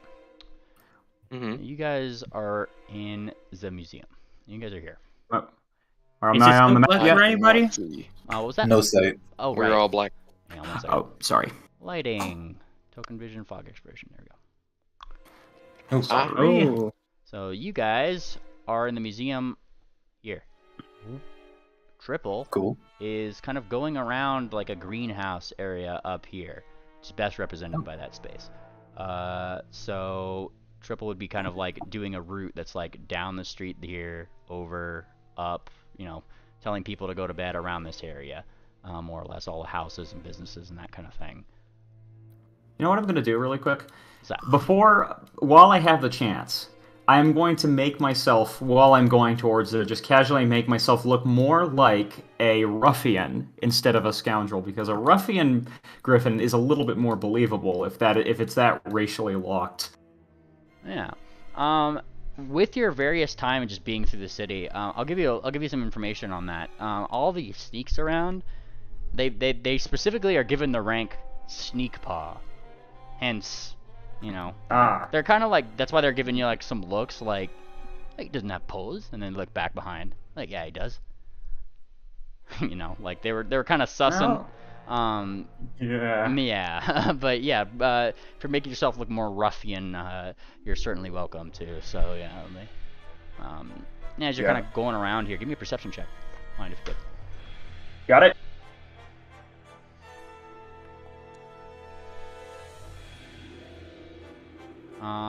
Looking around after you had talked to this old lady, around the greenhouse, there's not a lot of entryways in. The biggest of which, and the most obvious, is just the front entrance, wherein you see shrubbery after shrubbery, and what looks to be some kind of short-hoofed bard, a statue of him almost, like a huge statue of him, pretty much, that towers above all the other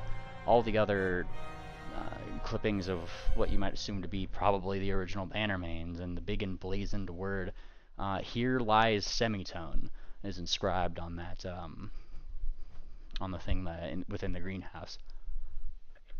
I'm gonna lose sight of that old lady. I'm gonna like get out of sight from that old lady, and I think we gotta go in for the sneaky entrance.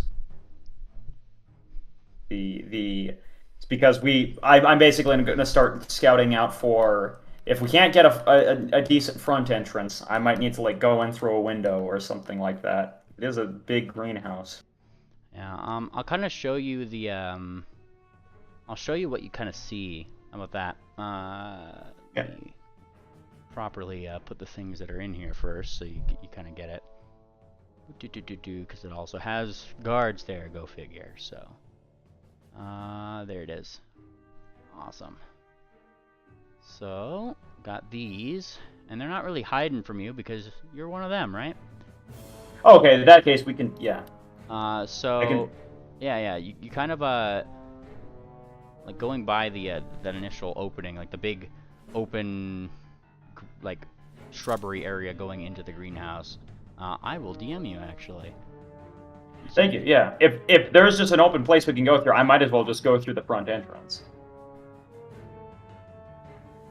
Thank you. Yeah, I'm going to try my luck at just seeing if I can go through normally. You start going in, and two burly folk in the front kind of put up their hose and one in talon. Whoa. Yeah, I get it. Listen, he reaches in and he's pulling in for a card or something. Listen, I forgot the rest of this set. Do you think I could just set? Yeah, he's like pulling out some deck of cards or something. Right. Perhaps he like lost a few in there. And look, they look to each other and they look at you. Zon, why would you think we have cards in here? Are you new? Listen, no, it's a long story. Someone was needing to show me around here because of some dumb job before they transferred me back.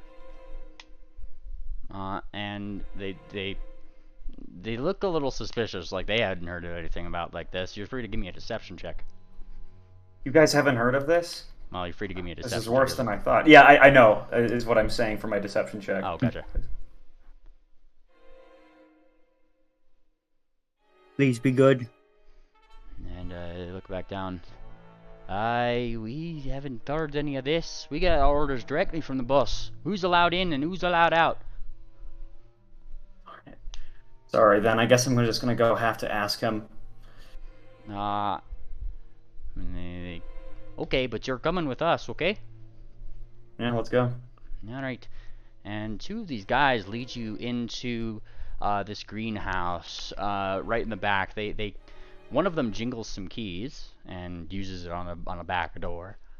That door opens, and he kind of leads you through a greenhouse of various like beautiful flowers, and even a rare one, a really rare, brightly orange-looking flower, which below it even says a cutting from the dragon bloom trees of Scaletip, implanted into the ground within the greenhouse. And then right past, through another door, the exit of that greenhouse. He's just kind of like leading you on as if nothing's wrong, but then you hear it. We're not gonna tell you anything! Balcony blitz. Still not too late to let us go and get on the good list. Yeah! From another, and we can put in a word personally. From like a warehouse within the place, behind some locked doors and two guards, you hear the sounds of two ruminants definitely arguing with somebody, and then a thwack. I'm tired of you. Why? Why is this information so important to you, stupid ruminants? We took our oath. Yeah, for timeless glory. For timeless glory. For timeless glory. There's like a scooting sound of a chair. Stop that! Stop that, you idiot! That's pretty much what you're hearing through the door. What the hell is going on with those guys? I like say. They're looking for our mission assignment, and apparently those dear ruminants in there, I know a little bit about them. Says the one that is escorting you. You know what I'm gonna do? I'm gonna be like, yeah, sure, go ahead and tell. I'm going to act bored, like I do not care about that information. Based. So that he can go on. Yeah, he looks a little affronted that you just kind of blew him off. Well, fine, whatever got your knickers in a twist. You sure you want me to take you to the boss then? Yeah, I mean, well, no, listen, I'm sorry. It's just, I just want to go find them. He's gonna call me stupid if I don't find them, but listen, the guys are gonna get mad at me. This was like a rare deck, and I show him, actually, it is a rare deck. Now, this is actually a complete one, but they don't have time to look through the whole thing.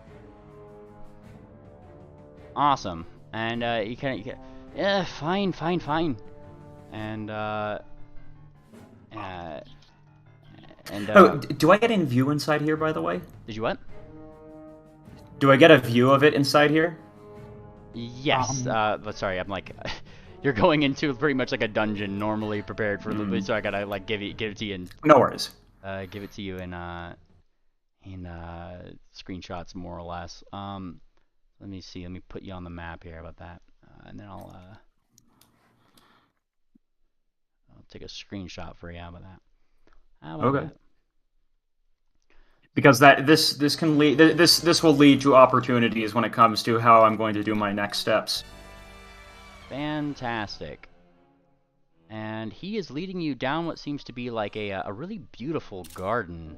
And I'll post this. Yeah, can't metagame too much with y'all. I gotta post this in DMs. Don't worry. Yep. He's kind of taking you up this way past. You're kind of hearing it in that locked door above, is where you're hearing the voices of Balcony Blitz and Wickerwood. I see. Okay. And he is taking you toward another door, but he doesn't seem to have keys for this one. Knock, knock, knock, knock, knock. Hey, what does this guy look like, by the way? The guy that's you're with? Mm-hmm. He's got an eye patch. And he's not as big as the other ones, but he's definitely got some battle scars. He himself is an earth pony. The other one that is also walking with you is a griffin. Let's bump into him. The other griffin? Let's go with the earth pony. Nice. You bump. There we go. Keep yourself. No. Oh, yeah. You know what I'm doing. Yeah, what are you bumping him for? It's just literally just the kind that you would do anytime when you're walking down a path and like, oh, oops. Well, yeah, I mean, like, what are you trying to take from him? I'm trying to see if he has anything in his inventory, like keys. You do manage to you have the opportunity here to snag the keys that he used to get into the greenhouse and bring you this far. Why don't I just take them? And you do so. You get yourself a small ring of keys. By the way, for anyone worried about, oh, he's gonna miss them, I do actually have a feat for this. Here you go. Namely, it is subtle theft. When you steal something, anyone who observes basically is going to take a penalty. Nice. Yeah, I'm really tempted to do that. Frank is saying, but no, can't do that, I'm afraid. Yeah, no, this is great. I can take the key, but it doesn't look like it's the key to the upper one. We're getting closer, aren't we? And yes, just keep your voice and questions to a minimum. He's not in a good state. And he puts like an emphasis on that. Just as he says that, you get to the door, and you hear like a deranged laugh from like inside the thing. and then, get this. We took it from them. Some guy in there in one of those mirrors uniforms. And then he's like a knock. Who is it? Who is it? Who's coming to my office unannounced at this time of night? Isn't curfew in effect? Yes, my lord. Yes. Go answer it then. What are you doing?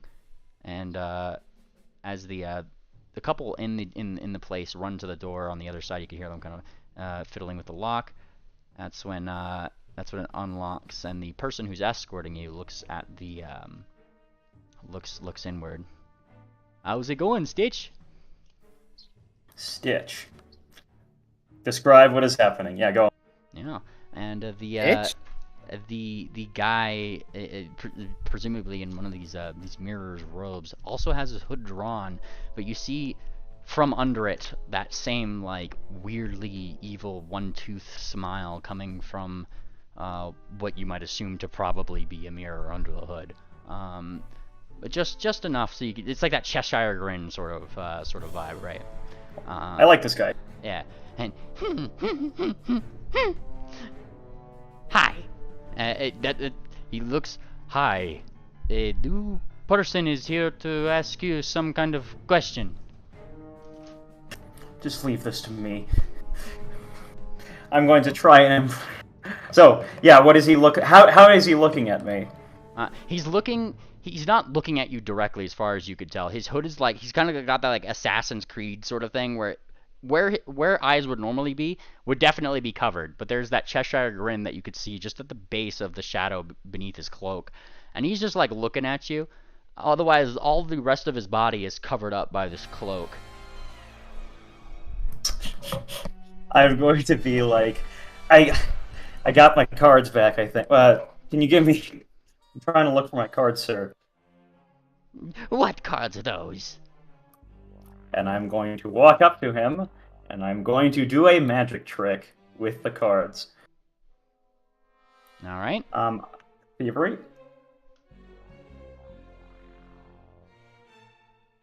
B. Is it? Oh, wait, this is public though, isn't it? Beeper. Yes. You start doing a card trick. Hold on. Oh yeah. Okay, go on.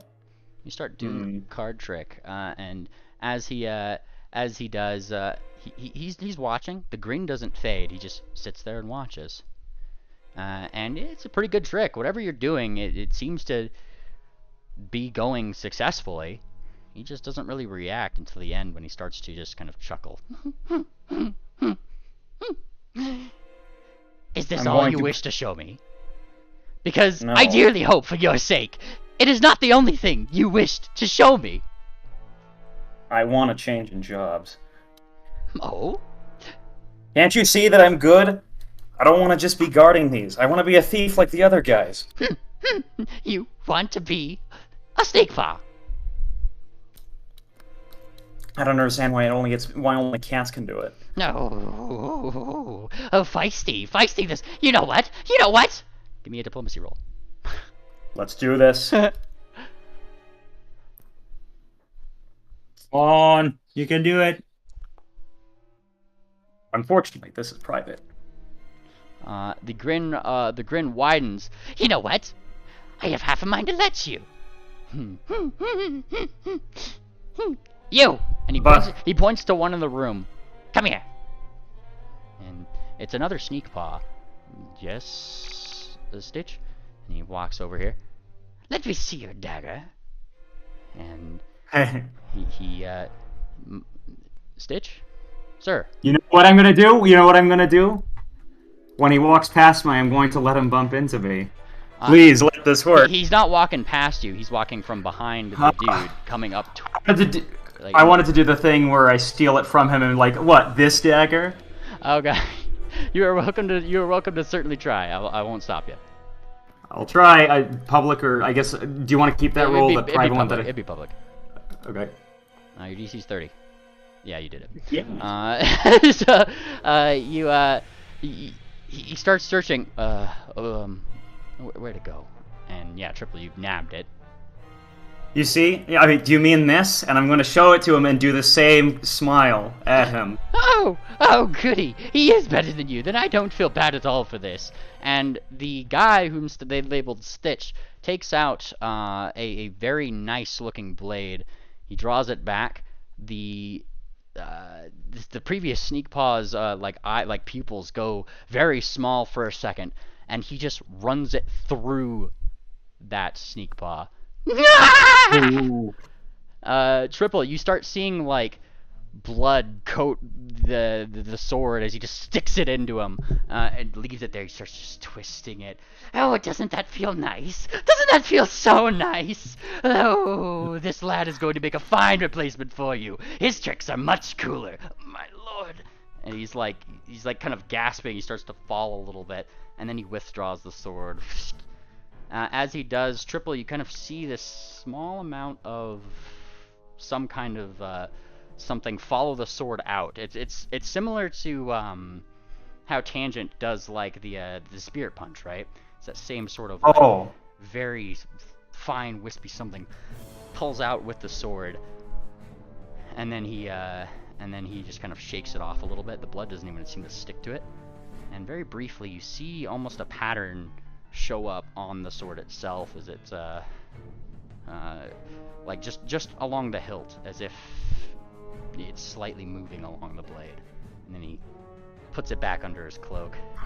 So you are welcome to keep that blade and any of his belongings, Sneak Paw. There is a moment where I look kind of weirded out a little bit, but then I'm like in my mind, I'm like, okay, well, I guess we're doing this. I'm gonna just grin and like start laughing like him. I am going to start laughing in the same way that he does, and I'm going to say, like this, you never get to the top without taking a few risks. Am I right? Yes. Now, get the hell out of my sight! You got it. And I'm going to grab everything he's got, hopefully some keys along with it, and leave. Alright. You pick up everything this supposed sneak paw has, and I can actually put that in your inventory. Thank you. And yeah, you find your way out. Let me find 777s. There you are. Alright. I'm gonna add an unidentified couple things into your inventory, why don't I? Bonk. There you go. I'm going to just somewhat smugly grin at the other guys as we're leaving. And 20 gold. There you go. Oh, thank you.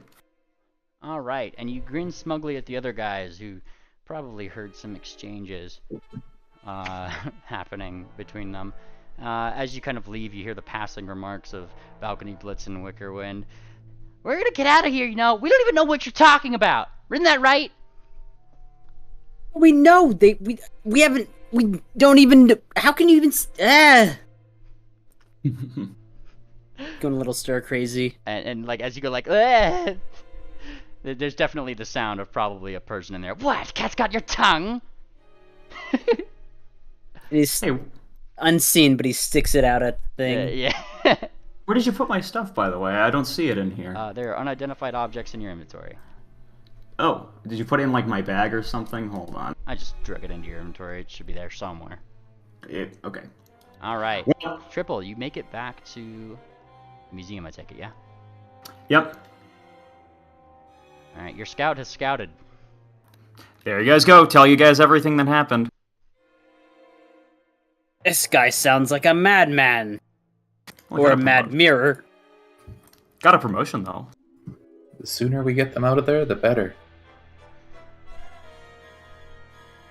So that they were calling him mains, and he looked like he was a mirror creature as well? Yeah, like...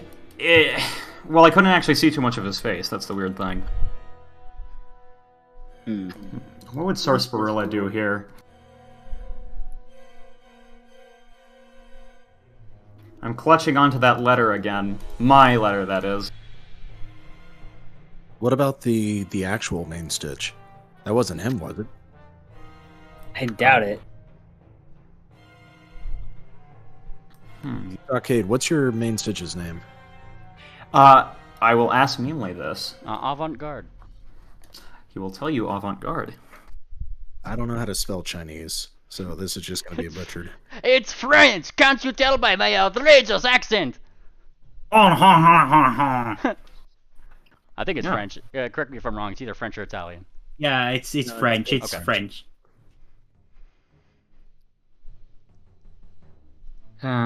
Yeah. He killed a random guy, though. So... Alright, that sounded absolutely insane of him. Yeah. I will point out, we kill he killed mooks all the time. he killed that person in one hit. Exactly. But the weird thing is that he did it with a strike. That's a little With the weird. sword. What did the sword look like? Yeah, well, it's not really what it looked like. The weirder thing was the fact that it like seemed to draw out a little bit of him. If my guess was that's his soul or something. Could be related to the effects that we saw on the weapons in that cave.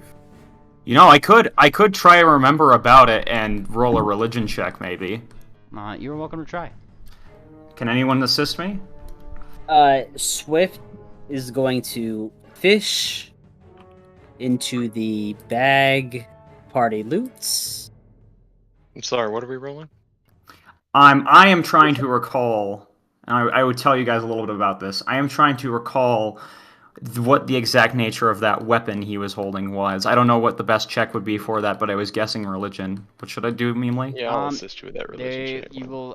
It's a roll that requires at least master, in either Arcana, religion, nature, or occultism. I'll roll the master religion. Yeah, I'm going to give you guys all the details I can, but I can't really elaborate on what they mean. Alright, I'm going to do an independent nature roll based on the information Triple gave.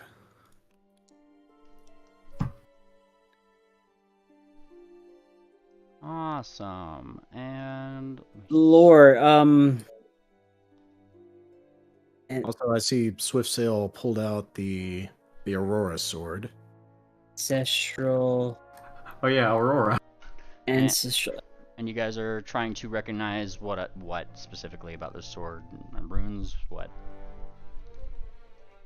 Just the nature of Maximum precision. Sure of it. Expert proficiency in one lore. Okay. Moon Planner.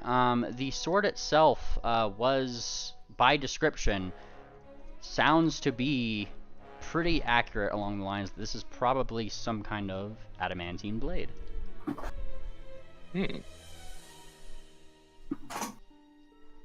You don't say. Yeah. How interesting.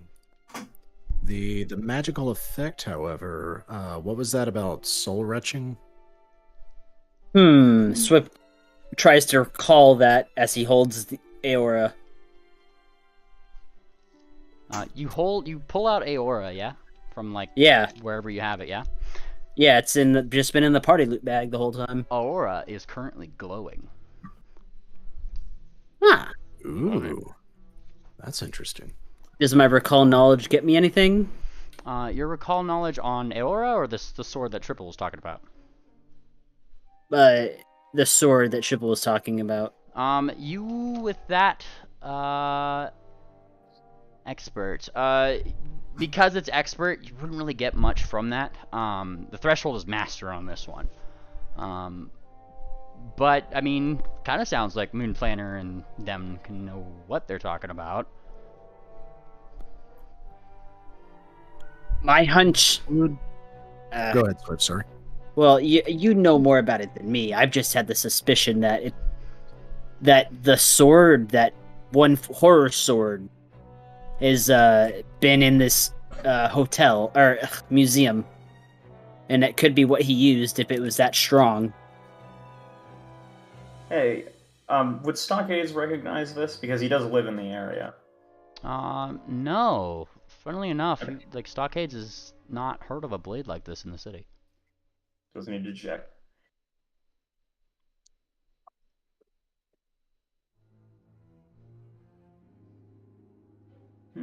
Well, I give.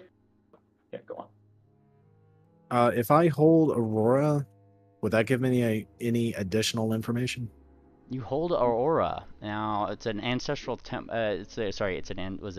echoing? Ancestral echoing. Ancestral echoing. Let me just make sure I'm doing this right for what that does. Holding the sword gives you something from past owners that flow into your mind, amplifying your own abilities with the weapon. Your proficiency rank with this weapon 1 step higher than normal. All that stuff. You kind of start holding the weapon, investing in it, obviously, as part of that. And yes. I forget if the lore was Bannermanes or Four Horrors. I believe Rhyme himself used this sword. So that would... That would... I never said that, but it it does give you a proficiency to a lore skill that is relevant to its previous owners, which in this case would be Bannermane's lore. Okay, yeah, that's what I had rolled. Okay. Yeah, I don't have Bannermane's lore. Well, holding that grants you expert Bannermane. Yeah. Like, just by holding it. Oh, I see. Yeah. Oh, wait. Yeah, so if you're holding the sword, add Bannermane's lore to your skills list, make it expert, and you have that now. Okay. But only while I'm holding the sword, correct? Exactly. Yes.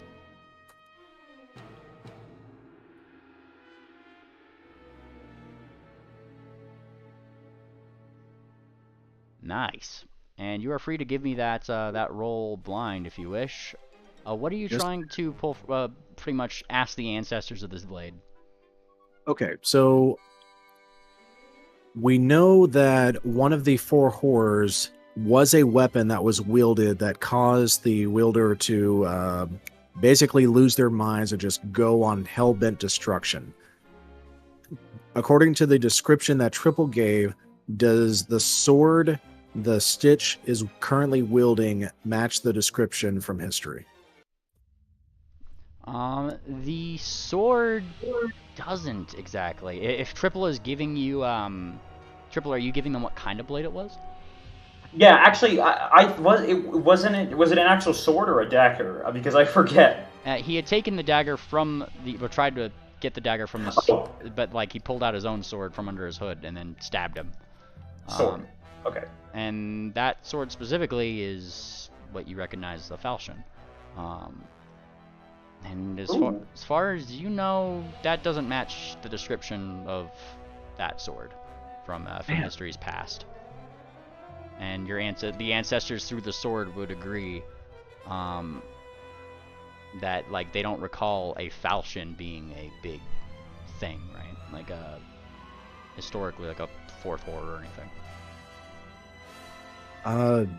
Am I communing with the ancestors, or am I just like getting a flood of knowledge from them? You're pretty much just like, whenever you try to think of things related to this lore, It's like a bunch of voices go into your head, and you pick out the one that probably sounds the most confident in its answer, more or less. It's people, the past owners of this sword, offering advice to that information that you need. So you're not just getting big-brained, you're getting answers through collective knowledge of that skill.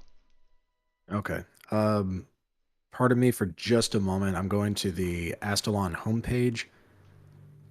I'm trying to find the information regarding the four horrors. That would be under organizations. Organizations. Which is... There it is. The original Bannermanes, no. Wait. Four mains, negative. That was another. Oh, it'd just be literally under important and notable persons, places, or things. Folder the four horrors. There you go. There we are. Okay. Trying to remember the exact name. Okay, it's not Hanua. Wait, fuck. Quit navigating away.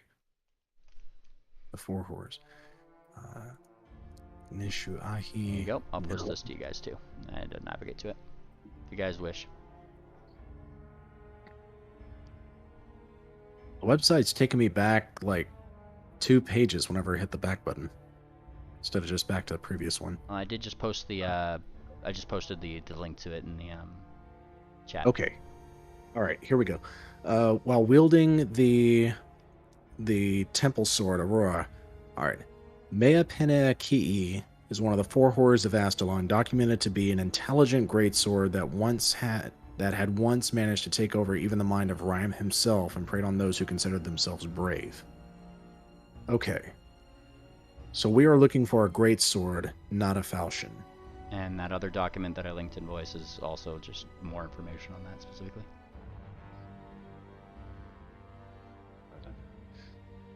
All right. Mea Pene Ki'i is the third of the horrors with a name that simply means the painter, less of a creature and more of an artifact in itself. Books by Nevermore explain the significant danger this weapon possesses. It was within his book, without rhyme or reason, that he detailed the unfortunate mistakes made by one of their own. Rhyme himself had succumbed to the powerful greatsword itself, committing acts that brought fear to the lands around him. And it was only by the notice of his friend Simitone that they were able to wrest it from him, breaking the hold it had on his mind. Sensing a great intelligence and magic behind it, Nevermore named it, sealing it away so it would not be able to mold another wielder into something they were not. Are you telling us this? Yeah. Moonplanter will open up his notes and basically recite the historical text. As if I needed another reason to not wear that necklace. This thing sounds creepy. The great will be painted. The brave will be painted. Not The brave will be painted. I will remain three-dimensional, thank you. Well.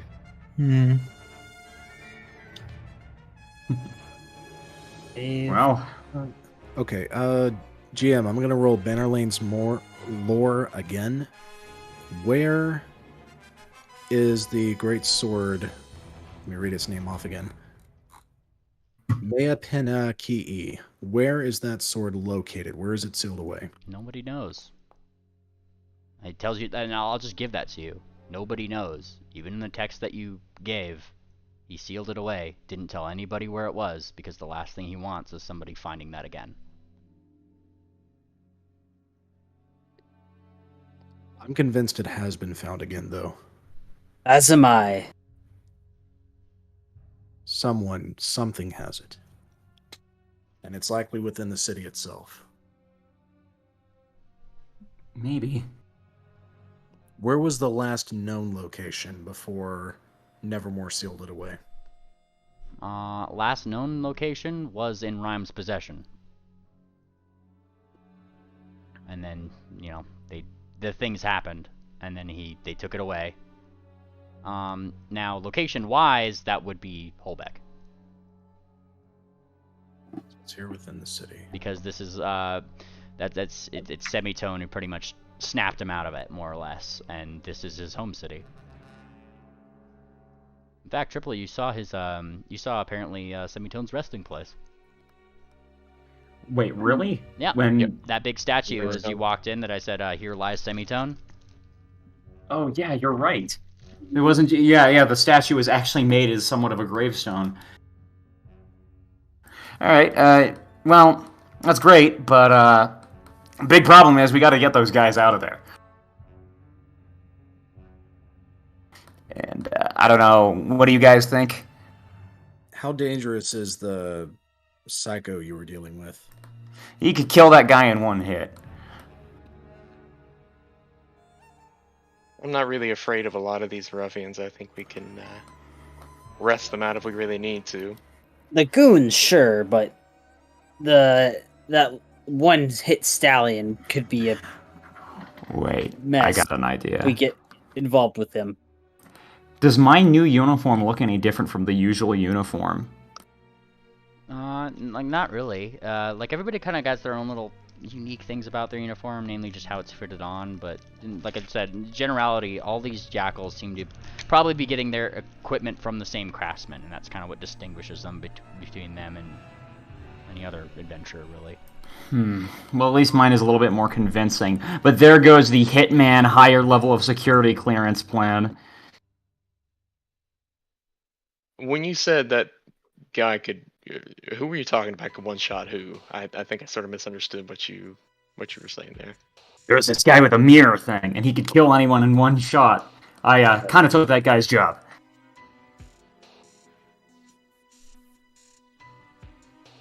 Well, what privileges come with your new job position? That's the thing. And I'm going to try and look for some clues for that, namely, is there maybe a society check or something that I can make? For what? I have just been given a new position. Now, Sarsaparilla did inform me a bit about the underworld. Perhaps there's something I could advantageous I could learn about my new job. Go for it. That would be a society roll. And it's going to be this. a hard DC, though, I'm just warning you. Nobody's ever said it was going to be easy. Let's do this. Alright.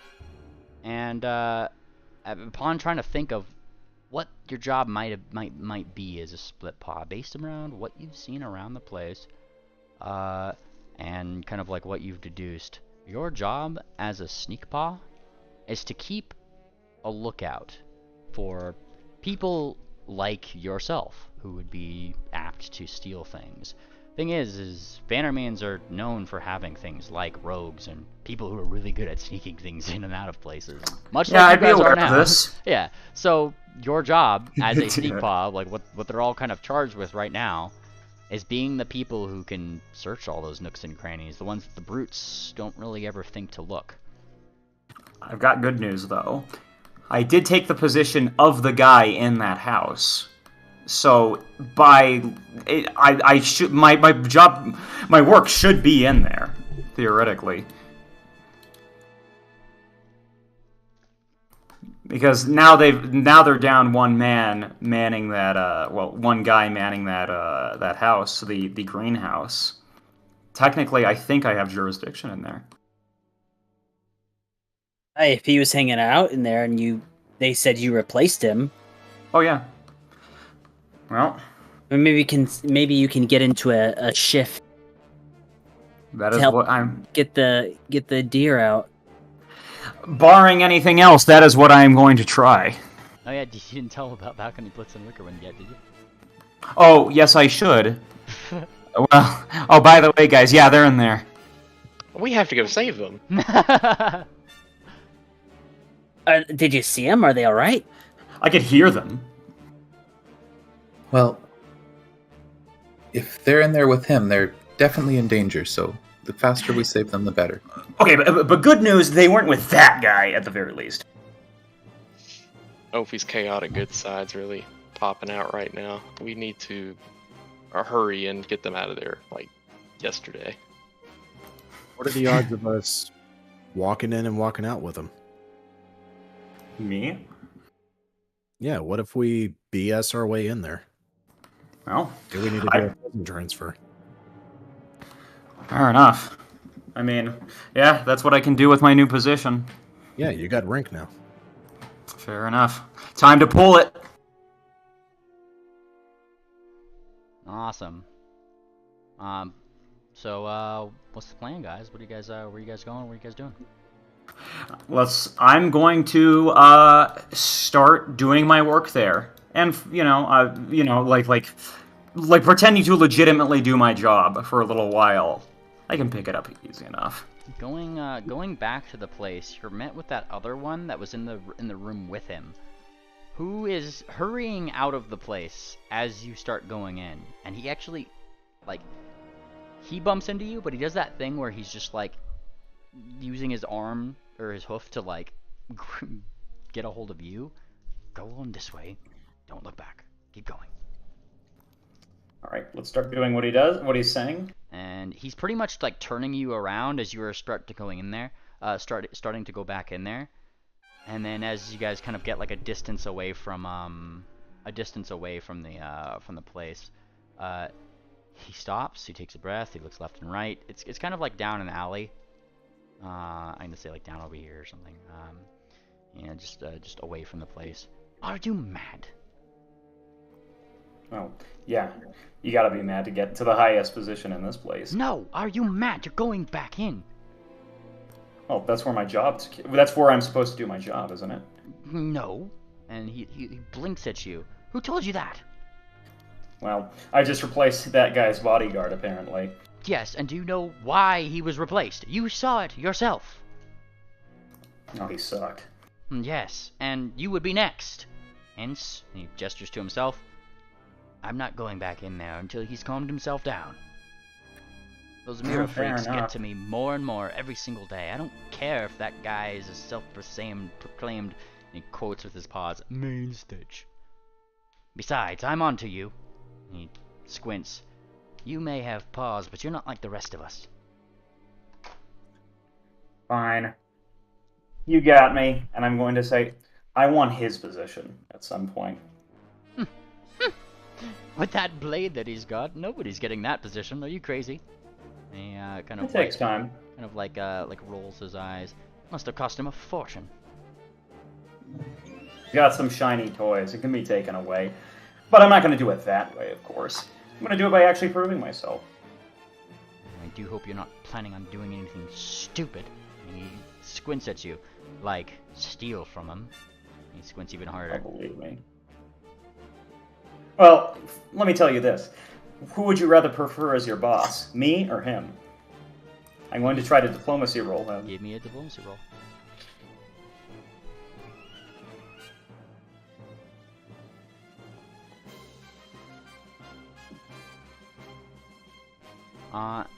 He squints, looking you up and down.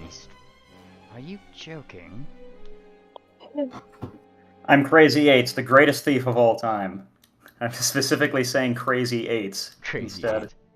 Crazy Eights. And he kind of thinks, why does that name ring a bell? He thinks for a minute. Probably heard it somewhere. Of course you did. You probably have heard how good I am. And he kind of thinks for a moment. Yeah, something like that. I thought I had heard about some crazy something up Aralon. Never mind. And he back to the point. He continues shaking his head a little bit. Replace. No. And quite frankly, and he squints at you, why are you even talking about this? That's not something that a loyal follower of Avant-Garde himself would be saying, now would it? Eventually he's going to pass away. No, he won't. He did whatever those... And he kind of like rolls his eyes. Mirrors did. Eternal life and all that. Trapped himself into a mirror. Crazy. I've been around a lot of wizards, and that usually doesn't work out for them, usually. I'm not going to try to do anything, but all I'm saying is they get really overconfident. Well, and he kind of like rolls his eyes. It makes Godfather happy. So I'm not going to go against it, and I'd recommend you not do the same, lest you become no more than a memory to us. And he kind of like gives you a searching glare up and down. And as he does, he kind of blinks his eye once, and like one of his eyes kind of like goes to like a gold hue. It's more like draconic, pretty much. It has that like slit eyes, and he just looks you up and down. Yeah. But the thing is the good news is that my disguise is not magical. This is all natural. And he squints, like oddly. Disguise? I'm not saying that out loud. I'm saying Okay. that to you mainly. Okay. He just kind of like looks you up and down. He doesn't seem to. He's being, apparently intimidating by it. Quite frankly, if you want to go get yourself killed, I'm not going to help you. Well, no, I mean, that's fair. So here's the thing that I'm getting from this, really quick. We're going to have to wait a little while until this guy calms down. So I'm just going to follow this guy's lead. But I'm assuming that's going to give the party some time to do stuff because, I'm hogging things up. Alright, party, what are you guys doing? Looking over the maintaining museum. Matter of fact, asking Stockade, yo, Yeah. who's your actual main Stitch? That can't be the same guy Triple's been talking about. Yeah, Meemly, what's the deal with that? Again, what would we know, Meemly? Stockades is aware that his main Stitch is named Avant-Garde, and he's typically the head curator of the museum you guys are currently in. Yeah, where is he? Triple gave a description. Was that anything like that? Well, all Triple's description that he could give is Cheshire Grin, and then the rest of his body was covered by a mirror's cloak. Fair. But I guess would he know what Avant-Garde's class was? Bard. Doesn't seem like a Bard thing. He says. If all these hooligans and ruffians here are calling that creature you described a main Stitch, I would heavily doubt that that's the avant-garde main Stitch. This lad seems incredibly unhinged.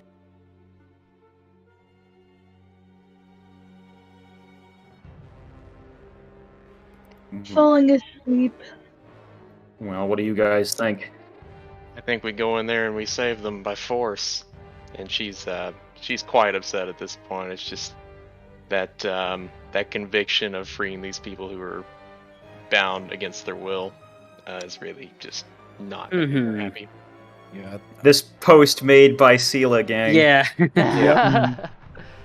I think we need to focus on rescuing Wickerwind and Balcony Blitz first. They've been here the longest, so they might. She have agrees with that 100%. Most intimate knowledge regarding what's happened here. I'm gonna say that Right. this is probably a good place for us to drop off for today. We've hit the 5-hour mark, and whatever your next course of action is for you guys to come up with and decide over the course of the week. Alrighty. Fair.